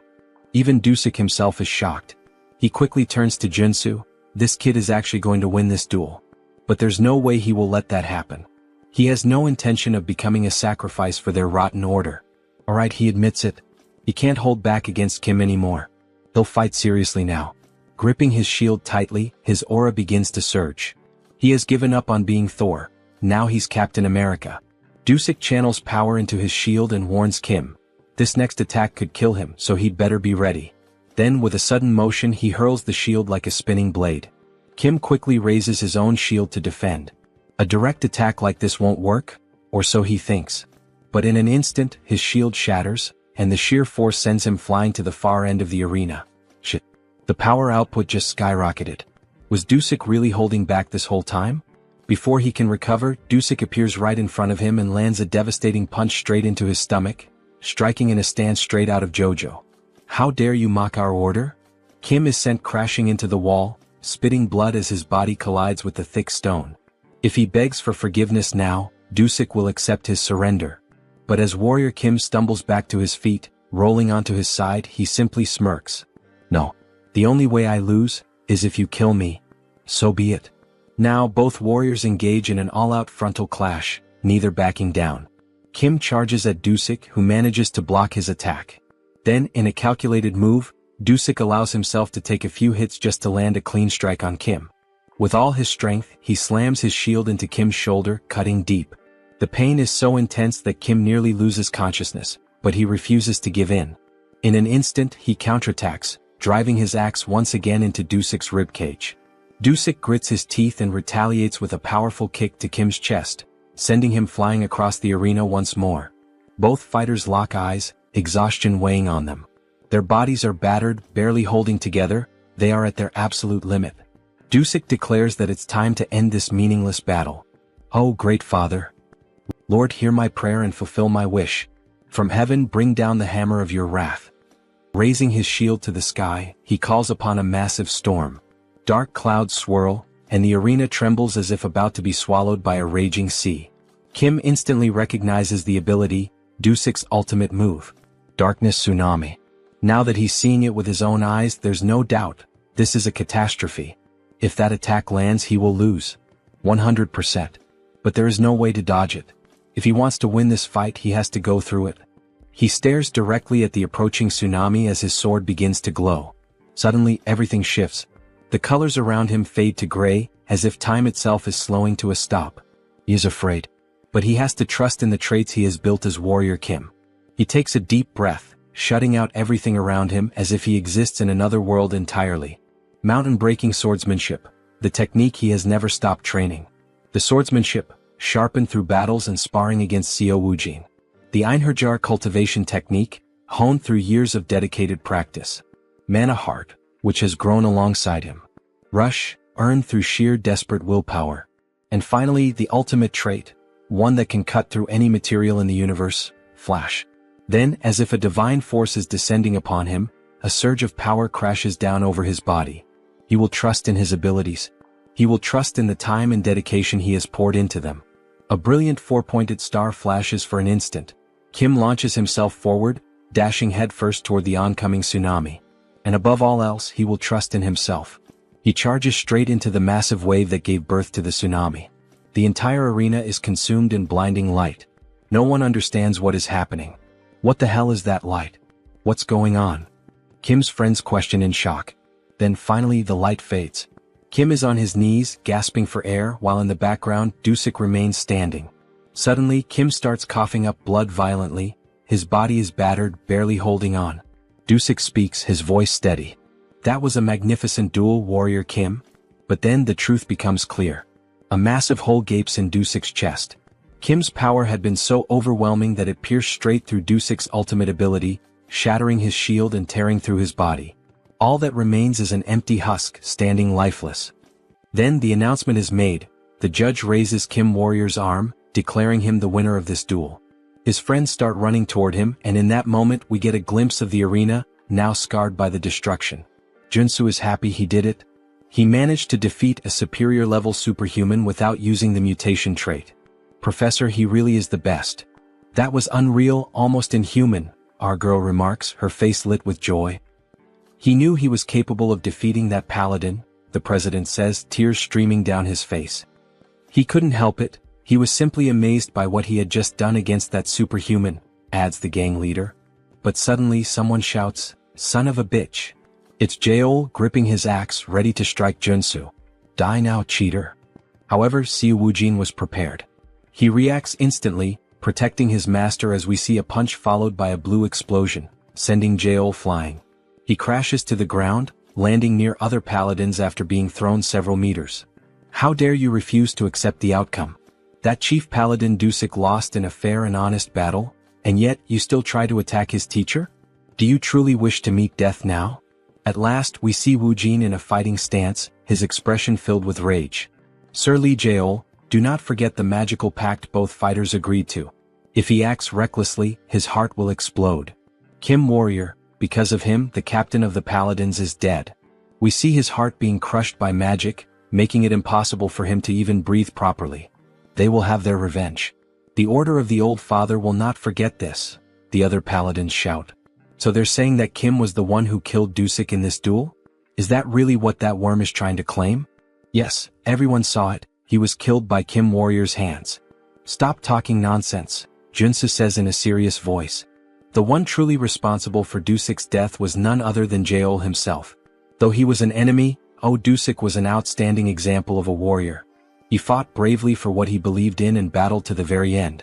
Without a doubt, he was not someone whose life should have been lost in an open duel, all because of Jaeol's petty assassination plot, driven by his inferiority complex. In the end, he was just a captain trying to protect his battalion, the very battalion Jaeol tore apart and led to his death. In the name of Dusik's honor, accept the outcome of this duel and uphold your promise. Jaeol begins to cry. Deep down he knows the truth. Dusik died trying to protect his reputation. Captain, forgive me. We need to leave now, sir. The paladins lift Jaeol and begin to retreat. Not even the Order of the Old Father would dare seek revenge after he had already gone this far. The next day we find ourselves at Seonsu Workforce. The president is on a call, bursting with excitement. That's right. He officially hired the superhuman warrior Kim, the one who defeated the captain of the Order of the Old Father. He understands you'd like to make a request. All right, my apologies, I'll call you back in a few minutes. Then we see that Junsu has entered the room. He had been worried that master craftsman Jo Chul might have tampered with his armor. But no, he had crafted it just as requested, embedding the giant and extreme traits. Wow, this armor really suits him. Here, why not try this on while we're at it? It's a gift from the president. A gift? Seriously, this is much better. It's a handcrafted luxury training suit. It even has self-cleaning and regeneration magic. Very nice, this is quite to my liking. President Choi knows exactly what I like. Thank you. Haha, wearing this you almost look like a model. Well done. Then our protagonist makes one of those familiar expressions just like Lloyd. In any case, maybe he can ask Junsu for something? And what would that be? Thanks to him, our business is thriving now.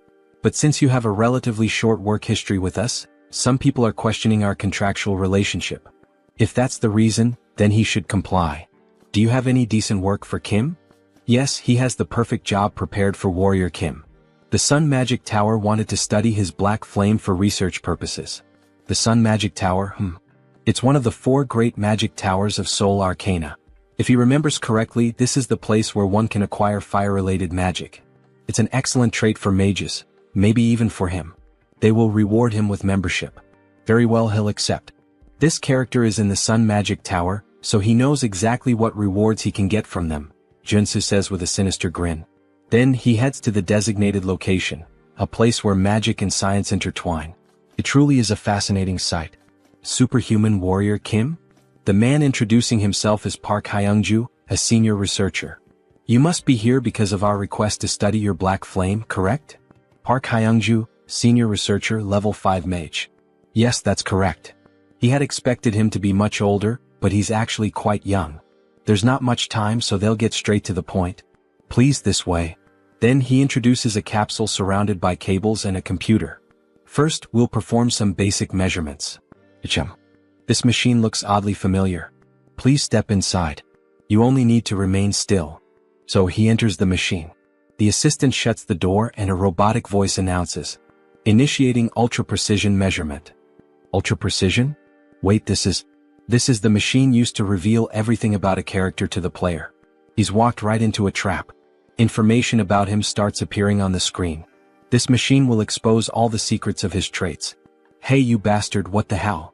Shut this thing down right now. This wasn't the reason he came here. Please stay quiet and still. This is all part of the necessary process. This information was in our contract. Screw you, you bastard. He pulls back his fist and smashes the machine's glass with a single punch. Hey, what's the meaning of this? The contract he signed only required him to demonstrate his black flame to cooperate with the research. Who the hell do they think they are to pull this on him? Then the assistant gets slapped across the face by an old man. Park Hyungju, you idiot. Are you doing this again? Boss. Now we're introduced to the old man, Yoon Myung-seok, chief researcher, level 6 mage. How dare you try to ruin my project? This is a misunderstanding, chief. A misunderstanding, my ass. He had planned to sell Mr. Warrior's information, the sole possessor of the black flame trait. There's surveillance footage proving it. My apologies. I let my greed get the better of me for a moment. Get the hell out. You're exiled from this team. What the hell is going on? Kim has no idea what to make of any of this. 1,000 apologies, Warrior Kim. I am Yoon Myung-seok, the head of this research division. This was an unfortunate incident. What he means to say is, well, it wasn't his fault, you know. He thinks this kind of thing must happen often. So, that idiot sold our confidential information because of his gambling addiction. If it weren't for his mentor Elder Joe, he would have been kicked out of this place a long time ago. I see. In any case, I came here to fulfill your request and nearly had my personal information stolen. As an apology, we'll upgrade your membership status. Alright, I'm listening. What exactly are the benefits of this so-called upgrade? You'll have access to our commercial facilities as well as our training grounds. I assure you he'll make excellent use of them. The training facilities of the Magic Tower can only be used by its mages. What an unexpected stroke of luck. Yes, this doesn't seem too bad. Please, take some time to rest while we prepare for the research. Alright then. He'll take a look around the Magic Tower. As he enters a room, a floating golden orb appears. He almost fell for it, just as expected from Arcane Soul. But in the end, everything worked out. This is a chance to acquire many excellent traits from the Magic Tower's training grounds. Initiating electric magic training. The golden orbs suddenly begin releasing fierce lightning bolts that strike the protagonist. The pain is unbearable. He complains that it feels like it's shocking him down to his very bones. But if he can endure it for a while using his traits, perseverance, determination, revitalization, After withstanding the pain for some time, he gains a new trait, electric resistance. Nice. He has finally obtained the ultimate resistance trait for all 6 attributes. Okay. Even with resistance, this still hurts. You can turn it off now. At this point, he's going to get fried alive. However, something happens. The lights turn red and the robotic voice announces, "Training system has been switched to manual. Warning. The intensity of the electric magic has been adjusted." Wait, what? It said the training was already over. Who the hell switched it to manual? Wait, that bastard, what is he doing there? He tampered with the settings, that son of a bitch. So he pulls on the machine. Maximum output. Electric magic beginning. All the golden orbs begin to gather massive amounts of energy simultaneously, and then they release it all at once, like a huge kamehameha of electricity aimed straight at Junsu. Hey, calm down, what the hell is this? Die, you bastard. Then Junsu receives an enormous, concentrated surge of energy. Hyungja laughs a lot. This is what happens when someone messes with his business. Now die. However, after a moment he's surprised. What the hell is going on? Is he actually withstanding this massive electric discharge? There's no way he would go down from a simple low-level lightning strike like this garbage. There's a reason he's been training during his free time. We see his trait window showing 5 resistances already acquired. Divine resistance, which he gained by enduring the holy baptism. Fire resistance, obtained by boiling himself in the mana spring. Darkness resistance, earned during the battle against the necromancer Sharon. Cold resistance, obtained in the fierce blizzard of the conjoined ghosts. Earth resistance, which he acquired while trying to escape the magic trap set by the human hunter. And lastly, not least important, electric resistance, which he obtained through the training he just did.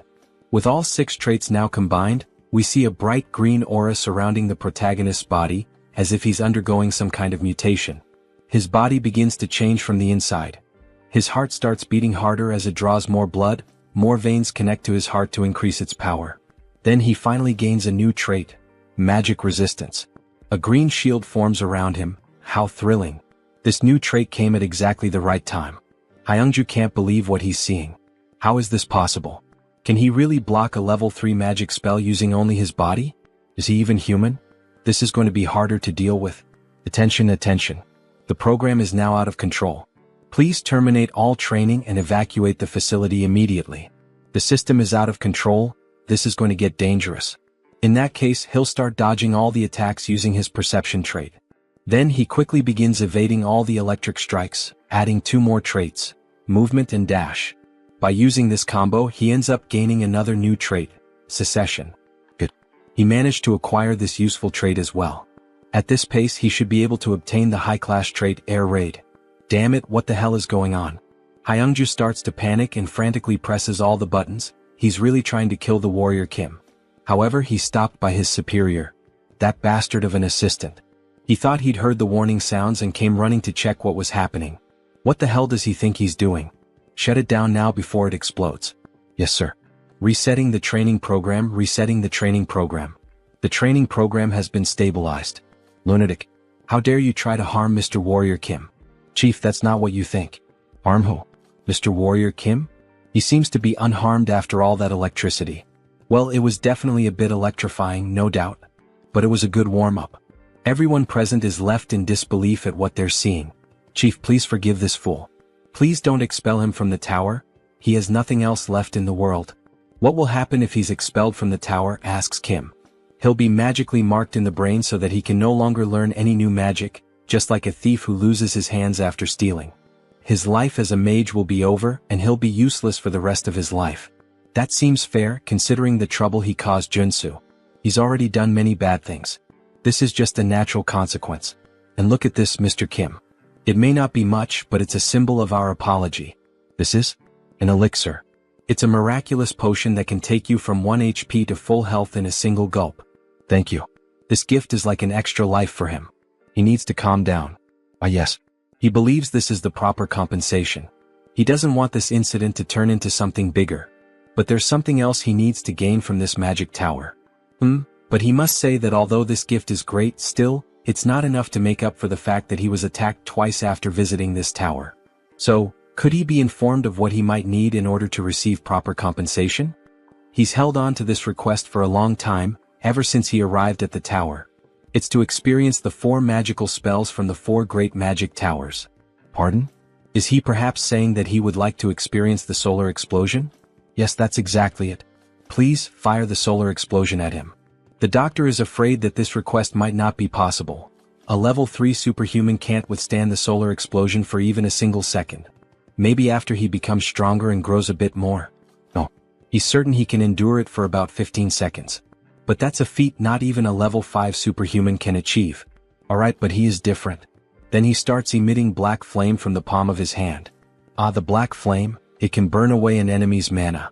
Maybe with that, he'll be able to withstand the solar explosion a bit longer. But even so, it will still be dangerous. Let's see it, says Kim, excited. And of course, our protagonist clearly has some kind of plan. Then we see a massive cannon being aimed directly at Kim. It's quite terrifying now that he's about to be hit by the solar explosion. But it can't be avoided. There are only 3 ways to obtain the solar explosion trait. First, enter the magic tower as a disciple of a tower master. Second, defeat the tower master in a one-on-one duel. But both of those are only possible for mage-type superhumans, so he can't do either. Alright, pay attention, Warrior Kim. We're about to begin the explosion. Get ready. In any case, there's one reliable way to obtain it. He can use a hidden quest, which is unlocked when he builds enough favorability with the tower master. A man who looks slightly old, dressed like a corporate executive. Then we see the solar explosion starting to activate like a rocket being powered on. In other words, he's putting on a show to prove his worth to him. The solar flare will be activated for 15 seconds. Then, the solar attack is launched. Kim stands with his chest exposed, ready to endure this insane assault. He begins to burn, but he can handle it. Because there's a trait he can obtain, magic armor. Through the trait embedded in his gear. Magic armor. Wait, is he actually withstanding it? So they're telling us that this superhuman isn't level 6? He's only a level 3 warrior and yet he's enduring all 15 seconds of our strongest magic? That bastard is level 3? How is that even possible? It hurts. He prepared so much, acquiring all the necessary traits, but even so, it still hurts a lot. Alright, the 15 seconds are over. Shut it down now. Abort the solar eruption. Finally, the machine stopped. We see smoke rising from it after being used. Damn, it's finally over. He really thought he was going to die. Those were by far the longest 15 seconds of his life. Even longer than when the woman's on top, haha. What was his name again? Warrior Kim? Truly very impressive. Then we see the two of them having a cup of tea together. That was truly impressive, Mr. Kim. Using the black flame to endure the solar explosion for so long. He will be a great help to our long-awaited project. It would be a great honor if he could help in any way. Favorability increases at this moment. Haha, he enjoyed the words spoken by Warrior Kim. So, he would like to request a favor from Kim. A request, you say? Yes. It worked. I triggered the secret quest. Grandfather, I came because I got a call. Was it you? Yes, and say hello to Mr. Warrior Kim. He's a level 3 superhuman. Nice to meet you. Nice to meet you too. His name is Mage Kim. Magic Kim is the mage-type tutorial character who appears after Iron Fist Kim and Priest Kim. Apologies, he's late. Was he always this gloomy? He's my grandson. He has the potential to become a high-level superhuman, but his growth was halted at level 1. That's strange. He apologizes for being strange. Forgive me for being the shame of this magic tower. That's not what he meant. What the hell is wrong with this kid? So, how does this work, Mr. Kim? He heard that Kim also healed Director Seo's son. He believes, and hopes, that maybe Kim might have some idea on how to awaken this boy. Awaken him, right? Of course I can help. Would be an honor. Is that true? Please help us. If he somehow succeeds, he will be given anything he desires. Anything you say? And we see the protagonist's famous look, as if he had something in mind from the very beginning. This marks the start of the hidden quest of the solar explosion. And a beautiful shot of the prettiest girl in this manhwa. What? Say that again. Warrior Kim wants what? Solar explosion. Should he spell it out for him again? Right? Solar explosion. Of course, he can do that for him, since the future of their tower depends on it, but he's not sure if he would be able to use it. That's why he's going to give it to him in the form of a memory chip, right? So he can learn it instantly. Well, fine. If he can solve the problem with his grandson, then his request won't be a problem. Alright, sorry to interrupt you both, but how is Warrior Kim planning to train him and make him awaken? Alright, let's begin. First, we need to figure out what the cause of the problem is. His biggest issue is that he's stupid. The grandfather says harsh words. He needs to become a mage, but he barely knows any math. Meanwhile, the depressed grandson starts tormenting himself. Sorry for being so terrible at math. Alright, of course Junsu already understood Mage Kim's problem very well. He's smart enough to have graduated in business administration from Seoul University. However, he gave up on mathematics, which makes him unsuitable for magical research. No matter how hard he tries, he just can't grasp magic. He's just making excuses at this point. Sorry? So, why don't we learn a type of magic that doesn't require mathematical calculations? What did he mean by that? Magic that doesn't require mathematical calculations? By using spirits, he will become a flame sorcerer. He says he's a flame sorcerer, but that's not the same as a mage. So does he prefer to let his grandson remain in that state forever? Or would he rather train him as a flame sorcerer, so that he can unlock his potential?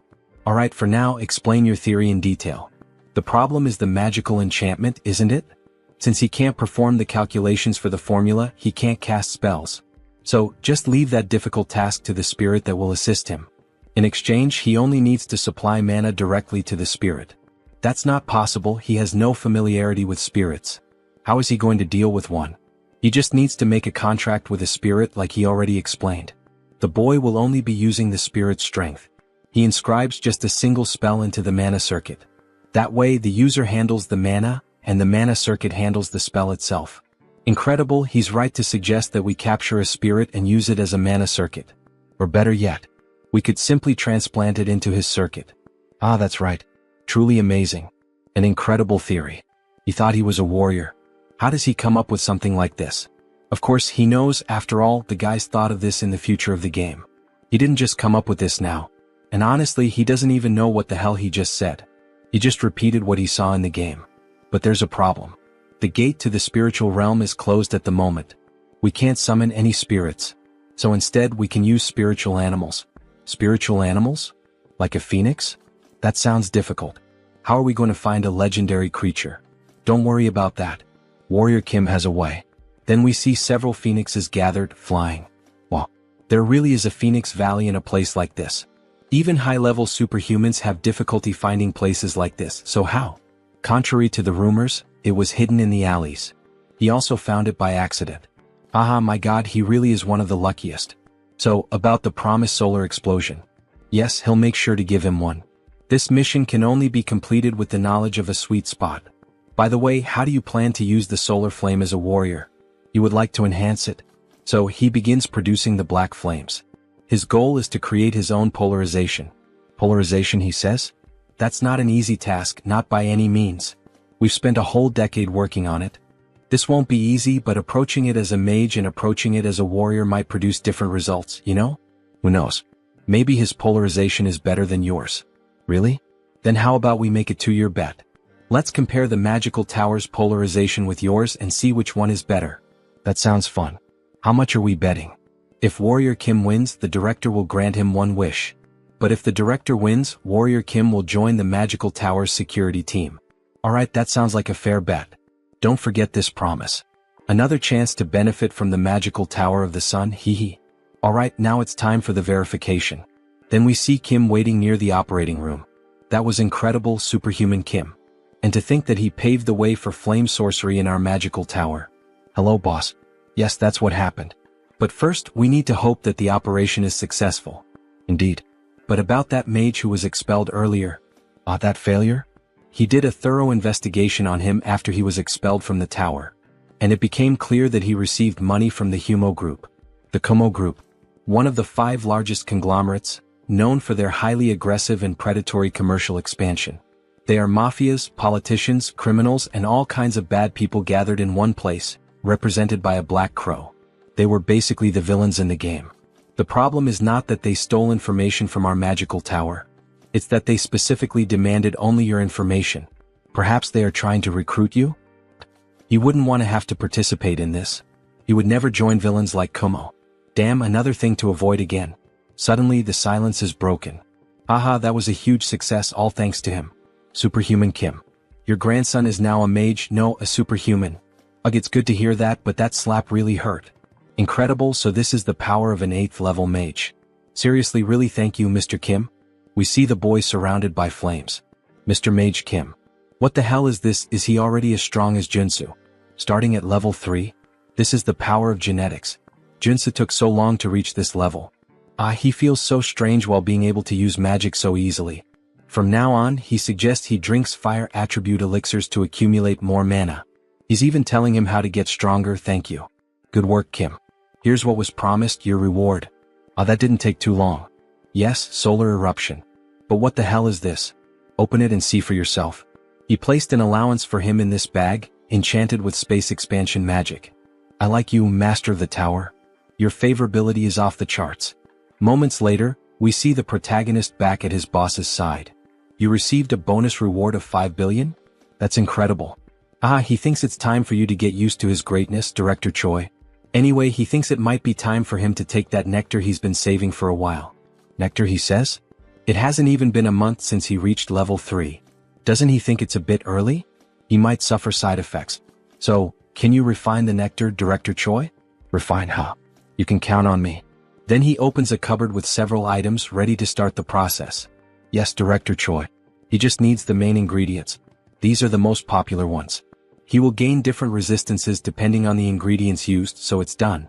We see some items on the screen that grant different attributes. Super resistance, steel, regeneration. He already has super strength and regeneration, and he has steel armor on his shield. He will choose the heart of the horned tiger. Oh, this one? Does it have to be the horned tiger? What's the problem? It's an endangered species, so it's hard to find these days. Endangered? Well, in the next scene we see a car speeding down the road. If that's the case, then he will search for it himself. The problem is how he will find the horned tiger in such a vast area. He is in a wide forest looking like the safaris in Africa. He didn't want to resort to this, but he would rather smell a durian. Surströmming is too much. It's a smell that many YouTubers make videos reacting to and vomiting. Fermented herring from the Baltic Sea. So after vomiting he gains a new trait. Dog nose. God, it still smells like rotten shit in his lungs. But thanks to this trait he can now smell all kinds of things. Like this. He smells a lot of blood here. Was there a predator nearby? That means yes. Here it is. He spots a car with hunters in it. They're chasing some animal. Shoot, guys, over there. Get that damn thing. Shit, other competitors? Wow, that's Scar. It's not an ordinary horned tiger. King of the mountain. It's the most famous mystical creature of the Chulwan Plains. And it also has 6 full traits. The monster charges toward our protagonist. He will die if he lowers his guard and doesn't take this fight seriously. Then the king of the mountain charges swiftly toward the protagonist, who narrowly dodges the sudden attack. However, even while using the evasion trait, he still gets slightly injured on the face, showing that the monster is a real challenge. He won't have many chances if he plays around. He needs to take this seriously. He has to finish it with a shot. A lethal shot, fast, and preferably one that doesn't damage the heart. He needs to trust his own senses and instincts. The tiger charges quickly to strike him, but he dodges by leaping over the tiger, equipping all the perfect traits to execute the shot perfectly. Gun shooting. Focus. Resolve. Shooting technique. Rapid reloading. Then, with steady composure, he pulls the trigger. However, he misses the target, hitting only part of the face. Alright, so even after using all those traits, that monster still managed to easily dodge the perfect shot. But he's not done yet. He has one last trick up his sleeve. Face to face with the king of the mountain, he unequips the rifle and draws his pistol, while wielding a sword and a shield. He's feeling confident in his shooting techniques even while fighting as a warrior. So he switches his trait, resolute for black flame. Then he manages to land the shot. The black flames, which primarily target the enemy's mana, begin to consume the body of the Tiger King. However, even with Kim thinking it was over, the king keeps advancing toward him, as if the flames weren't affecting him as severely as Kim had expected. He narrowly dodges the brutal attack from the king. This thing can still move like that even after being hit by the black flames? What an insane monster. If the black flames aren't enough, then he'll have to engage in close combat. After all, he is a warrior. The tiger notices the shift in Kim the warrior's stance and prepares as well. With all its strength in its legs, it charges swiftly at the protagonist using the trait Rush. There it is, the strongest ability of the King of the Mountains. Rush. He accelerates his massive body, weighing over 1.5 tons, and pierces straight through his target. Compared to its infamous reputation that has frustrated countless users, the strategy to defeat it is ridiculously simple. So, with a leap to the right, he narrowly avoids the explosive attack. The key is to use the tiger's own strength against him. Surprised? With that speed and mass, there's no way he can dodge in time. Alright, he already knows he can't evade this attack. So, with a precise, swift, and incredibly powerful and skillful strike of his sword, he cuts the body of the king of the mountain in two. At sunset, in front of the monster exchange shop, several people are stunned by what they're witnessing. What the hell is that? Someone says. The king of the mountain, I think, says another guy. Hell yeah, that's right, that's the king of the mountain. Look at his heart right here, living proof. Wow, impressive, say the onlookers. He handled it himself because he was worried a contractor might try to scam him, and he ended up gaining a trait in the process. The trait, Butcher. It's a 1+1 event. He only needs the heart of the king of the mountains, so he's planning to sell off the rest of the body. Anyone interested in buying? Let's see how much the king of the mountain is going to go for. 1 billion. Someone wants to buy the Tiger King's carcass for that amount.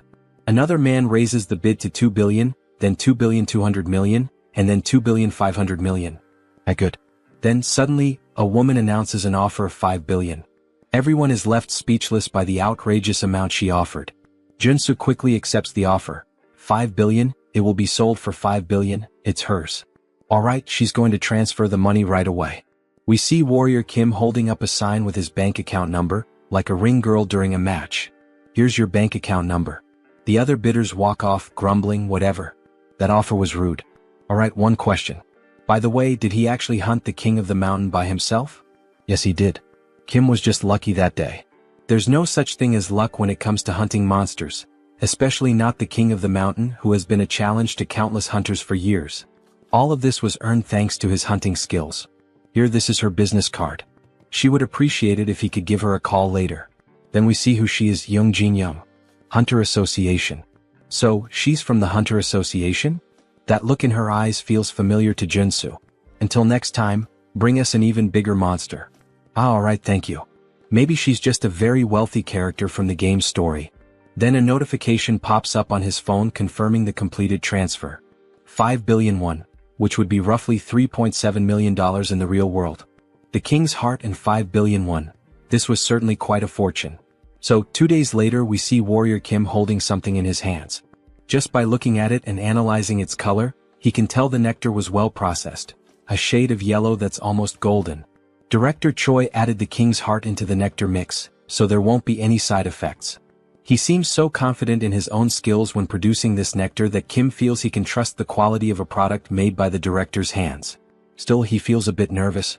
After all, this nectar was extremely difficult to obtain, and the benefits it offers are incredible. Even so, he equips a few traits in advance just in case something goes wrong. Then finally he drinks the nectar in a single gulp. Smoke begins to rise from his mouth and from all over his body. It's extremely hot, hot like lava. It burns from the inside all throughout his body. Then we see the nectar entering his lungs, passing through his heart, and beginning to circulate throughout his entire body. His body is evolving. A hormonal shift is being detected. Adrenaline secretion is accelerating. The activation of his body is increasing efficiency. The effect is working. Mana circuits are being restructured. We see his entire body being transformed from the inside. He leveled up. Level 4. His stats increased significantly. Awakened. Level 4. Superhuman, Warrior Kim. Now that he's at level 4, he definitely feels completely different. It's as if his soul has ascended to another plane, to another level. He is, quite literally, a new person now. Audacity, he's gained a new trait. And just as he said, the nectar was successfully processed. Thank you, Director Choi. There's a reason why he went out on his own, hunted the monster himself, and even sold the items by himself. With the 3 traits he gained in battle, strength, super strength, and pressure, and if he can also acquire traits through his equipment using this diamond which he runs along his clothing, he ends up obtaining 2 more traits. Robust and giant, the same ones he had requested from the blacksmith. The preparation work is complete. Now it's time for the final stage. We see all 6 traits equipped at the same time. Then he begins to grow in size by activating the giant trait. However, the system reports, status condition. Significant damage detected in muscle fibers. We see all his muscle fibers tearing apart as he becomes stronger. His skeletal structure is being readjusted. Then, with all 6 traits equipped, the system begins merging them to create a new trait. The traits are resonating, fusing into something new. Then a new trait is acquired. Giant strength has been obtained. He finally achieved this trait. We see Warrior Kim completely pumped up, his body muscular and massive, looking like those strong anime characters with small heads. Giant strength. It's a high-level ability for a warrior, a legitimate S-rank ability. Holy shit. He's the size of a mutant. Let's see how strong he really is. Then, with just a single punch in the air, testing his body's movement and strength, he crushes it with nothing but the shockwave. What insane power. However, we notice his face looks quite exhausted. The system notifies, significant damage detected in muscle fibers. Recovery is required. But he's clearly experiencing some side effects. As expected, in order to use this trait he needs the diamond body, which makes his body more resistant, or the invincibility trait, which boosts his regeneration. But these two traits are high level. We see his body slowly returning to normal. He could learn from their equipment just like he did with the two new traits, but he has a problem. He no longer has any diamonds. He used up all he had this time. Well, no problem. Because he knows exactly where to get more diamonds. Alright, we don't have any more diamonds available. Kim is stunned. Seriously, none left? No, they'll be replenished next month as soon as possible. But he thought the Shinwon market would have everything he needed. Next month? That's so late. I need them as soon as possible. Then Warrior Kim, the old man, begins speaking softly, as if to ask if Kim has an interest or urgency in obtaining the crystals. So, he could accompany him to extract some diamonds. He says, "Mine?" He doesn't remember that from the game. This is a route that can't be leaked under any circumstances. So, Warrior Kim, are you interested? Of course, Kim replies. Let's go ahead. Time for faster growth. Then, in the city, the old man drives Kim in his truck. He's sure Kim already knows that obtaining something like diamonds requires taking risks, right? He'd assume so. Just like everything else in Soul Arcane. First, brush up, and if you don't feel like doing that, you can quit. What's with all these disclaimers? Then, the direction of the city they're headed to, Buchin. Buchin, right. Now he understands where they're going. The place we're headed is where superhumans fight for their lives. Beat them. Kill them. Dismantle them. Everyone in the arena is ecstatic as they watch the battle. The largest battlefield in the capital, the Colosseum. And right off the bat we see two men fighting with blood splattered everywhere. Warrior Kim and Chunbok watch from a distance. The scale is enormous, the Colosseum is truly massive. Did he already know anything about the Colosseum? No, he's only heard some rumors. This is his first time visiting the place. By the way, is he affiliated with this place? He got him. Well, he was wondering where all those rare items were coming from. After all, they were from here. Now that he thinks about it, Chunbok's history in the game also seemed pretty suspicious. Kim Chunbok, the owner of the antique shop. One of the founding members of the Shinwon market. He sells magical items from unknown sources and occasionally offers high-level magical products at surprisingly low prices. But he'll let him know that he didn't bring him here to force him to participate. After everything he's done for him, how could he? But anyway, he brought him here, right? As part of his plan. Well, yes. He can't get things for free in this unjust world. This is one of the many ways to obtain his diamond as quickly as possible. The rule is very simple. The winner takes everything from the loser, including the diamonds. The loser will have to dismantle their magic circuit to create a diamond. This basically completely resets his experience points. So, he would have to fight with his entire battle life at stake, wouldn't he? But the higher the risk, the greater the reward. Yes. If this isn't to your liking, we can always leave. Leave now. Stop kidding around, where the hell can he sign up for this? This is a perfect opportunity to collect diamonds. Chunbok will sign up Warrior Kim, since he's the matchmaker who brought him here. Well, that means he'll get something out of it too, right? Half of the victory bonus is his, and the rest goes to him and the organizers. Sounds good. Let him experience this place first. Then, we see the protagonist already fighting another competitor. He dodges all of the opponent's attacks perfectly. The other fighter begins to get frustrated. This bastard is just going to keep dodging like a coward? Fight, you damn fool. He'll eliminate him in a single hit with those muscles. Then, with both hands, he lands a direct blow to Junsu's head. However, Junsu ends up growing, becoming massive, his body packed with muscles. This guy talks too much. Then he activates the trait, Giant Strength. Now it's his turn, right? He then strikes a pose to deliver a powerful punch, just like All Might from Boku no Hero. He lands an uppercut with extreme force, causing the other fighter to spit blood from his mouth and lifting him into the air with the sheer impact of the punch. The fighter then crashes to the ground without any sign of resistance. It was just one punch again. The excited announcer declares Kim the winner. This marks the birth of a super rookie. He is on a 5-win streak. Wow, that's incredible. 5 consecutive wins. He bets he has a lot of diamonds now, thanks to him. Not only that, he also made a lot of money from all these fights.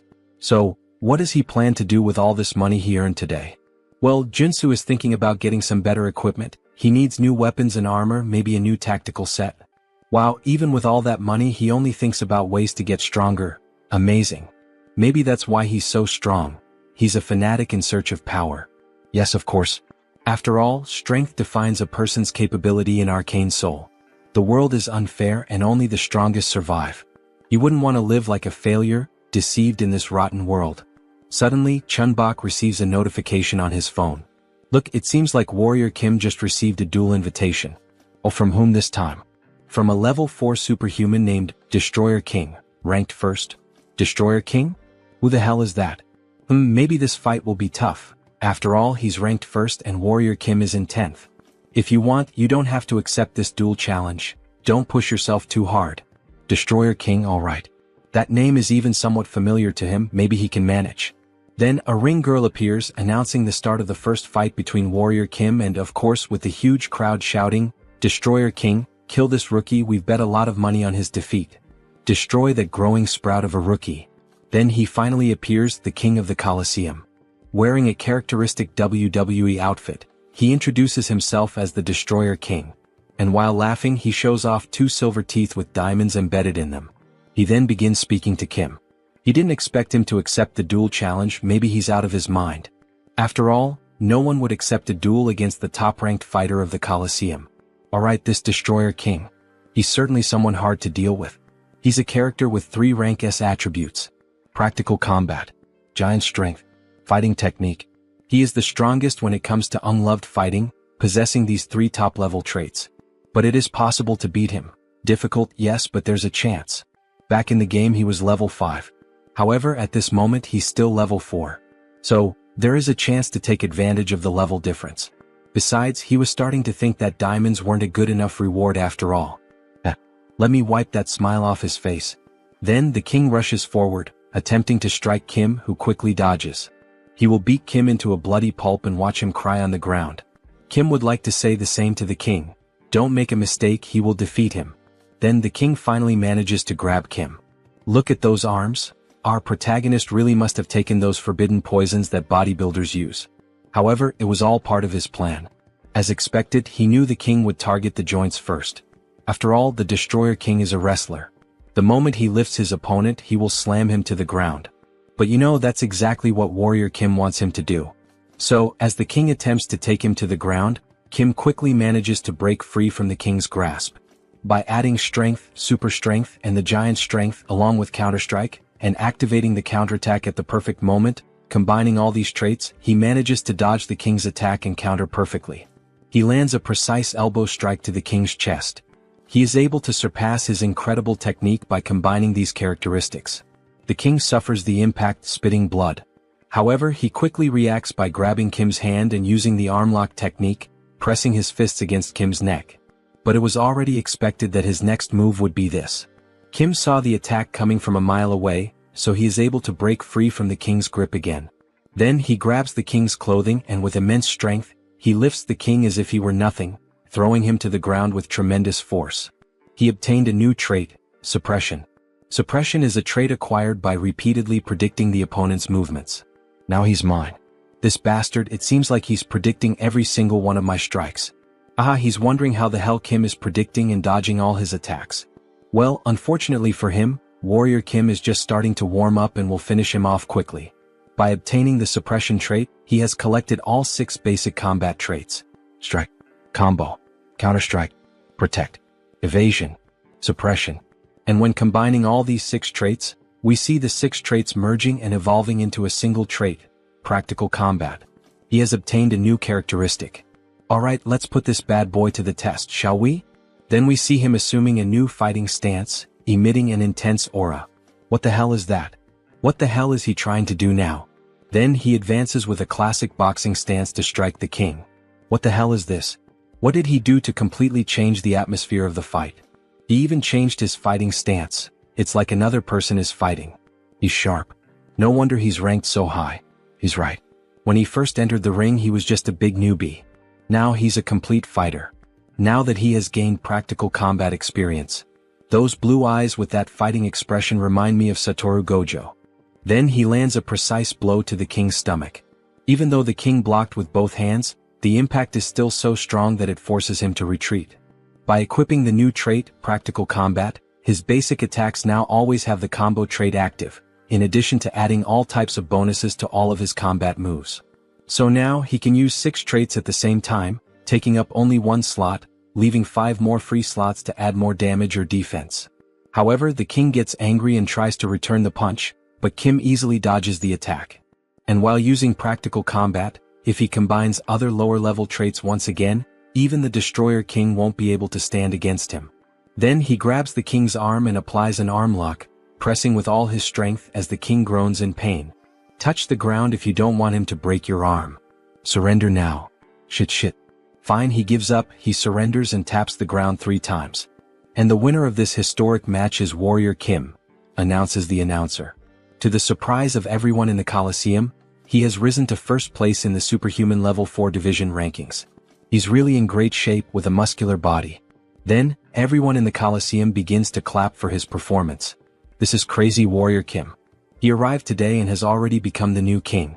No, now he will be known as the Warrior King. Warrior King, Warrior King. Everyone starts cheering, calling him Warrior King. Junsu feels shy about the current situation. What kind of humiliating name is this? Stop calling him that. However, we know he likes it, he's just embarrassed. Alright, now let's begin, announces the announcer. Let's start the process of creating diamonds, here we go. Will he accept and lose all the strength he has gained so far? After all, the diamond creation system resets all the experience earned. Or maybe he will use the other option. Then he requests to use the special contract. Exactly what Junsu wanted him to request. Alright, are you really sure you want to use the special contract? The announcer asks. The special contract is an agreement made with the organizers when the Destroyer King became the level 1 fighter. The condition is that, if the Destroyer King is defeated, the organizers will provide the diamonds in his place.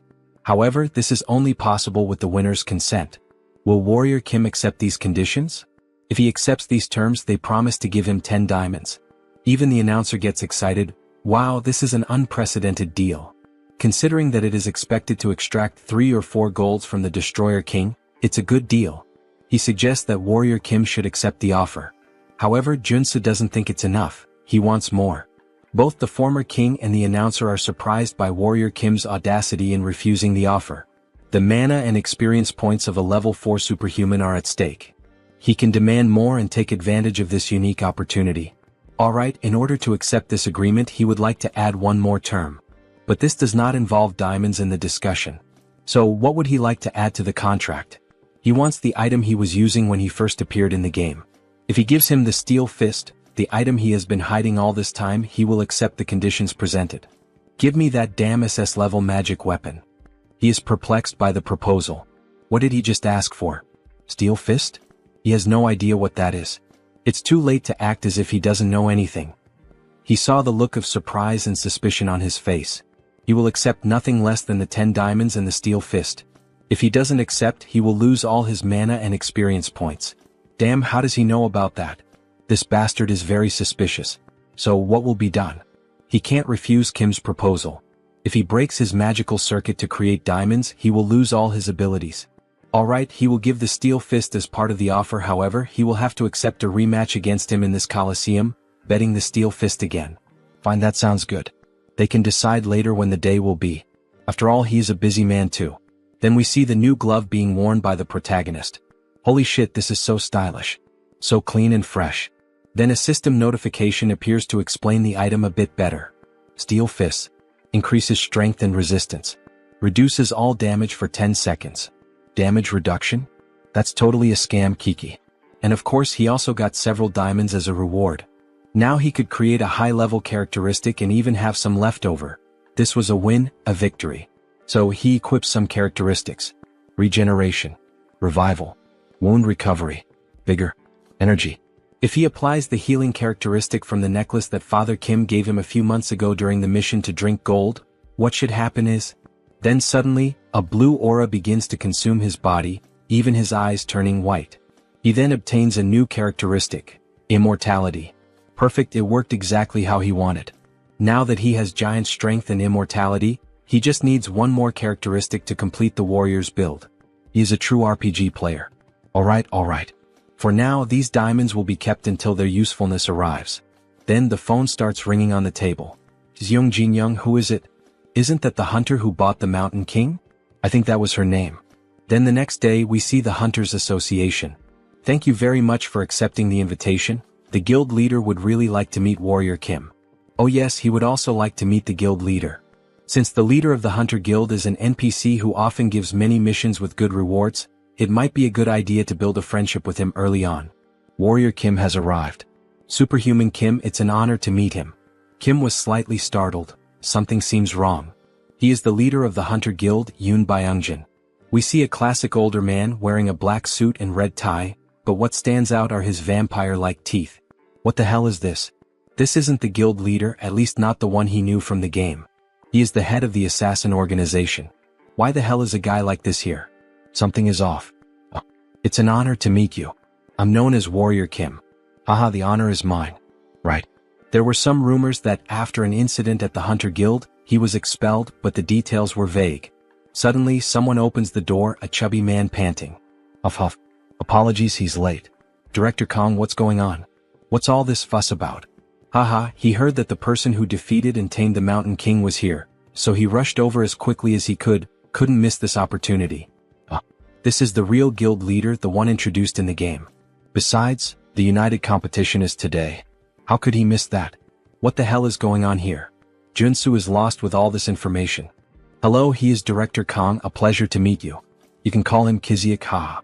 No, how could he dare to call him by his first name? Apparently he likes to joke around, Director Kong?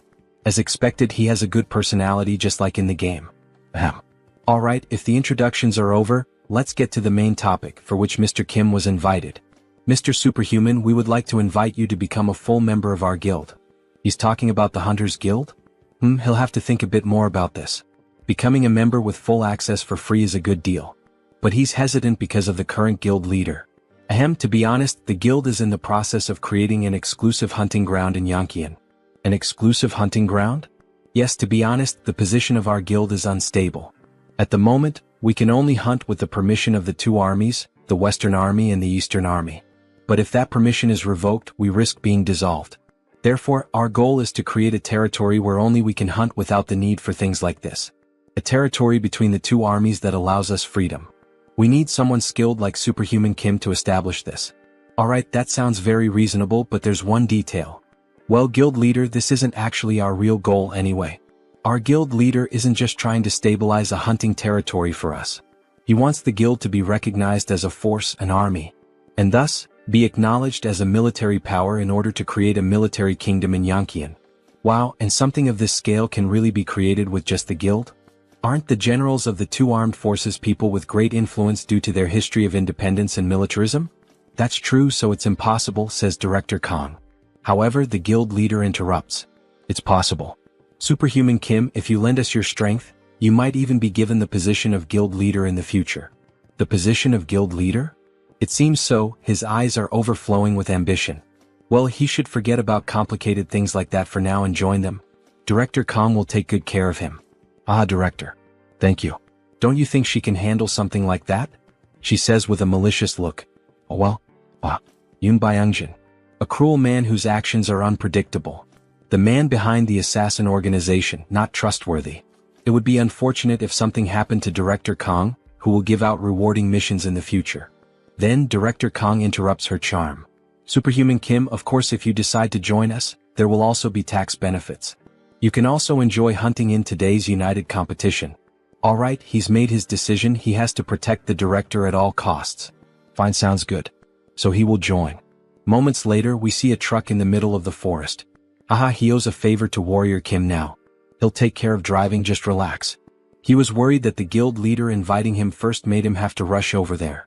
To be honest, he was concerned about the fact that the guild leader approached him, Warrior Kim. Anyway, it's a lucky thing that both of us can ride in the same car like this, haha. We see Junsu's ears bleeding, and he complains that the game never mentioned how chatty he was. Director Kong, Why are you against the exclusive hunting area? It's because of the Yankian faction. The Yankian faction? It's a group of guild members who follow the guild leader. They don't care about hunting, they're just cleaning up the politician's mess. So, the guild leader was trying to recruit him to his side? Exactly. He's doing everything wrong. Shouldn't merit be the most important thing in a guild? Instead of getting involved in nonsense like this. But lately, all the guild members who agree with me have been sent on expeditions, so his position has become unstable. He thought the director was just a happy-go-lucky guy, but he has some pretty deep thoughts. Meritocracy is good. After a good while of talking, they finally arrive. So, they finally made it. This is the secret hunting ground of our guild. Wow, it's really well set up. Damn, there are so many hunters gathered here. Look at those weapons. Hunter Kim, he's finally arrived. We see our beautiful hunter, look at that gorgeous stomach. Wasn't he supposed to come with Director Kong? Yes. But suddenly he had to go to the bathroom, ate something bad. Right, good timing. She would like to talk to him herself. It would be better not to get too close to Director Kong. Do you think he will join him? It seems like he already knew about the factions within the guild. Well, he has a general idea. That there's a difference in thinking. Yes, that's correct. He's someone who can't see the bigger picture and is too focused on the small details. Yellow eyes with a scar? He really thought she looked familiar. She was a member of Yoon Byungjin's assassin organization. Young Jin-young, Wolf Claws. He's understanding now. The Yankian faction is the predecessor of the assassin organization. Even about the hunting grounds. He had been going crazy with some small illegal activities. He likes him, you know? So Junsu, in an intimidating position, says, he doesn't speak behind others' backs and seems to be a genuine person.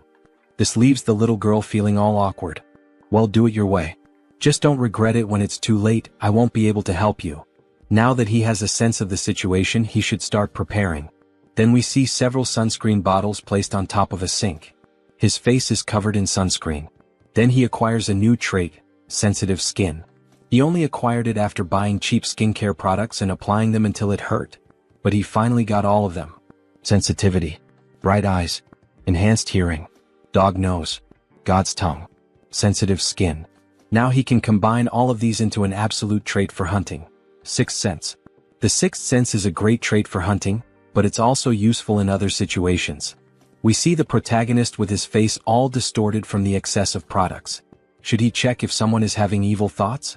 Then, as he leaves the bathroom, he is shocked by the situation. Everyone in that area has a purple aura. What the hell is this? Don't tell me most people here are evil? Warrior Kim, finally he found Kim. Let's have some drinks and eat something before the competition begins. These two people are hunters who are like his right-hand men. Director Kong had many good things to say about him. He can drink. But in reality he wouldn't want to drink because of that person whom the director thinks is his right-hand man. He smells like something rotten. The poisonous stench of betrayal. So by late afternoon, everyone was already pretty drunk. Director Kong already needed help just to stay on his feet. Meanwhile, Junsu was handling the barbecue, watching the whole situation unfold and thinking about what to do. They don't even know there's a spy among them. What should he do? He needs to tell the director. But will the director believe him, someone he just met today, if he tells him that his right-hand man has betrayed him? Mr. Warrior, please take care of the director for a moment. All right. Meanwhile, the director is shouting from the back that he's going to buy more drinks. After all, today is a good day. Kim will have to just observe the situation for now. Then the director comes up to Junsu, reeking of alcohol and rambling a bunch of nonsense. Mr. Warrior, how are you enjoying the party? Having fun? Haha. With a discouraged look, Junsu replies that yes, he's having fun. Without mentioning that there's a traitor here. What is this, a mafia game? Then the traitor announces to everyone that there's still more beer for everyone. Yes. Please serve drinks to all of us, says the director. He will have another shot of alcohol. Soju and beer for Director Kong, right? Let him mix one with the other. Yes. He always loves his usual ratio. Here it's ready. He should drink it all at once to fully taste the flavor of the drinks. All right, hand that drink over now. But then Warrior Kim shouts, asking them to wait. He takes the glass from Kang's hands and offers the first shot to the man who prepared the drink. The man is surprised by the situation. What's going on? Why does he have to try the drink first? Kim applies more pressure. What is it? Is there some reason why he can't take the first sip? The best time to expose a traitor is right when he's about to set his plan in motion.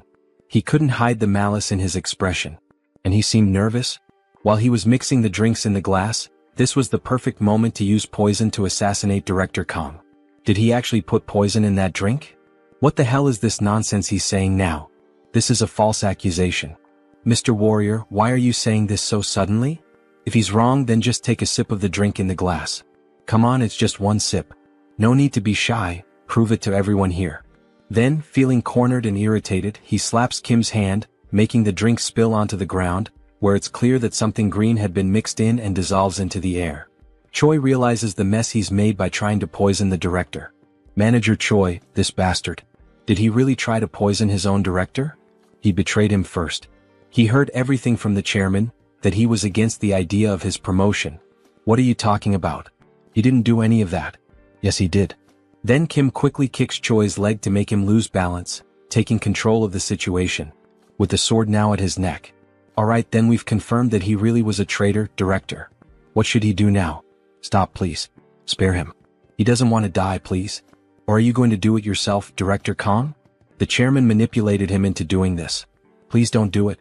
Then we see the director picking up an axe that was lying nearby, and with a swift motion, he cuts off the traitor's head without a second thought. I have to admit, as a reader, I didn't expect that reaction from the director. He seems so soft. Leave a comment on the video if you agree with me that the director didn't seem like the kind of person who would kill someone so easily. We see the director covered in blood, with an angry expression on his face, still holding the axe.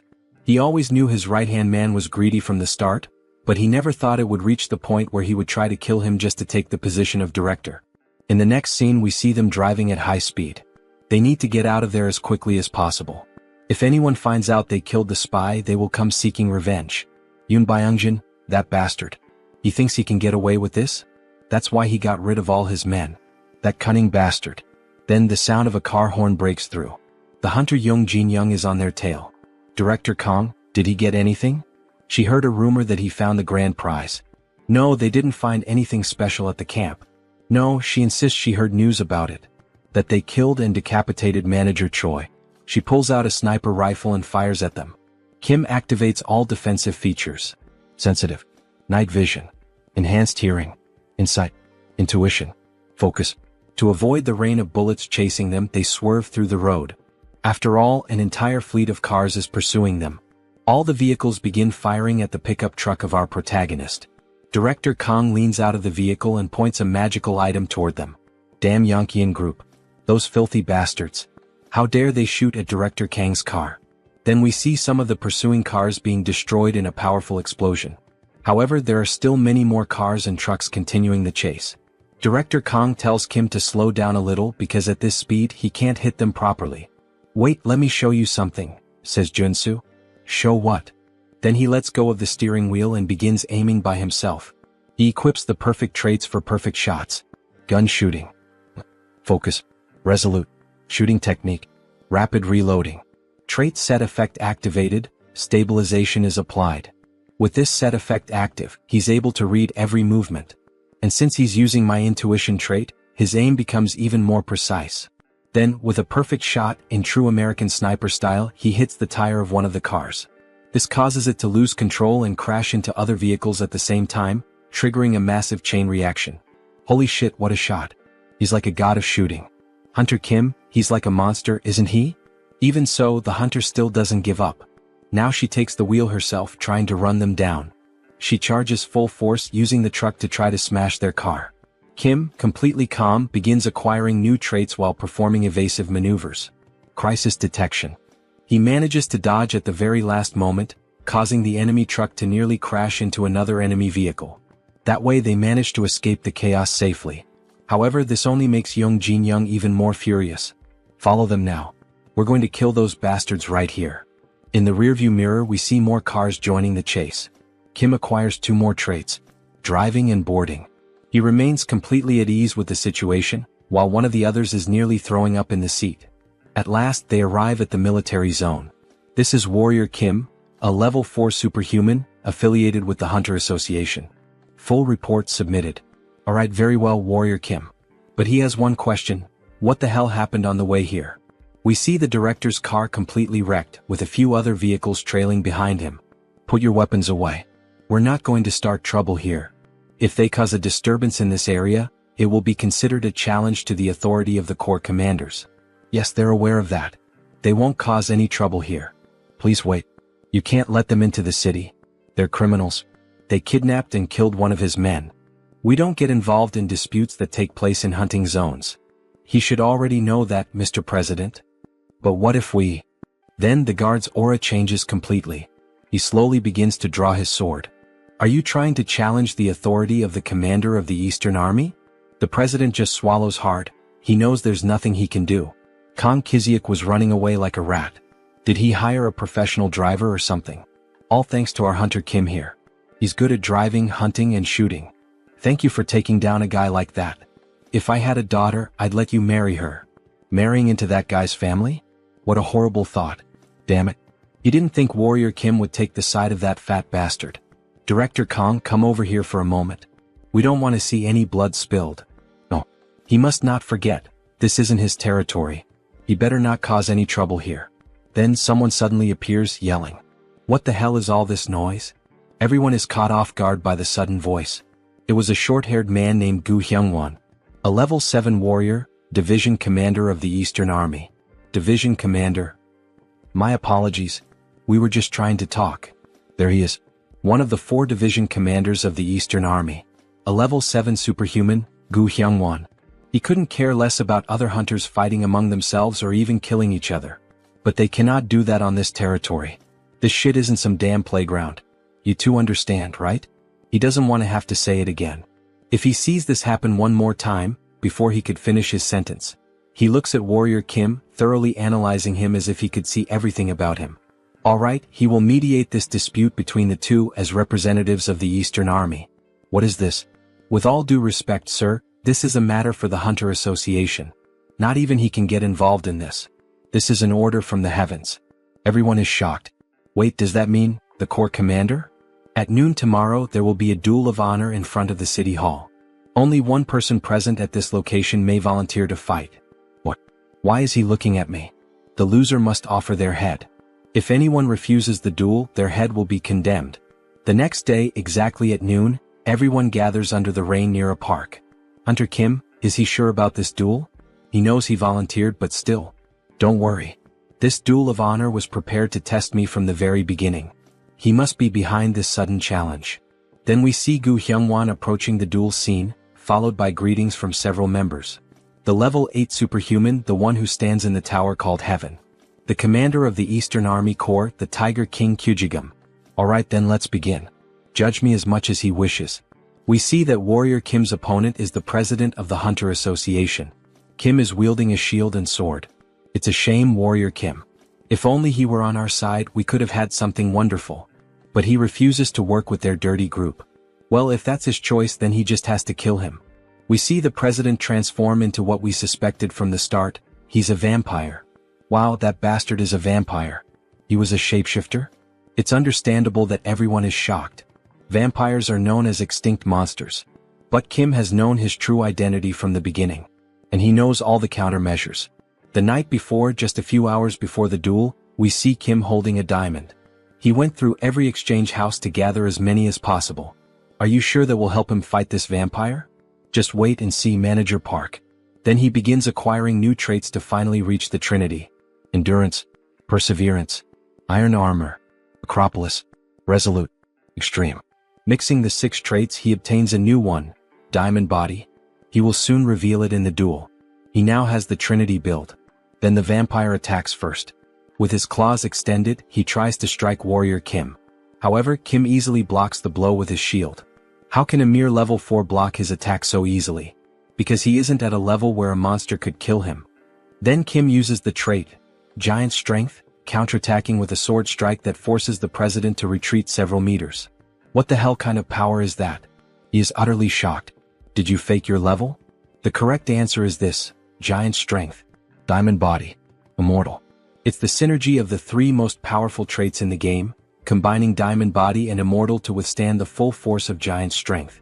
He can exert power that surpasses that of a level 4 superhuman. He then continues attacking the president with full force until he finally breaks his extended claws, his steel claws. Now that it has reached this point, there is no avoiding it. Red eyes and veins appear on his face.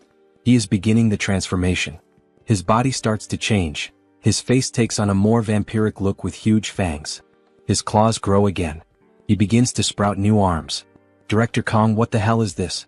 Oh my god. Is he a mutant? This is the secondary awakening of a shapeshifter, using the mutant trait. There is a risk the user will lose consciousness and become enraged, but he gains enough power to annihilate an entire group of level 5 superhumans. That's why the highest priority is to suppress him before this transformation fully develops. Then Kim quickly tries to strike him with black flames. However, the mutant manages to block the sudden attack. He resisted the black flame. He could possibly become a level 7 if he completes his transformation 100%. While Kim was thinking of a solution, one of the vampire's wings hits him in a blind spot, leaving him badly injured. So much power in a single strike. Then the vampire advances, attacking with all his wings at once against Warrior Kim. He finds it truly regrettable, Warrior Kim, thinking he would have to kill such a talented individual. Then he hits him with a powerful blow, attempting to pierce his heart. We see debris on the ground and some black flames around the vampire's body. Wait, why is he still alive? Damn, he was almost screwed this time, he nearly died.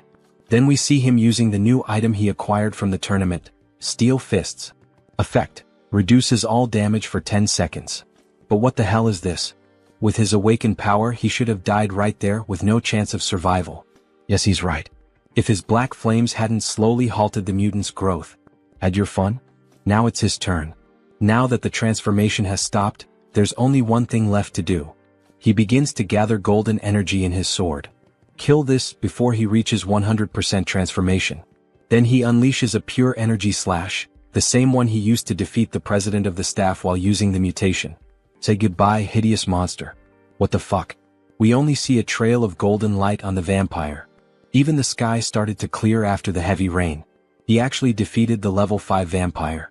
He still can't believe it even after witnessing it with his own eyes. Phew. It was a fierce battle. He knew from the beginning that he would win. He defeated the president of the association. We're screwed. Screwed, he says. Hunter Young, say something, what are we going to do?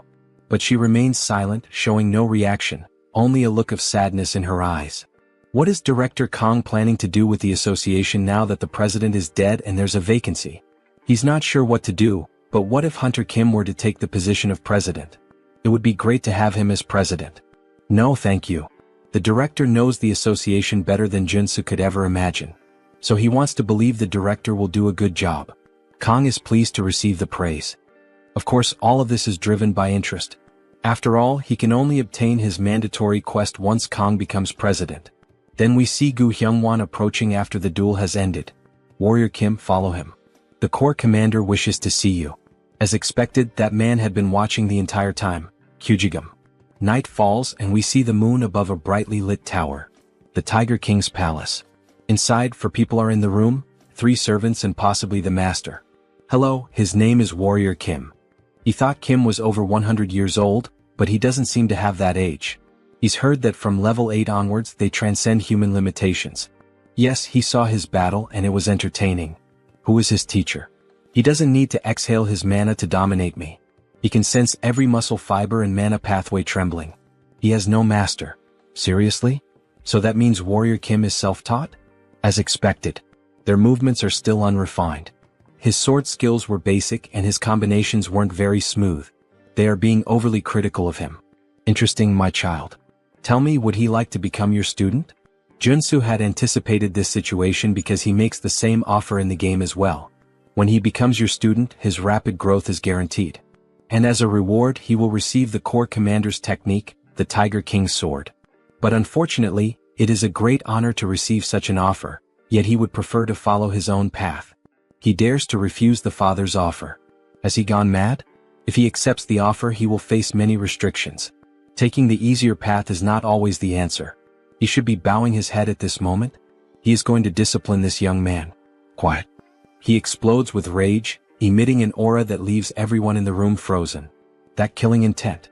Just feeling it is like being stabbed by millions of blades all over the body. But somehow he will endure it. Then he activates defensive and morale-boosting traits. Oh, so this kid managed to hold out? He is genuinely a little surprised. After all, not even his own subjects could. Even with so much talent, why does he still refuse to become his student? It's as if he has to face a tiger bigger than a mountain. He almost fainted. Because he has a dream he wants to fulfill. That is to reach level 9. It's to reach the constellation that only 4 have attained so far. But to reach level 9 as a warrior, he would need a high-level swordsman, mana cultivation techniques, and most importantly, enlightenment. However, he worries that his bad habits might hold him back when he reaches level 7. Even so, he wants to follow his own path, whether it's right or wrong. Because that is his resolution. Understood. He values his courage highly. Then he begins to pick up a sword. Here, boy, take this with you. The servants are stunned by what they just witnessed. Wait, is that the Black Tiger sword of rank SSR? He unsheathes the sword, which emits a golden aura. Is it really the SSR rank Black Tiger's sword? Even his hand trembles with nervousness. Yes, boy. Now come over here and take this. I have another gift to give you. The elders present are stunned by the situation. Then Junsu approaches Kyujigam, who places something in his hand. We see a flash drive. It contains the Tiger King's secret technique. The Tiger King with the sword. From what he's heard, the sword you use, the one that shatters mountains, is known for symbolizing dominion. The Tiger King's swordsmanship is similar. As dominance and speed blend together in perfect harmony, it will suit you well. Thank you, Commander of the Army Corps. But why would Kyujigam give such great gifts to someone like Junsu, a complete stranger? He's not going to refuse them, of course, he's not insane. But still, it's a heavy burden. Answering the child's question, he saw both passion and talent in him. His eyes lit up as he spoke about the ambition to follow his own path. If he reaches level 9 within 10 years, no, even if he reaches at least level 8 within that time, the Eastern Army will be his. And he will be free to lead it however he wants. Everyone is shocked by his controversial statement. One of the elders stands up, showing clear outrage at the announcement. Commander of the Army Corps, this is utter nonsense. That was nothing but an empty bluff. Then he turns his attention to the other elders. You all listen closely as well. The moment anyone here reaches level 8, that person will take his position. That damn Tiger King, he can't be allowed to act like this. 10 years. He can follow his own path during that time, but if he fails to reach level 8, he will have to return the Black Tiger's sword. Gripping the sword tightly, he makes a promise. That's fine, he'll remember it well. Kneeling down, he makes his declaration. He promises to show results within 10 years. No, in just 5 years he will bring results. He has no real interest in succeeding the Eastern Army, but it doesn't hurt to have another option. Besides, turning down a favor isn't exactly polite. He says this while hiding a sly smile. Oh yeah. The next day he is at the Hunter Association's tower. Now they should be calling him the owner of the Black Tiger's sword. By the way, why did he refuse to become his disciple?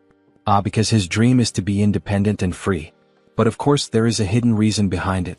To collect all 3 high-level swordsmanship techniques, he cannot afford to be tied to just one place.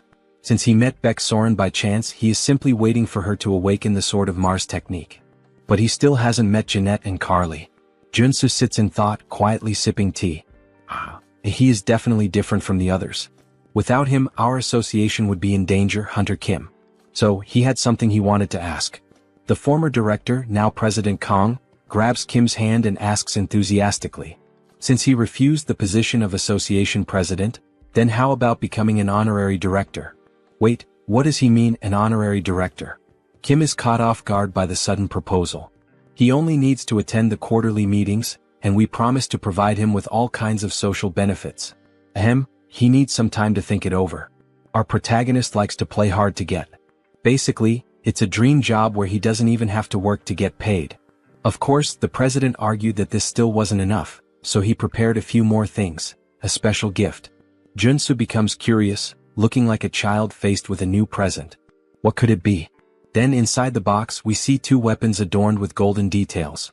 One is a shotgun and the other looks like an automatic rifle. Dear God, is it really what he's thinking? Then with a sharp gaze the president announces the name of the weapons. They are known as the weapons of Daesun. Holy shit, so those really are Daesun's weapons inside the box. And the weapon crafted by Chong Yagyeong, the Mountain of Tea, who worked as an arcane engineer in the game. These are known as the best weapons ever made in the game. He's going to give him both pieces that our association owns, its treasures. How about that? Maybe it's a good time to start collecting the rest of the set. They say that if you collect all 5, you'll be able to find Daesun's magical tome. But of course he already knew that story, after all he was a game addict. It's a relic that unlocks the high-class traits needed for building the gunslinger class. He'll have to gather a few more when he gets the chance. So, would he like to sign the contract now, Director Kim? We can see that the current president is excellent at marketing and negotiation. Yes. He is looking forward to working with you, Director Kong. No, President Kong. Then the two share a firm handshake, symbolizing their commitment to the agreement made today. He absolutely loves this president. The first rewards have already begun. Back at his house, we see sparks flying. More precisely, golden lightning bolts. We see Kim training with his newly acquired sword. The four sword forms of the Tiger King. The Tiger King's advance. He charges swiftly at enemies as if using the rush trait. The Tiger King's fierce strike. A slashing attack in the shape of a crescent moon. The Tiger King's double slash. A dual strike performed simultaneously. And of course the final move. He stands still, channeling all his power while holding the sword. The essence of the Tiger King's swordsmanship lies in mana control. When executed with the proper movements, the sword's aura is unleashed. Then he opens his eyes, we see the moon reflected on the blade and we get a glimpse of what this technique, when fully mastered, could truly accomplish. The Tiger King's elevated sky, a technique powerful enough to slice even a star like the sun or the moon.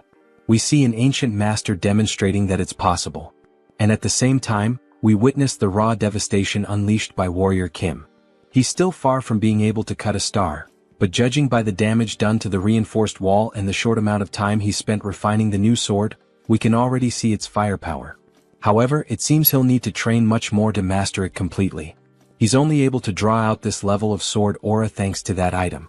Even so, with a smile on his face, he's gained 2 new traits, so the training was worth it. The system announces the 2 new traits, Quick Draw and Moonslash. Soon he will unlock the Sword Specialist trait. Only 2 more traits to go. He wishes he could obtain them right now, but he's taking a break today. It's time to enjoy life. We see him calmly sipping tea on the balcony of his house, completely relaxed. But of course he wasn't going to stay at peace for long. Something catches his attention. What is that? He thought he would finally be able to rest. Then he sees a car parked in front of his house, with a wounded man lying on the ground. Warrior Kim, please help. No, actually, save his younger brother. Wait, that's Iron Fist Kim? What the hell happened to him? Later that same day at night, the two of them are on the rooftop of a hotel. So his subordinates betrayed him because he opposed the idea of the business? They were running a human trafficking operation without Iron Fist's knowledge. He punished the instigators, and they betrayed him for it. We see his metal arm torn off, and his face and body covered in injuries. You know, this probably isn't everything. What? Then he equips a few espionage traits. Detection. Intuition. Incite. His gaze changes completely, becoming far more serious as he analyzes the building that used to be Iron Fist's headquarters. Iron Fist Kim was betrayed in the game's storyline, but he thought it ended when the human hunter was killed. Even though Iron Fist Kim has already been mostly neutralized, there are still many armed individuals standing guard. Right, that means they're looking for Warrior Kim. After all, he's the one who killed the human hunter when a bounty was placed on his head. The other 2 brothers, the bomber and the demolition specialist, are probably involved in this. He's going to enter through the main entrance. In the meantime, the others should find his younger brother. The main entrance? Is he insane? He's sure there will be traps there. Why would he? Just trust him. After all, he's a level 4 superhuman now. You know how it is. Then, in great style, he begins reloading the weapons he received from the president. The bullets float through the air as if charged with mana and electric currents. Not to mention he's armed with top-tier weapons. Then the door opens and Kim enters carrying the automatic weapon. It even looks like an AK-47. That idiot really went in through the main entrance, huh? We see several guards waiting for Kim, armed with pistols fitted with silencers and armored shields. They look like a SWAT team. So this is him, right? The man who betrayed Iron Fist Kim. He didn't betray him. He opposed the business plan meant for the organization. But still, human trafficking is a bit too much. Don't you think? Then he draws his weapon. What are you doing? The guard laughs. This is a bulletproof shield. Go ahead, shoot me. He doubts Kim has that kind of audacity. Unfortunately, it's the worst mistake that random guy has ever made in his life. Alright, since he asked for it himself. With a huge smile on his face, mana channels at the tip of the weapon. He finally fires a shot that easily pierces the shield, hitting the enemy directly. How did he penetrate the bulletproof shield with a single shot? Because the weapon he's using, is the superpowered weapon that surpasses all defensive abilities, the Daisen weapon. Why are you just standing there? Shoot him and kill him now. Then a gunfight begins straight out of an action movie. As he runs and dodges bullets, he modifies the weapon's mechanism, extending its magazine. The first weapon he received from the Hunters Association was the Daisen shotgun. The skill this weapon possesses is devastating. It's a powerful trait that shreds and pushes back everything the bullet touches. We see multiple shots fired at once, hitting the entire front line of enemies. He keeps running while using his mana shield to deflect attacks. He equips 6 traits for this combat. Einherjar cultivation technique, mana heart, mana shield, gun shooting, incite, rapid reloading.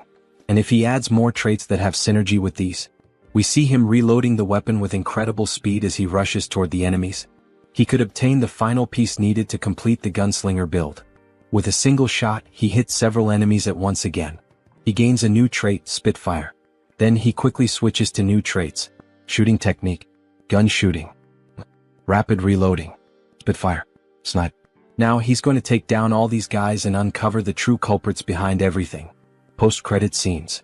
We see a funny image of Iron Fist Kim smoking a cigar, and in the background Warrior Kim sucking on a lollipop. Until the next chapter. If you watched all the way to the end, leave a comment and subscribe to the channel as well as like the video. Then he starts gunning down all the guards who try to shield themselves behind ballistic shields. However, they don't work. At least not against those special bullets which completely bypass all forms of defense. One by one they begin to fall to the ground. They look just like the zombies from Resident Evil 4 when they're hit by a submachine gun. If you got that reference, leave a comment on the video. When the storm of bullets finally ends, only one soldier is left alive. It's the same one who, at the beginning of the invasion, was confident and laughing, thinking that Warrior Kim was a fool for entering through the front. What the hell? How did he manage to pull all of this off on his own? This guy is literally a one-man army. There's no way he came up with this entire plan by himself. Where are the others? As he interrogates the last remaining soldier, a phone on the ground begins to ring. Kikik, very well done, Warrior Kim, for getting past those worthless soldiers. Alright then, Warrior Kim, let him give you a little farewell gift. Wait, what does he mean, a gift? Suddenly, he hears a deafening sound coming from above. No way, that can't be. We see a massive explosion heading straight toward him. The noise he heard was the bombs detonating inside the building he had just invaded. The building is shown in ruins. Columns shattered by the force of the blast, chunks of concrete falling from the sky.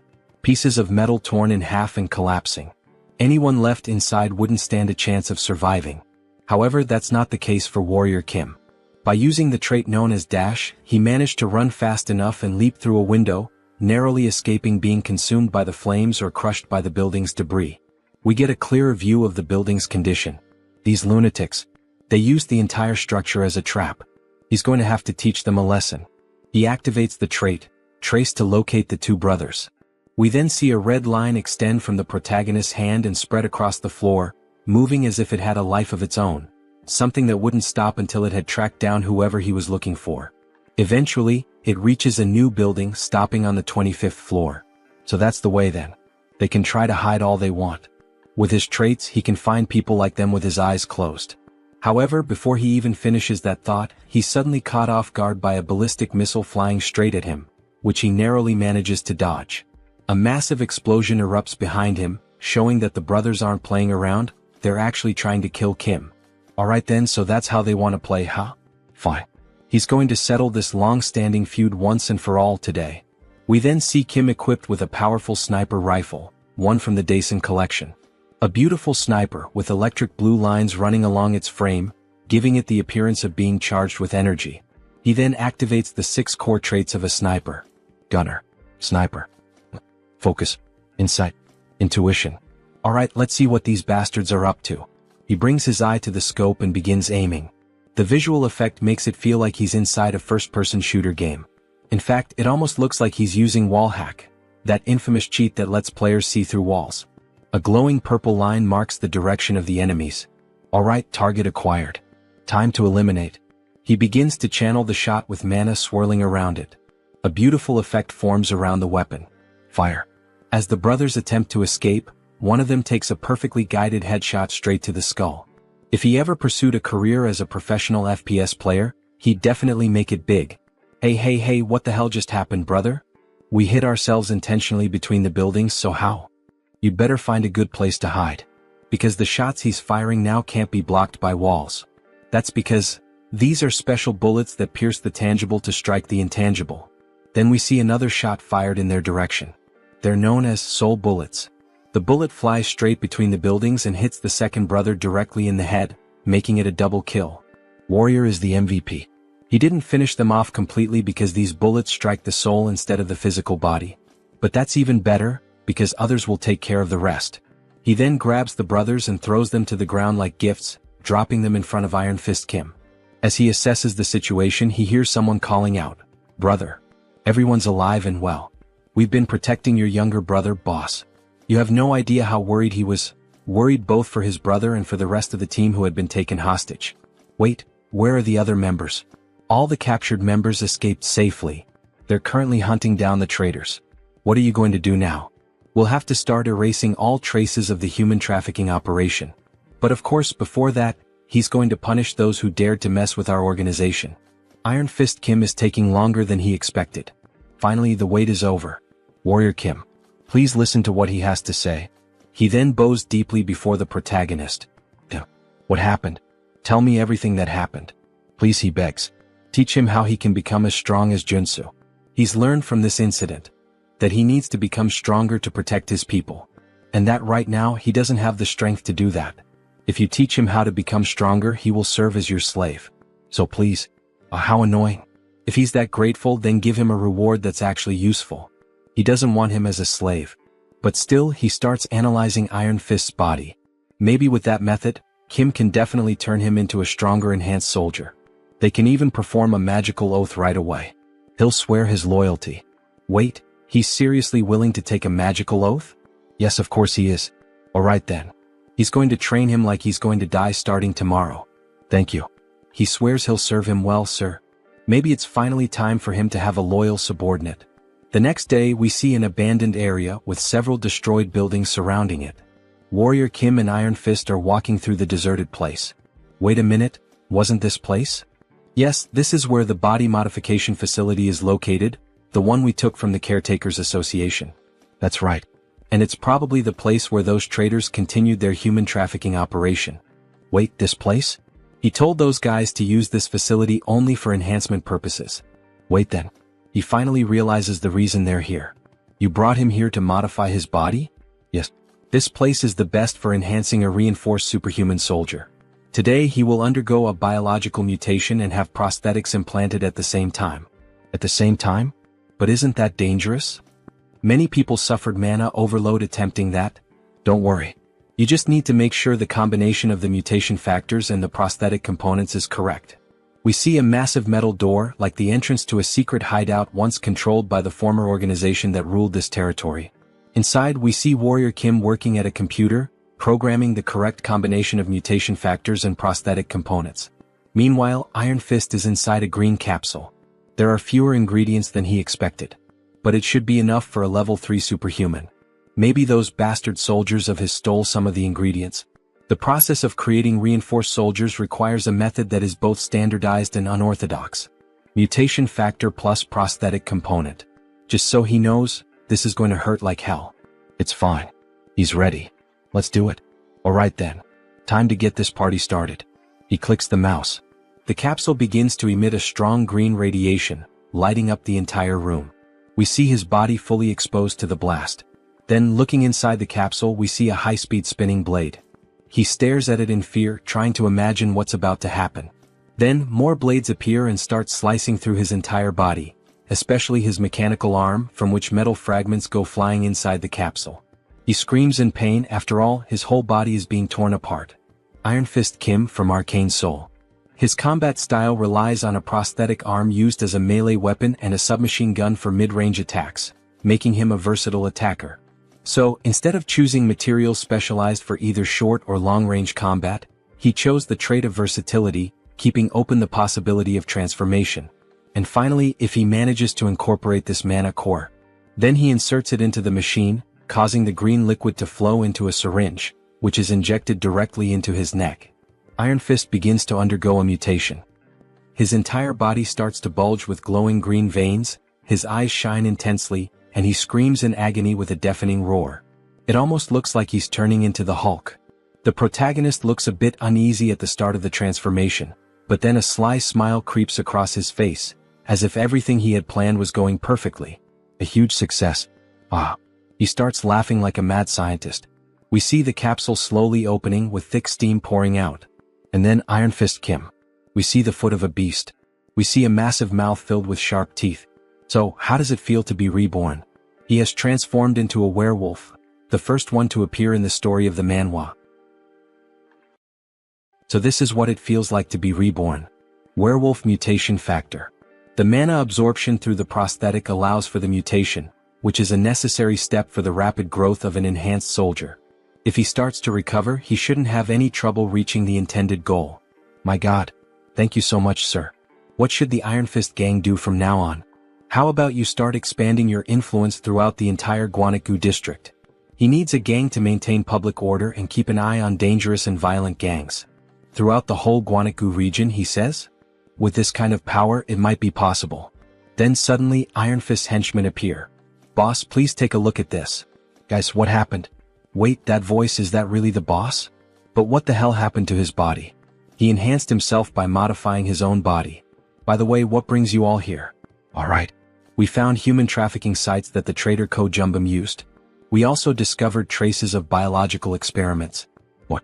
He said to destroy them as soon as they were found. But, it's really hard to get close because there's a young witch shooting lasers.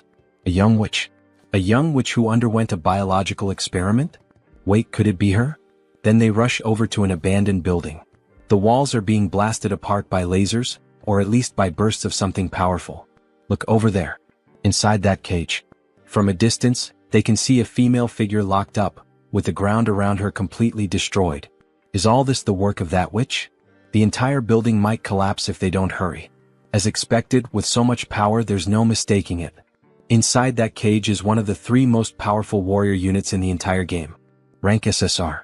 A heroine named Jeanette. If Beck Soren has the heaven-slaying star, then Jeanette possesses the natural-born energy.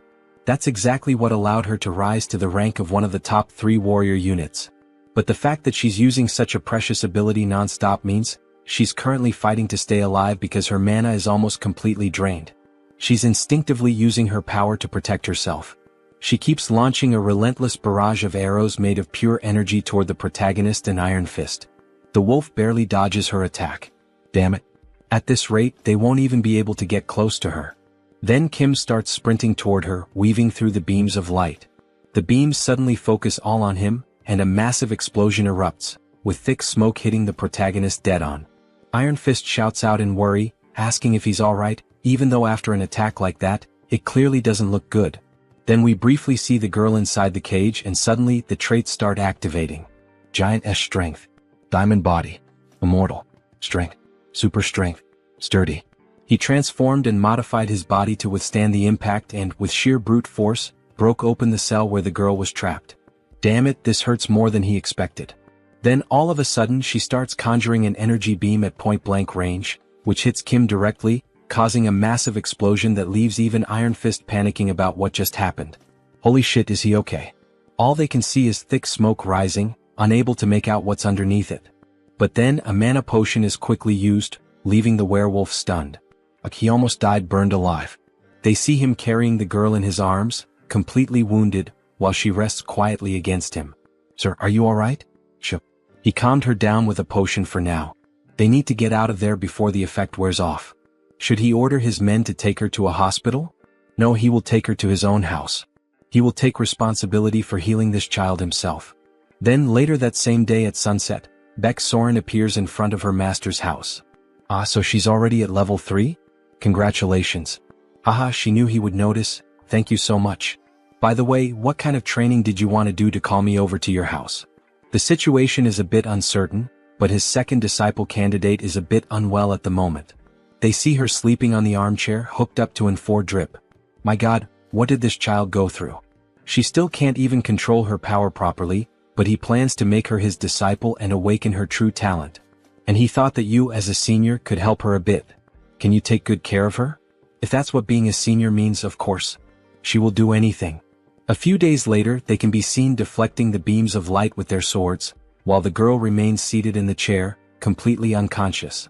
Master, how much longer do we have to keep dodging these things? Soren is showing clear signs of exhaustion. It's been an entire week of non-stop dodging and blocking all these attacks. Kim receives a notification from the system. You have obtained a trait. Deflect. Her mana should be fully replenished by now. She will regain consciousness soon, so hang in there. Suddenly the attacks stop. Energy begins to float and swirl around her body. Then she finally wakes up. With a weak look in her eyes, her face very thin, still confused about what's happening. What's going on? Where is she? Hello, so she's finally awake. Soren grabs her hand.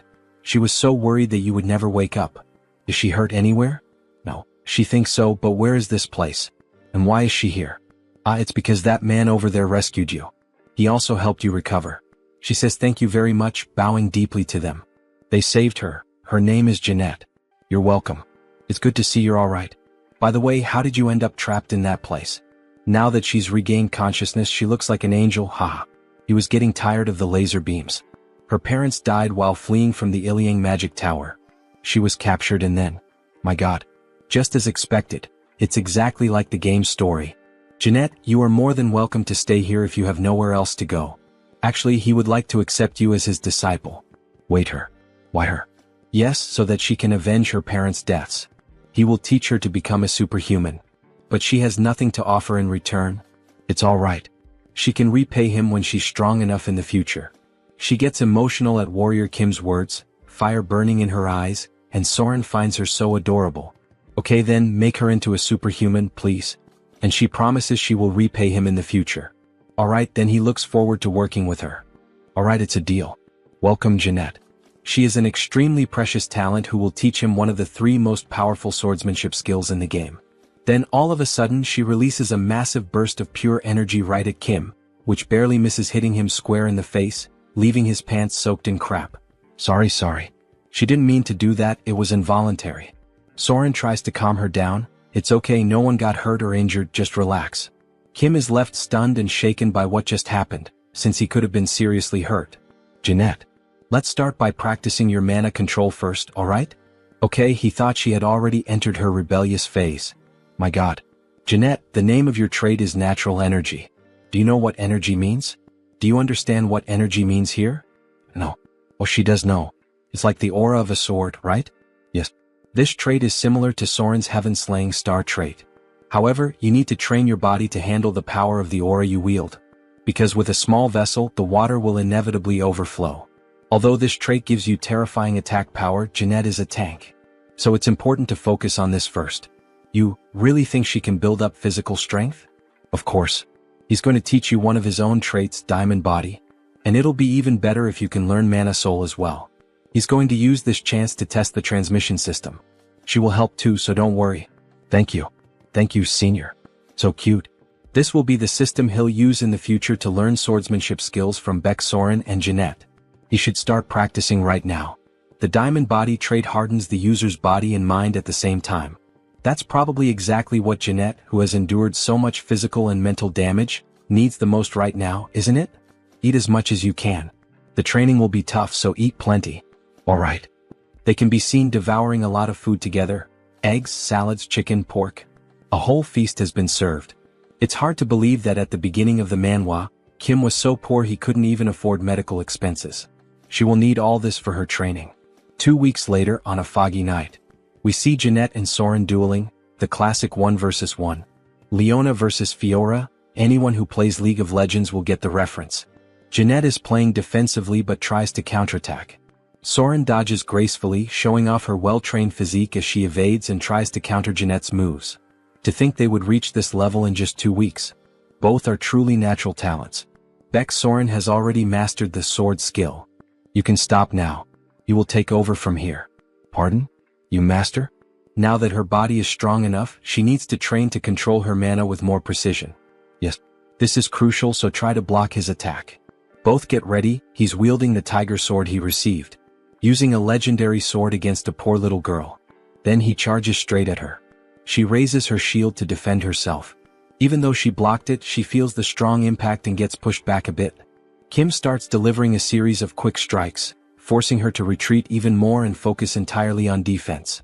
She starts blocking his strikes more precisely, even using her natural-born energy to her advantage. You can sense it now. Her refined movements give off a solid presence. Her natural-born energy. Natural-born energy. Diamond body. Shield technique. Mana soul. And Jeanette's mana circuit. He then puts more power into a heavy sword strike and can feel her form clearly. Now he's the one who has to step back from the impact of her shield. Finally he lets out a laugh. She's controlling her trait with precision now. Cesar Jeanette has finally awakened. Soren congratulates her. She finally managed to awaken, such happiness, while hugging her almost like she were her own daughter. A daughter of Kim and Soren in a way. Then he congratulates her too. Good job. Congratulations on awakening. Thank you so much. It's all thanks to the two of you. An SSR rank really is on another level. To think she would reach level 3 as soon as she woke up. Good girl. Well, considering the others, maybe she shouldn't be so surprised. After all, I'm the only one still low-ranked. She can't let her junior surpass her. She's going back to training. Wait for me. Great. Make sure to grow fast and master the art of the sword. That way I can learn from both of you. He's literally planting the seeds now so he can reap the fruits later, and maybe in more ways than one. Alright, he can't afford to fall behind either. Before his two disciples' personal missions begin, he'd better take care of a few things. We see on his phone screen a plane ticket that he bought. There's a beautiful view of the airplane flying over a large remote island surrounded by the sea. There are various buildings on it and one of them stands out, releasing green winds almost like forming a cyclone. Finally he feels that he's truly abroad. This is the city where the Divine Annihilation War took place, a hen. Beneath that hollow structure of the building, which emits a strong green light, lies the extra-dimensional space known as the Great Labyrinth. It's a troublesome place where ghosts of forgotten gods constantly launch attacks. But there's no need to worry because the most powerful organization of humanity, the Guardians League, protects a hen. The true reason he came to a hen is right here. Diana Bar. Because here he can inherit the Einherjar cultivation technique from this place. Then he walks into the bar and sees the receptionist with two horns looking startled. First time here? Looking for a specific drink? We get a better look at her, an older woman with two horns and a cigarette in her hand. He's not here to drink. He's here to get some information. Information, he says? What is he looking for? He's looking for a man named Sigmund Sigurdsson. He will make sure to pay her very well for the right information. I see. She's afraid that won't be enough. Her husband is currently in very bad shape because of his illness. Now that he thinks about it, he remembers reading something about Sigurd having lost his wife. Madam, if that's the case, he can take a look at your wife? This might end up being much easier than he expected. Then the next day we see a house by the beach with a beautiful view and sand all over the ground. She's going to tell him in advance, but Sigurd will be very sensitive, so please forgive him. He understands. Sorry, Sigmund. A guest asked about your wife's illness. Oh my God, she sees that some guests arrived before them. There's a woman lying in bed while, at the same time, a priest and a nun are using healing abilities. The archbishops are going to heal her, it seems. Maybe they should leave them alone for now. However, Kim grabs his hand. What are you doing? Let go of her. We're in the middle of treatment. The order of Tho and Gaia. The clergy's method of treatment is too obvious. What you're doing doesn't make any sense. The holy light will only make her wound worse. Sorry, but what the hell is he talking about? And how would you know that? Stop this nonsense and get out of here. He doesn't believe that a mere superhuman would know anything about this. Then he's introduced, Sigmund Sigurdsson. He looks just like a Viking. Sigmund, this guest here says he knows how to treat Jordy's condition. Maybe you should hear him out. Jordy's is in a situation where every second counts. She should be receiving holy light, not this nonsense. Then her body starts levitating as if she's being possessed by a demon. Jordy's. No, let's resume the treatment. This can't go on like this, it will only lead to disaster. Then the nun starts using holy magic again. However, the woman just levitates even higher, leaving everyone terrified. Jordy's? Her eyes open, and a dark aura begins to emanate from her body as she screams in pain. What's happening to her? Resume the treatment immediately. It's too late. We can't stop this anymore with just light. What? Are you saying she has no treatment left? He starts to panic. But Kim answers him. No, she still does. Your wife's illness comes from the fact that she received the stigma of the demon god of the pitch black Simris, right? How do you know that? Do you really know how to cure her? Yes, he's been telling the truth since the moment he stepped into this room. Then he kneels down and begs, he pleads, please save her. If he saves his wife, he swears in his own name that he will do anything Kim wants. And with that familiar sly smile, Kim accepts. Alright, he will save his wife. But he will have to keep his promise to do anything. Kim then begins the treatment, equipping 6 traits. Einherjar cultivation technique, mana soul, mana amplification, focus, mana focus, and mana stabilization. Then he starts the treatment. Stigma. It's a disease contracted from the demons of the labyrinth. It's one of the worst debuffs where a decaying deity marks the soul. The demon's soul gradually drains the victim's life force. Her convulsions stop. He just put her to sleep with his mana. Do not wake her up. Sir, we brought the materials you requested. Great. Let's start immediately. Then we see the entire room in darkness with candles lit and a mark drawn in blood. It looks like a satanic ritual. He begins creating potions using his best traits for this purpose. Formulation, crafting, modification, intuition, insight, and focus. We lit all the candles, sir. Are you sure we can cure her with this treatment? It's more of a hope that she can overcome the disease than an actual cure. This debuff can't be easily removed even in the game. Because the more healing you apply, the more vitality this thing gains. You'd basically be trolling if you did that. Therefore, to overcome the stigma, he forces her to drink the potion he made, and after that, she starts vomiting blood and something begins to come out of her mouth. You have to draw out the hidden sprout that's causing this debuff. Black flames start pouring out of her body, and the symbol drawn under the bed begins to glow too. She starts levitating again and little by little she begins to transform. 2 horns start growing on her head. Bat wings begin to appear on her body. Why is Jordy's turning into a demon? Are you sure this is the right treatment? Yes, he is. It's going very well. And while holding a cross in a hand blessed with holy water, he says, because demons must be punished personally. Then he punches her right in the stomach with the cross. Begone, demon. Our protagonist, besides having the ability to possess countless traits, has now turned into a priest. A strong light begins to fill the room, all the black light drains out of her body, leaving only a golden glow. She finally falls back onto the bed. Darling, are you alright? Can you hear me? Can you see me? Sigmund? What happened? Why is he crying? Darling, you had been asleep for almost a year. Of course he was sad. You really would have died if it hadn't been for him. Now it's your turn, archbishops. He leaves the rest of the treatment in their hands. After all the commotion, Sigmund thanks Mr. Kim. By the way, what brought you here all the way from Korea? To meet you, of course. Me? You said you would do anything, right? He needs you to teach him the Sigurd cultivation technique. Sigmund's ancestor is Sigurd, the most famous mortal hero in Norse mythology. The Sigurd cultivation technique, passed down through his bloodline for generations, is a superior trait of the Einherjar cultivation technique. They sit down and Sigmund begins gathering energy and places his hand on Kim's back. He starts transferring the Sigurd cultivation technique. Every cell in Kim's body starts awakening. His mana attribute is changing, stronger, more resilient, more durable. His heart is undergoing a transformation infused with mana and the new technique. Then a new system notification appears. Sigurd cultivation technique. You have obtained a trait. His total mana just increased by 30% or more. With this growth, he shouldn't have any problem learning more sword techniques. Then they are interrupted by the priest and the nun. Sigmund, we've finished Jordy's treatment. She should fully recover at any moment now. Really? Thank you so much.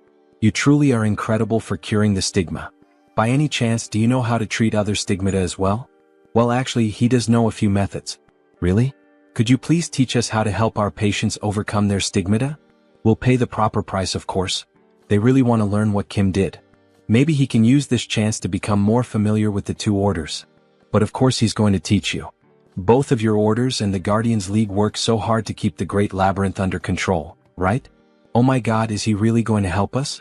Even though the game only gives 2 options, he knows a different path, He absolutely cannot accept any payment from you too. He's going to teach you the methods for free. He says it with an angelic face. You truly are the esteemed saint of this era. Where is he? All I can see is light. He's too radiant. Are the 2 orders really going to get this information for free? Of course not. You really are an angel. How generous of you. Because this is the beginning of a hidden quest. Now his usual devilish face returns, always taking advantage of others. Then, when night finally falls, the villagers begin to celebrate in the village. A toast to Lord Kim. They start drinking from large wooden barrels, the kind that resemble those used by the Vikings. Lord Kim. He's now the hero of our village. Drink it all. Down to the last drop. Ah. Their faces are already red from drinking so much. Kim says he'll drink within his limits. Oh really? Our hero isn't as strong with alcohol as he looks, huh? Dear, you can still drink more, can't you? Oh ho ho, of course. Then they raise their mugs full of beer once more, making a toast to life. Just how much do these people drink, anyway? Meanwhile, he is passing out from exhaustion after working so much. Then we see a flashback to 1 week earlier. Kim is in an auditorium with several priests, nuns and members of the church. A man is chained up around the torso, possibly suffering from the same illness as Jordy's. The foundation is demonic blood, but the method changes depending on which demon granted the soul mark. He spread the method to overcome it to both orders and to the League of Guardians, and began traveling to save warriors who were suffering from demonic stigmas. So, at the very moment the mark takes over the body, he once again exorcises another demon. Driving a stake into the body can expel the demon possessing it. Wah. Long live the superhuman. He performed a miracle. He changed Akin's fate just like that, so I guess the grand festival makes sense. But what he really needs now is rest. A good rest and a vacation. Phew, he barely made it through. The Nordics really do know how to party. Ichem? Ah, superhuman, there you are. He was worried he wouldn't get the chance to thank you. Then we are finally introduced to who that man is. Director of the League of Guardians. A director. He came rushing over as soon as he recovered. Do you have a moment now? Ah, he's a bit tired at the moment. He thinks it's better if they talk later. Ah, what a shame. Our league president really wanted to meet you at least once. If he's not available, there's nothing we can do. He'll explain everything properly to the president. No. Suddenly, all his exhaustion vanishes. Please show the way immediately. If it's the president of the League of Guardians, he knows who that is. The youngest disciple of the heavenly demon. The Blood King SSR. It's an honor to meet you. He is Warrior Kim. Nice to meet you. He is Chinwei, president of the League of Guardians. Blood King / Chinwei. The president who protects the labyrinth and the dedication of the League of Guardians, he knows it well. Thank you for your words. It's simple, but please have a seat. They said you spread the cure for the soul mark in Akin? He's truly impressive, just as they had heard. Does he know Warrior Kim? In this world, there's no information that doesn't reach the League of Guardians. He heard you were called a rising star of Korea. Would you consider becoming his disciple? What? What do you mean by that? You happen to resemble his master quite a lot in temperament. Like someone with a vision that sees beyond. You mean, the heavenly demon? Yes, the heavenly demon. The greatest martial artist of all time, his skills reached the heavens. Although he has been in closed-door training and hasn't been seen for over a decade. The disciples of the heavenly demon, Divine Lord, Demon Marquis, Blood King. All of them are SSR rank in level 8, but the heavenly demon is on an entirely different level, level 0. And the reason for that is the heavenly demon's divine art. It is the ultimate technique of offense and defense, a cultivation art of mana, and even a movement technique, because it embodies the most powerful martial art in the world. Although the heavenly demon's divine art was passed down to his senior disciple, which is a shame, his own blood heaven divine fist art is still not something to be underestimated. Anyone who seeks power would never regret it. Unbelievable. The blood heaven divine fist art is level 1 among martial arts. This is a golden opportunity. But he thanks him for the offer, but fears he cannot follow him, President. What? Is he saying that he's not good enough as a master? Not at all. It's just that he already turned down an offer to become someone else's disciple. Then he shows the tiger sword he received. The silent sword. It seems he met Master Gu Gijium. He cannot do something that would dishonor him. After all, he is a historical figure of Korea. If you think about it, the blood heaven divine fist art is on the same level as the silent sword's invincible style. So it's not exactly irreplaceable. TSK. Just when he thought he had found a promising disciple, that old man ruined everything, completely messed it up. So he supposes he has no other choice either. This is a sign of the respect he has for you. Wait, isn't that the heavenly demon's medallion? Hold on, is he giving me this rare item? Only our master and fellow martial brothers are allowed to use it. You should treasure it. Thank you. But in truth, the reason he gave it is obvious. It means, if you ever change your mind, come find me. It's probably something similar to why the Legion commander gave me a sword. Amen. With 2 big shots showing interest in me, it's kind of overwhelming. Ichem? Why is he suddenly trembling? He's just moved by the president's gift. You will treasure it. Take care. Very well. I hope we meet again as master and disciple. Well then. Time to go claim that hard-earned mission reward. The next day in a massive building. We see the priest and the nun speaking with Kim. Transcendent One, we've prepared a modest gift for you. Here, please open it. You really didn't have to go through the trouble? You didn't do any of this expecting thanks. Good heavens. To think that someone this humble still exists. No wonder they call you the saint of our era. But eternal grace deserves an expression of gratitude worthy of it, and what is worldly also deserves its own form of appreciation, don't you agree? Please accept it. Grazie. That's exactly what he was saying. He opens the chest, which shines brightly. Inside we see nothing less than a massive axe, the same one from Thor in the Avengers movie. This is a gift from the Order of Thor, Mjolnir. If he doesn't recognize Thor's hammer, he must be a spy. Just like a sacred sword, it is especially powerful against dark-type monsters. It's an SSR-grade weapon that unleashes even greater power. Please take a look as well at the gift from our Order of Gaia. It's a shield, of course, Athena's Aegis. An invincible shield that can freely shape magical force fields. Did you like it, Transcendent? You're really giving me all these over-the-top gifts? It would be a bit disappointing to stop here. Of course there's more. Come on, hand it over already. He's already getting dizzy. 10 bottles of IAS nectar, 7 diamonds, even the tears of an angel. What's this? Isn't that a demon heart? Exactly. We prepared it to be refined together with the nectar when you consume it. Maybe he should try to get a little more? So, by any chance do you have a flame demon dragon heart?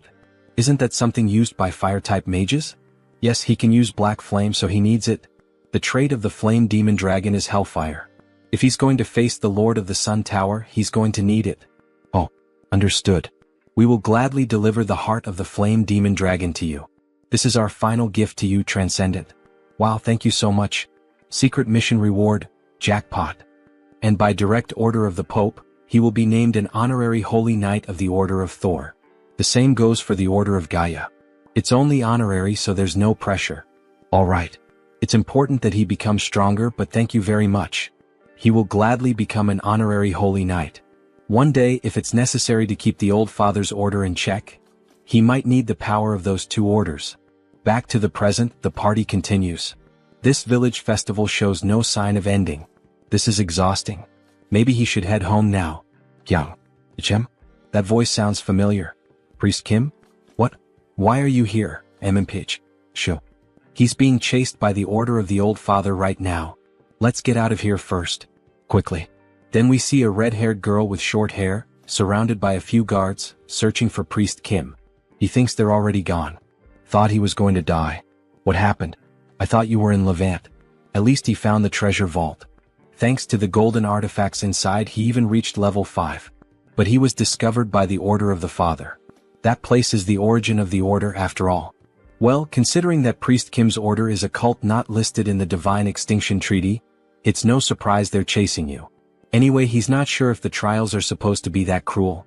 He needs to reach level 7 quickly so that their god can be resurrected. Well, is there anything I can help with? Actually, yes. That's exactly why he was looking for you. Tell me, what is it? Can you take me to the Great Labyrinth? The Great Labyrinth? Yes, all the way to the Fortress of Beginnings on the 10th floor. For Priest Kim's order to be officially recognized, they need to gather more divine power. Using the Great Labyrinth as a place to hide and accumulate power until then. This might actually be perfect? They then head to the Great Labyrinth, a massive gate guarded by 2 sentries. One of them notices Warrior Kim and Priest Kim approaching. Halt right there. State your purpose. Both of them are wearing masks looking like ninjas. He's trying to enter the Great Labyrinth. At this hour?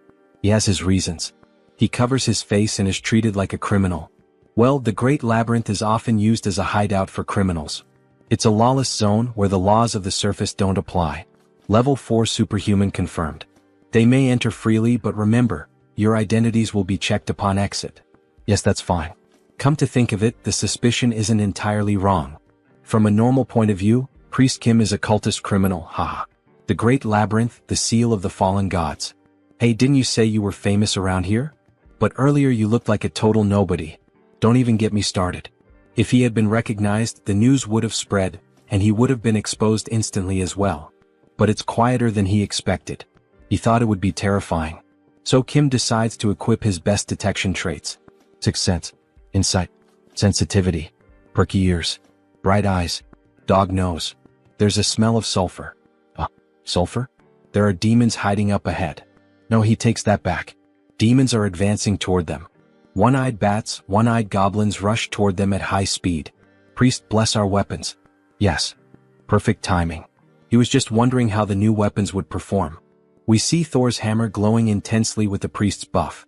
SSR-grade weapons with golden blessings.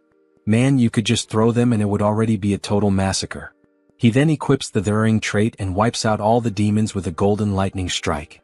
As expected, Mjolnir is Mjolnir. It's incredible to think he wiped out all those demons. His blessing was insane too. It felt like it doubled the power. That's what you'd expect from a level 5 priest. Honestly, he was afraid the old cult of the father would follow him all the way here. But once they pass through that gate, they'll be free from the 9th floor so he can finally relax. But Kim begins to stare intently at the door and the priest asks why. What was with that sudden look? He thinks things aren't going to go as planned. They came in a swarm. They're much later than we expected, Savior. An inquisitor from the old cult of the father. How did they find me? No. Thinking about it now, he realizes it was obvious. They followed Priest Kim here. They must have the same tracking trait he has. No wonder they found us so easily no matter how much we ran. This tiresome pursuit finally ends here. And at last, Savior, he'll join our faith. Join your cult? What the hell are you talking about? The saint has blessed us with a divine message. If the Savior joins our cult, he will be treated as her equal. He will offer both his body and soul to the old father. So they're basically declaring without any pretense that they're going to sacrifice me now. Are you insane? Who gave you permission to decide that? No need to worry so much. Because right here, the ascension ritual for you, Savior, is already prepared. So they want to break me, trap me here, and offer me as a sacrifice. Did you throw the Westphalia Treaty into a soup pot or something? You know that doing things your way could cause absolute chaos, right? Someone so well-informed, why act so surprised? This is the great labyrinth, free from the laws of the surface, a place without restrictions. Then holy knights, kill this wicked cultist who deceives people with a false and twisted god, and bring the Savior here. Yeah, this place is beyond the laws of the surface, which means he can also rip their limbs off without consequences. Kyung, do you think we can handle this? There are 2 level 5s and the rest are all level 3 or higher. We can do it. Because he has. Priest Kim, bless me. Yes. All the high-level traits he's gathered and the weapons he's earned. He then throws the blessed grenade toward the enemies, which explodes right in the Inquisitor's face, causing a massive blast boosted by the priest's buffs. What a cheap trick you're trying to pull. These little toys won't even scratch my skin. We see the guards taking position to defend her. Then, suddenly, Kim appears above them with a massive missile launcher. He equips his best traits: gunslinger, shooting, aiming, rapid fire, incite, black flame.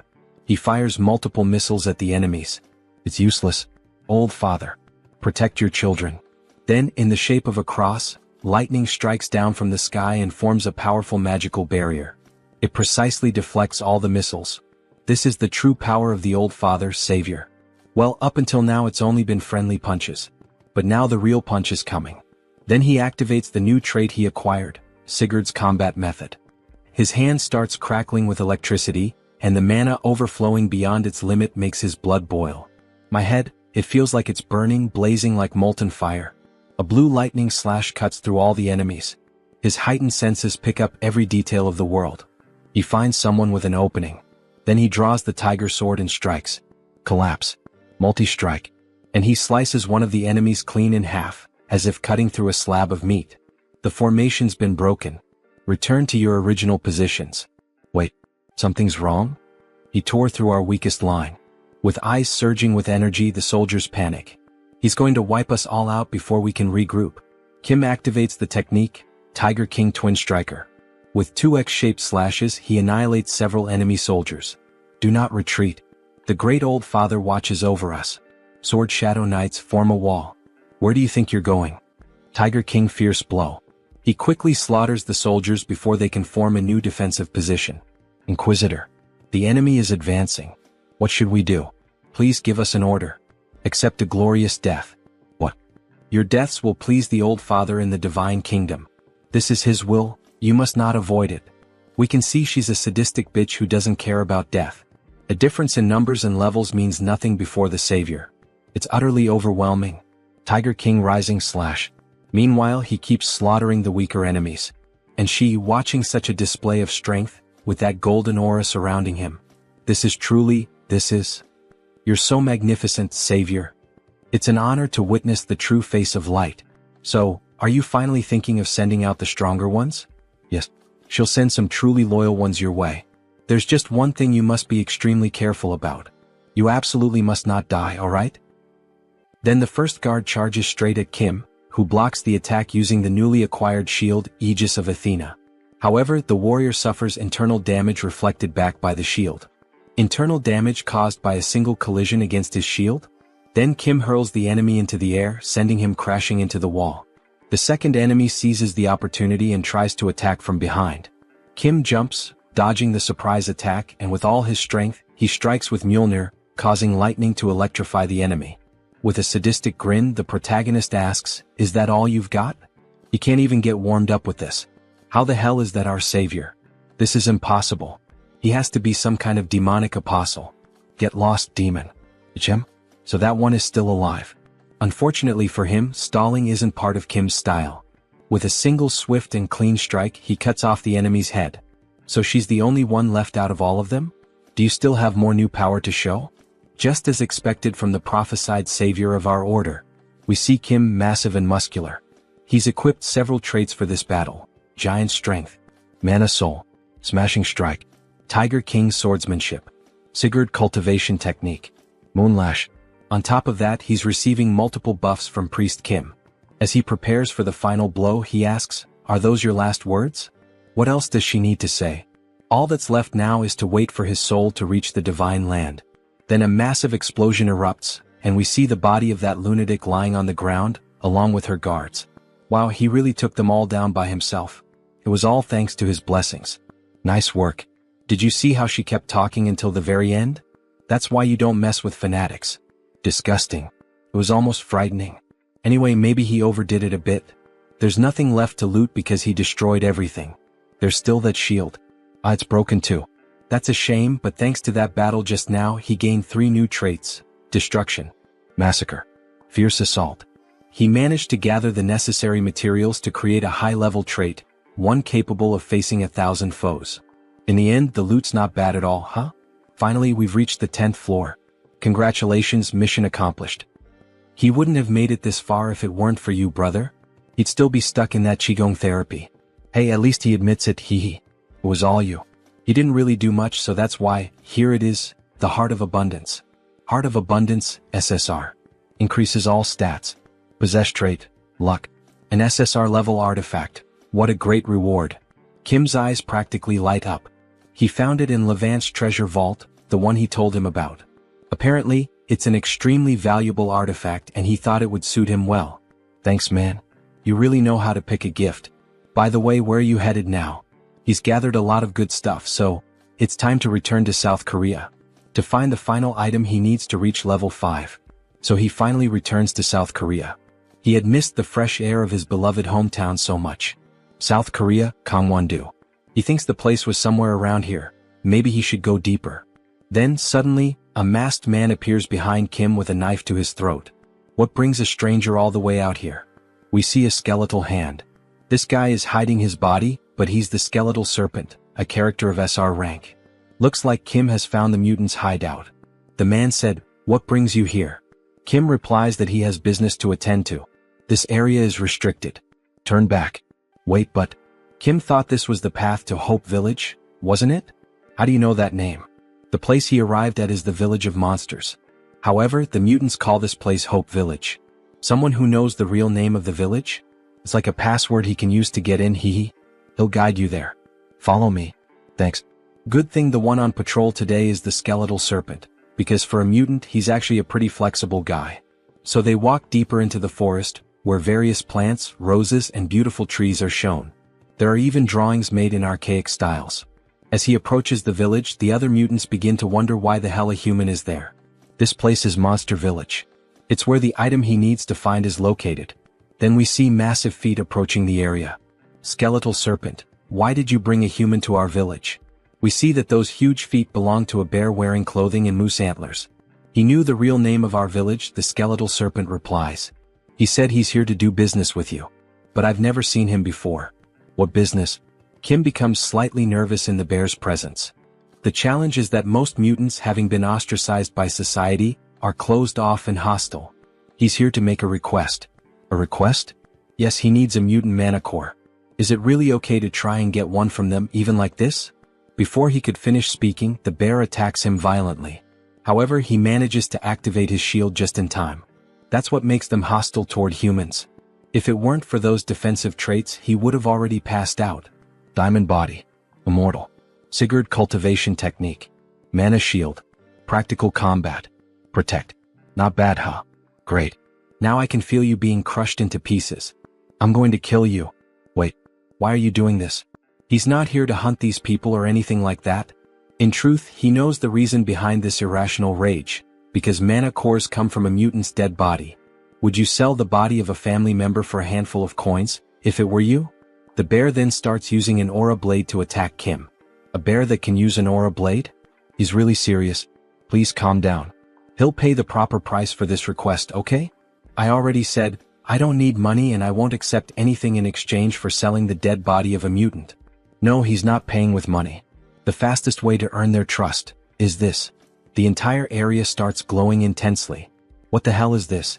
The bear asks. Kim says he'll pay the bear with this, by filling their empty stomachs. Are you kidding me right now? How is that supposed to help? Don't be like that. Just take a sip. It won't be too late to talk after that.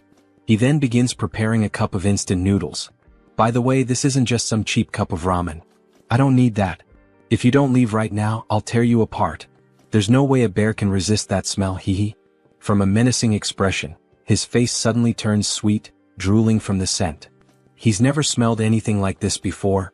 He heard from a friend that people in Hope Village struggle to get real food. So you've heard something, huh? Go ahead, try it. Don't you want to know why humans love noodles so much? The bear looks tense and conflicted, but in the end he decides to accept. After all, he's the chief of Hope Village. Is to learn more about human culture. That's why he's eating it, not because the smell is irresistible. But we see him savoring the new food with delight. This taste, it's divine. The gods themselves must have made this.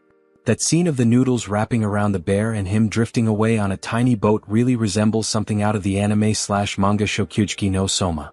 If any of you subscribers have read or watched it, let us know in the comments. How can something taste this good? Do you have more? It must be really delicious. What? He's prepared lots of other things. Everyone come try some. Not every mutant has senses as highly developed as the bear's, so he added a bit of mana core powder earlier to help with that. Wow, so sweet. Slurp, slurp. Look at that damn bear eating everything by himself. Where's that always serious and responsible chief now? All we see now is just a happy animal enjoying himself, haha. He's a good human. Do you happen to have more of those sweets? Did he just befriend them now? However, the skeleton stood off to the side, simply observing the whole situation, and then he noticed the mana core powder. Wait, is that mana core powder? Can we even eat that? What? Mana core? Shit, he already ate 2 of them. It's understandable that they're cautious. If something goes wrong, a mana core can cause them to go into a berserk state. What the hell are you plotting? But Kim had prepared for that too. If you're that worried, then let's ask your guardian angel. He's talking about the entity with the power of prophecy. The one known as the godmother of the monster village. The tree goddess. The guardian angel of the monster village, the tree goddess. Although the power she possesses is weaker than that of other transcendental beings, she is indeed a divine entity. We see a very ancient tree shaped like a human, almost resembling an old woman. And so, all important decisions are made by her. The bear gathers in front of her along with the other mutants and Kim. Is what this human said really true, Great Mother? Yes. What that child used was level 0 mana core powder, purified by the holy water. He has given you, poor creatures, a great gift of nourishment. The mutant uses some kind of controller, similar to a video game one, to communicate with the tree. Thank the heavens. That means we can eat more. I mean, it won't have any harmful effects on our bodies. The godmother has given her approval. Really? Then we can eat more? Thank you so much for granting us your wisdom, godmother. He kneels down to offer the proper thanks, while the other mutants celebrate. many of them overjoyed to finally eat something good. Then the skeleton approaches Kim. With this, the doubt has been cleared. It seems he made a fuss for nothing. Sorry. It's alright, he understands. There's no need to apologize. Now that the misunderstanding between us has been resolved, how about we have a Korean barbecue party? We see 4 beautiful cuts of meat, even resembling bacon, ready to be cooked.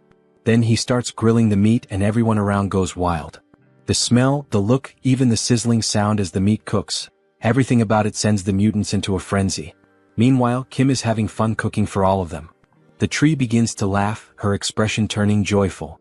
It seems that an honored guest has paid a visit to our Hope Village. As night falls, we see the bear completely drunk. Isn't this a crime? Ah. Now he understands why humans love alcohol so much. It's refreshing. I'm glad you enjoyed it. By the way, why do you call me human but don't refer to yourself that way? It's just that he got used to it. To be honest, it hasn't been that long since they started treating us as humans. Back during the Japanese occupation, we were considered nothing more than talking animals. Even hunters used to hunt us in those days. Even so, he's amazing. From what they've heard, he played a major role in the Korean War, and that's why mutants have more rights nowadays. But he couldn't have done it alone. It's been so long since the entire village enjoyed the company of an outsider. Do you want it or not? Just one more, uncle. Try it like this, it tastes better. He always wanted to hear them laugh like that.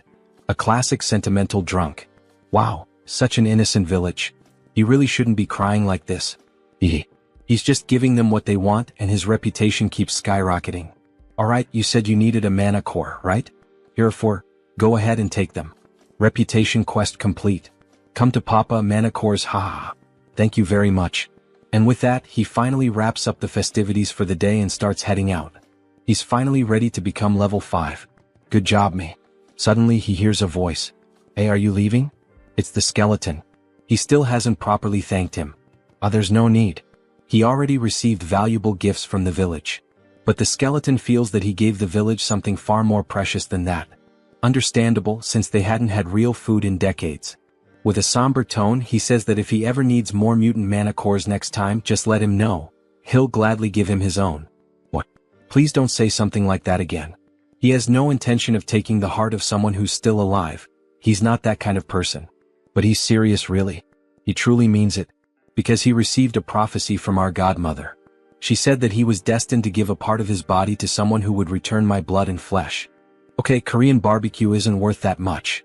He knows the skeletal snake's quest has something to do with this, but he's never heard anything about a mana core being part of it. Maybe it's just a metaphor? She could be talking about something other than her mana core. Of course, he'll find out when the time comes. You can go now. Sorry for taking up your time. Alright, take care. He's looking forward to the day he sees you again. Obviously, that skeletal snake is hiding something. The next day we see a new house, quite large even with a pool. Yes, finally. What's right in front of me now is the large single-family home that will be mine from now on. The entire property spans over 660 square meters. And there's even a pool. But it's not just those perks. The real reason he came and chose this place. He takes an elevator down to the basement of the house. It leads to the high-quality, high-security secret training center. Yes, he never thought he'd see this day. Kim is truly happy. Enjoying the nice weather, sir? Yes, Director Choi. Thank you so much for suggesting this amazing place to him. Don't mention it. Still, why did you decide to make the move so suddenly? Because his disciples have been visiting his home quite frequently lately. He just wanted to provide them with a better environment. He also needed a bit more space. And since you brought that up, of course he's already prepared everything. Please feel free to use this to help you reach level 5. We see a massive capsule, equipped with advanced technological components. Hello, Master. She is a magical spirit born to support you, Master. How can she assist you today? First, precise measurement. From this point on, leveling up requires a more complex process. To achieve the best results, he needs the help of a spirit. Beginning precise measurement. Inside the capsule, all of his attributes, abilities, and powers begin to appear on the screen. Level 4 Warrior Class. Musculoskeletal Class, Giant. Musculoskeletal Class, Diamond. Healing Class, Immortal. Mana Class, Soul. Mana Class, Sigurd. Battle Class, Tiger King Swordsmanship. So that's how it's structured. However, several error messages suddenly start flashing on the screen. He doesn't understand what's going on. Master, there's been an error in reading your mana circuit. Ah, that's probably his fault. He's capable of altering his mana circuit in real time. That's actually top secret information, by the way. Is that even possible? That's not recorded in any of his data. She just saw it with her own eyes. So yes, she just witnessed it herself. That's why he'd like to prepare a level 5 elixir that suits him well. The spirit pauses in thought. A regular elixir wouldn't work, but if it's custom made, it's possible. Really? The performance does match the high price, huh? Please tell me all of your abilities. Please tell her all of his abilities. Alright. First of all, he possesses 11 high-level traits, successfully registered. The master's abilities total 136. The design has been completed based on the Celestial Throne elixir. Celestial Throne? He's referring to that elixir that only exists in theory. Is everything ready for the elixir's production? That's not the elixir he expected, but that's fine. He trusts that the spirit found the right elixir for him. Absolutely. Let's begin. Then, initiating production of the level 5 elixir. We see the mutant's mana cores being used in the process. The full moon night has arrived. The house is lit up from top to bottom. Congratulations on becoming level 5. Congratulations, Master. We brought you some gifts. How did you know? That man over there told us. Great day for a party, don't you think? Congratulations, Warrior. You told them, Director Choi? Of course he did. It would have been a waste not to celebrate an occasion like this. Then he hears an explosion. It was fireworks from the first family he helped. The great achievement of Warrior Kim. Congratulations, from security number 1. Wow, unbelievable. He turns red like a strawberry. You too, Woojin? You're making me embarrassed. Oh, and by the way, there's also a flower wreath at your door. Congratulations on reaching level 5, Warrior Kim. From the Order of the Old Father. How far has this news spread? Is this supposed to be a provocation? Now that he's level 5, he'll have to act discreetly. Everyone will be watching his every move. And they send me something like this? He starts tearing apart the flower wreath. While Kim was tearing it apart, a car pulls up beside him. A beautiful woman with purple hair and dressed in executive attire steps out. Finally, more women are starting to appear in this manhwa. So, who the hell is that now? Everyone, even everyone's mother, is coming to his house today. Superhuman Warrior Kim, right? Congratulations on reaching level 5. Thanks. But who are you again? Apologies for the late introduction. She is Song Hee-young from the Kumo Group. Third daughter of the Kumo Group. Song Hee-young, level 6 superhuman. Gasp. She's the youngest daughter of the Kumo Group. And what business would the Kumo Group have with me?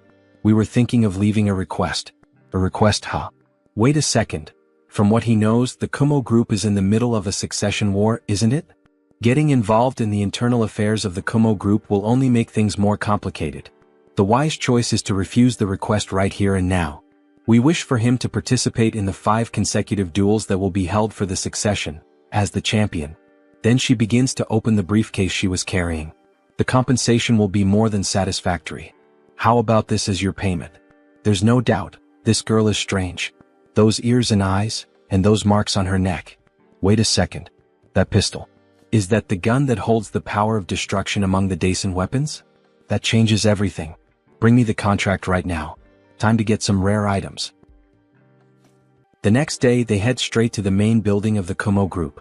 Such generosity on her part. Imagine her offering a Daisen weapon. He already owns 2 from the Daisen series. She knew he would accept the offer. Since she's willing to pay that much just as a fee, he can't help but wonder what she'll give him if he actually wins the duel. She will give him another weapon from the Daisen series, one that has the paralyze ability. Wow, seriously? It's like one of those buy one get one free deals? Well yeah. If he manages to win consecutively, she'll give him even more incentives. But he shouldn't get too greedy. After all his opponents will be level 6. He just needs to defeat the one she tells him to. Other than that, he can relax. And so, the day of the tournament finally arrives. A massive arena with a huge crowd watching the spectacle. Even Kim is impressed by the sheer scale of these duels. The two of them walk toward the designated area and end up encountering Hee-young's brothers.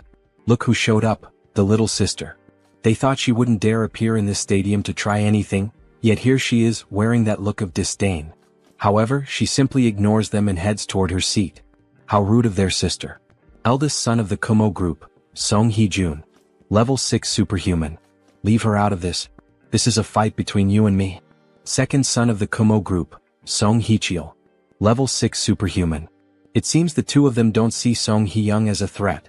It makes sense considering she's still young. The first duel will be between the champions of the eldest son and the second son. Yes, both are extremely strong opponents. We see the first superhuman. Mr. Armored Soldier, level 6 superhuman. Mr. Pyromaniac, level 6 superhuman. A level 6 cyborg and a level 6 human who manipulates flames through a mutant factor, huh? Being a conglomerate, they certainly have many enhanced soldiers. Please pay close attention to this battle. The Armored Soldier, team leader Kim, was hired by her second older brother. He is considered the key figure to watch in this tournament. And so, the battle finally begins. He charges straight at the enemy, trying to grab him with his own hands. However, Mr. Pyromaniac starts laughing and activates his ability. He brings his hands together, forming a cannon, and says, "Solar Flare." Mr. Armored is caught off guard. Flames, an enormous explosion, is unleashed directly at Mr. Armored. Song Hee-young is taken aback by such a powerful display. The cyborg is fatally burned by the explosion, leaving everyone in the arena hearing his screams of agony. After the explosion, only destruction and ashes remained in the arena. Song Hee-cheol, the second son, is left in a state of shock. Everyone present in the arena wonders, could he be dead? Meanwhile, the first son gives a wicked smile, knowing that victory is drawing near. That flame just now. He's not an enhanced soldier, but a mage capable of casting the solar flame spell. But isn't murder forbidden within the Tower of Solar Magic? He activates the incite trait to get a better view of the opponent. That aura, isn't it the eclipse buff? Could he really be who I think he is? President Song, is it our turn now? Yes, but he'll go first. Please finalize the preparations. Are you sure about this? That pyromaniac is covered by a veil, so she can't gather any information about him. She thinks it would be better to leave him to another level 6. He can win, because she believes she knows who he is. He is the mage who was banished from the Tower of Solar Magic, Park Hyungju. He ended up working for the Kumo group. Then the teasing between the brothers begins.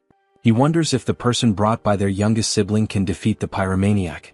And finally, the two stand in the arena. Facing each other, it's time to settle the matters of the past. The gleaming sword catches the attention of the eldest brother. Could that be the Black Tiger Sword? But even the Black Tiger Sword cannot compete against the solar flame. Just another corpse to clean up. He never imagined they would meet again like this. Does he recognize him? Yes, because he's copying the techniques of the Eclipse School. How dare he use the solar flame in such a cruel way? Does his master, Elder Joe, know about this? His master knows everything. Before leaving, he received some information from Director Choi. Just before the Kumo Group's succession war began, the media deliberately ignored this incident, but his heart had already been reduced to ashes. The chairman was suddenly assassinated. The only people who could do something like that are the master of the tower or a certain someone. Is Elder Joe involved in the Kumo Group's succession war? It's truly a terrifying thought, but still within the realm of possibility. He needs to confirm that later, after dealing with this first. Before he can finish that thought, the enemy is already launching another solar flare. In any case, now that he knows you've recognized him, he can finally carry out his revenge. Consider yourself special because he's going to show you his hidden power. Solar Magic Blast. A massive explosion, 1,000 times greater than the first, almost like a Genkidama. However, Kim, using a shield and with his bare body, withstands the blast. So it's true, you endured a solar flame with your entire body, huh? But a Solar Magic Blast is completely different. Turn to ashes. He enhances the explosion, shaping it into a flaming Kamehameha. Impossible. A level 6 casting a magic blast? How can a level 5 superhuman resist something like that? Before she can finish her sentence, Kim interrupts, asking if he's done with the fireworks. Now it's his turn. Even though he's striking a macho pose, he barely survived that last blast. Good thing he leveled up before coming to the duel. Let me borrow your flames for a moment. Impossible. How did you steal his Solar Magic Blast? Well, you'll see. You'll find out soon enough. He uses the hammer to summon clouds and lightning, all enhanced by his traits. Giant Strength, Diamond Body, Mana Soul, Sigurd Cultivation Technique, Practical Combat, Throw. He channels all the energy gathered into the hammer and unleashes it in a counterattack against his opponent. Once you've had a taste of this. Wait, at this rate he's going to die. He surrenders. And a massive explosion erupts. After all, it was the Solar Magic Blast combined with the power of the Mjolnir hammer. The entire arena is lit up, and in the end, Only the hammer remains on the ground, surrounded by ashes. One less to worry about. All three brothers are shocked, and at the same time furious. What the hell just happened? A mere level 5 human defeating a level 6? Something's not right. Now then, shall we prepare for the next battle? Night falls and they return to the Kumo group building. Thank you for completing the request along with the bonus. This is your reward for the victory. We see several briefcases filled with gold bars, and, of course, the promised weapon. The fourth piece of the Daisen series is now in his possession. Only one more to go. And that's not all. She did say she would provide incentives, right? It's not much, but here it is. Kumo boots. Effect. Ignores inertia, Mr. Magic Shoes. What do you mean it's not much? Rich people are really generous. He's not so sure if he should accept something this valuable. Please, you've earned it. 3 consecutive victories. That was truly impressive. After that, he won 3 more matches in a row and then withdrew. The remaining champions finished the tournament, and he left with Song Hee-young as the victor. He could have faced more opponents, but he didn't want to reveal everything he had in this tournament. Because the entire world was watching the Kumo group's succession war, across every possible channel. Newspapers, news broadcasts, the internet. So, does that mean she's now the main candidate for succession? Of course not. The duel was merely a pretext to persuade the council. Her brothers were certain they would win, but their plan failed. Still, they won't give up so easily. I see. It's true she's at a disadvantage since she's the youngest. The only thing the Kumo group believes in is not morality or the law, it's overwhelming strength. Yes, but she has no intention of letting them do whatever they want. And that's why she would like to entrust him with a new mission. What kind of mission? She offers such generous rewards, there's no way he could refuse. There is one way to overturn this situation. She then touches her earring and a hologram is projected, of a black raven. The raven chip. This chip contains a mutated gene that responds only to our family's DNA. If we can secure it, she'll be able to reach level 7 and turn everything around. So she's willing to risk the dangers of the mutated gene. Of course he'll give it a try. Really? Obviously. He'd be a fool to turn something like this down. Because, in a place that looks like a shopping mall, a raven with deep black eyes appears. A strange-looking boy is on the phone. President Song. He's found the item. He already knows where it's located. If you enjoyed this video, don't forget to give it a thumbs up, it really helps. And for more content like this, make sure to subscribe and hit the notification bell so you don't miss any updates. Let me know in the comments if you'd like to see another part. I'd love to hear your thoughts. See you next time. Bye-bye.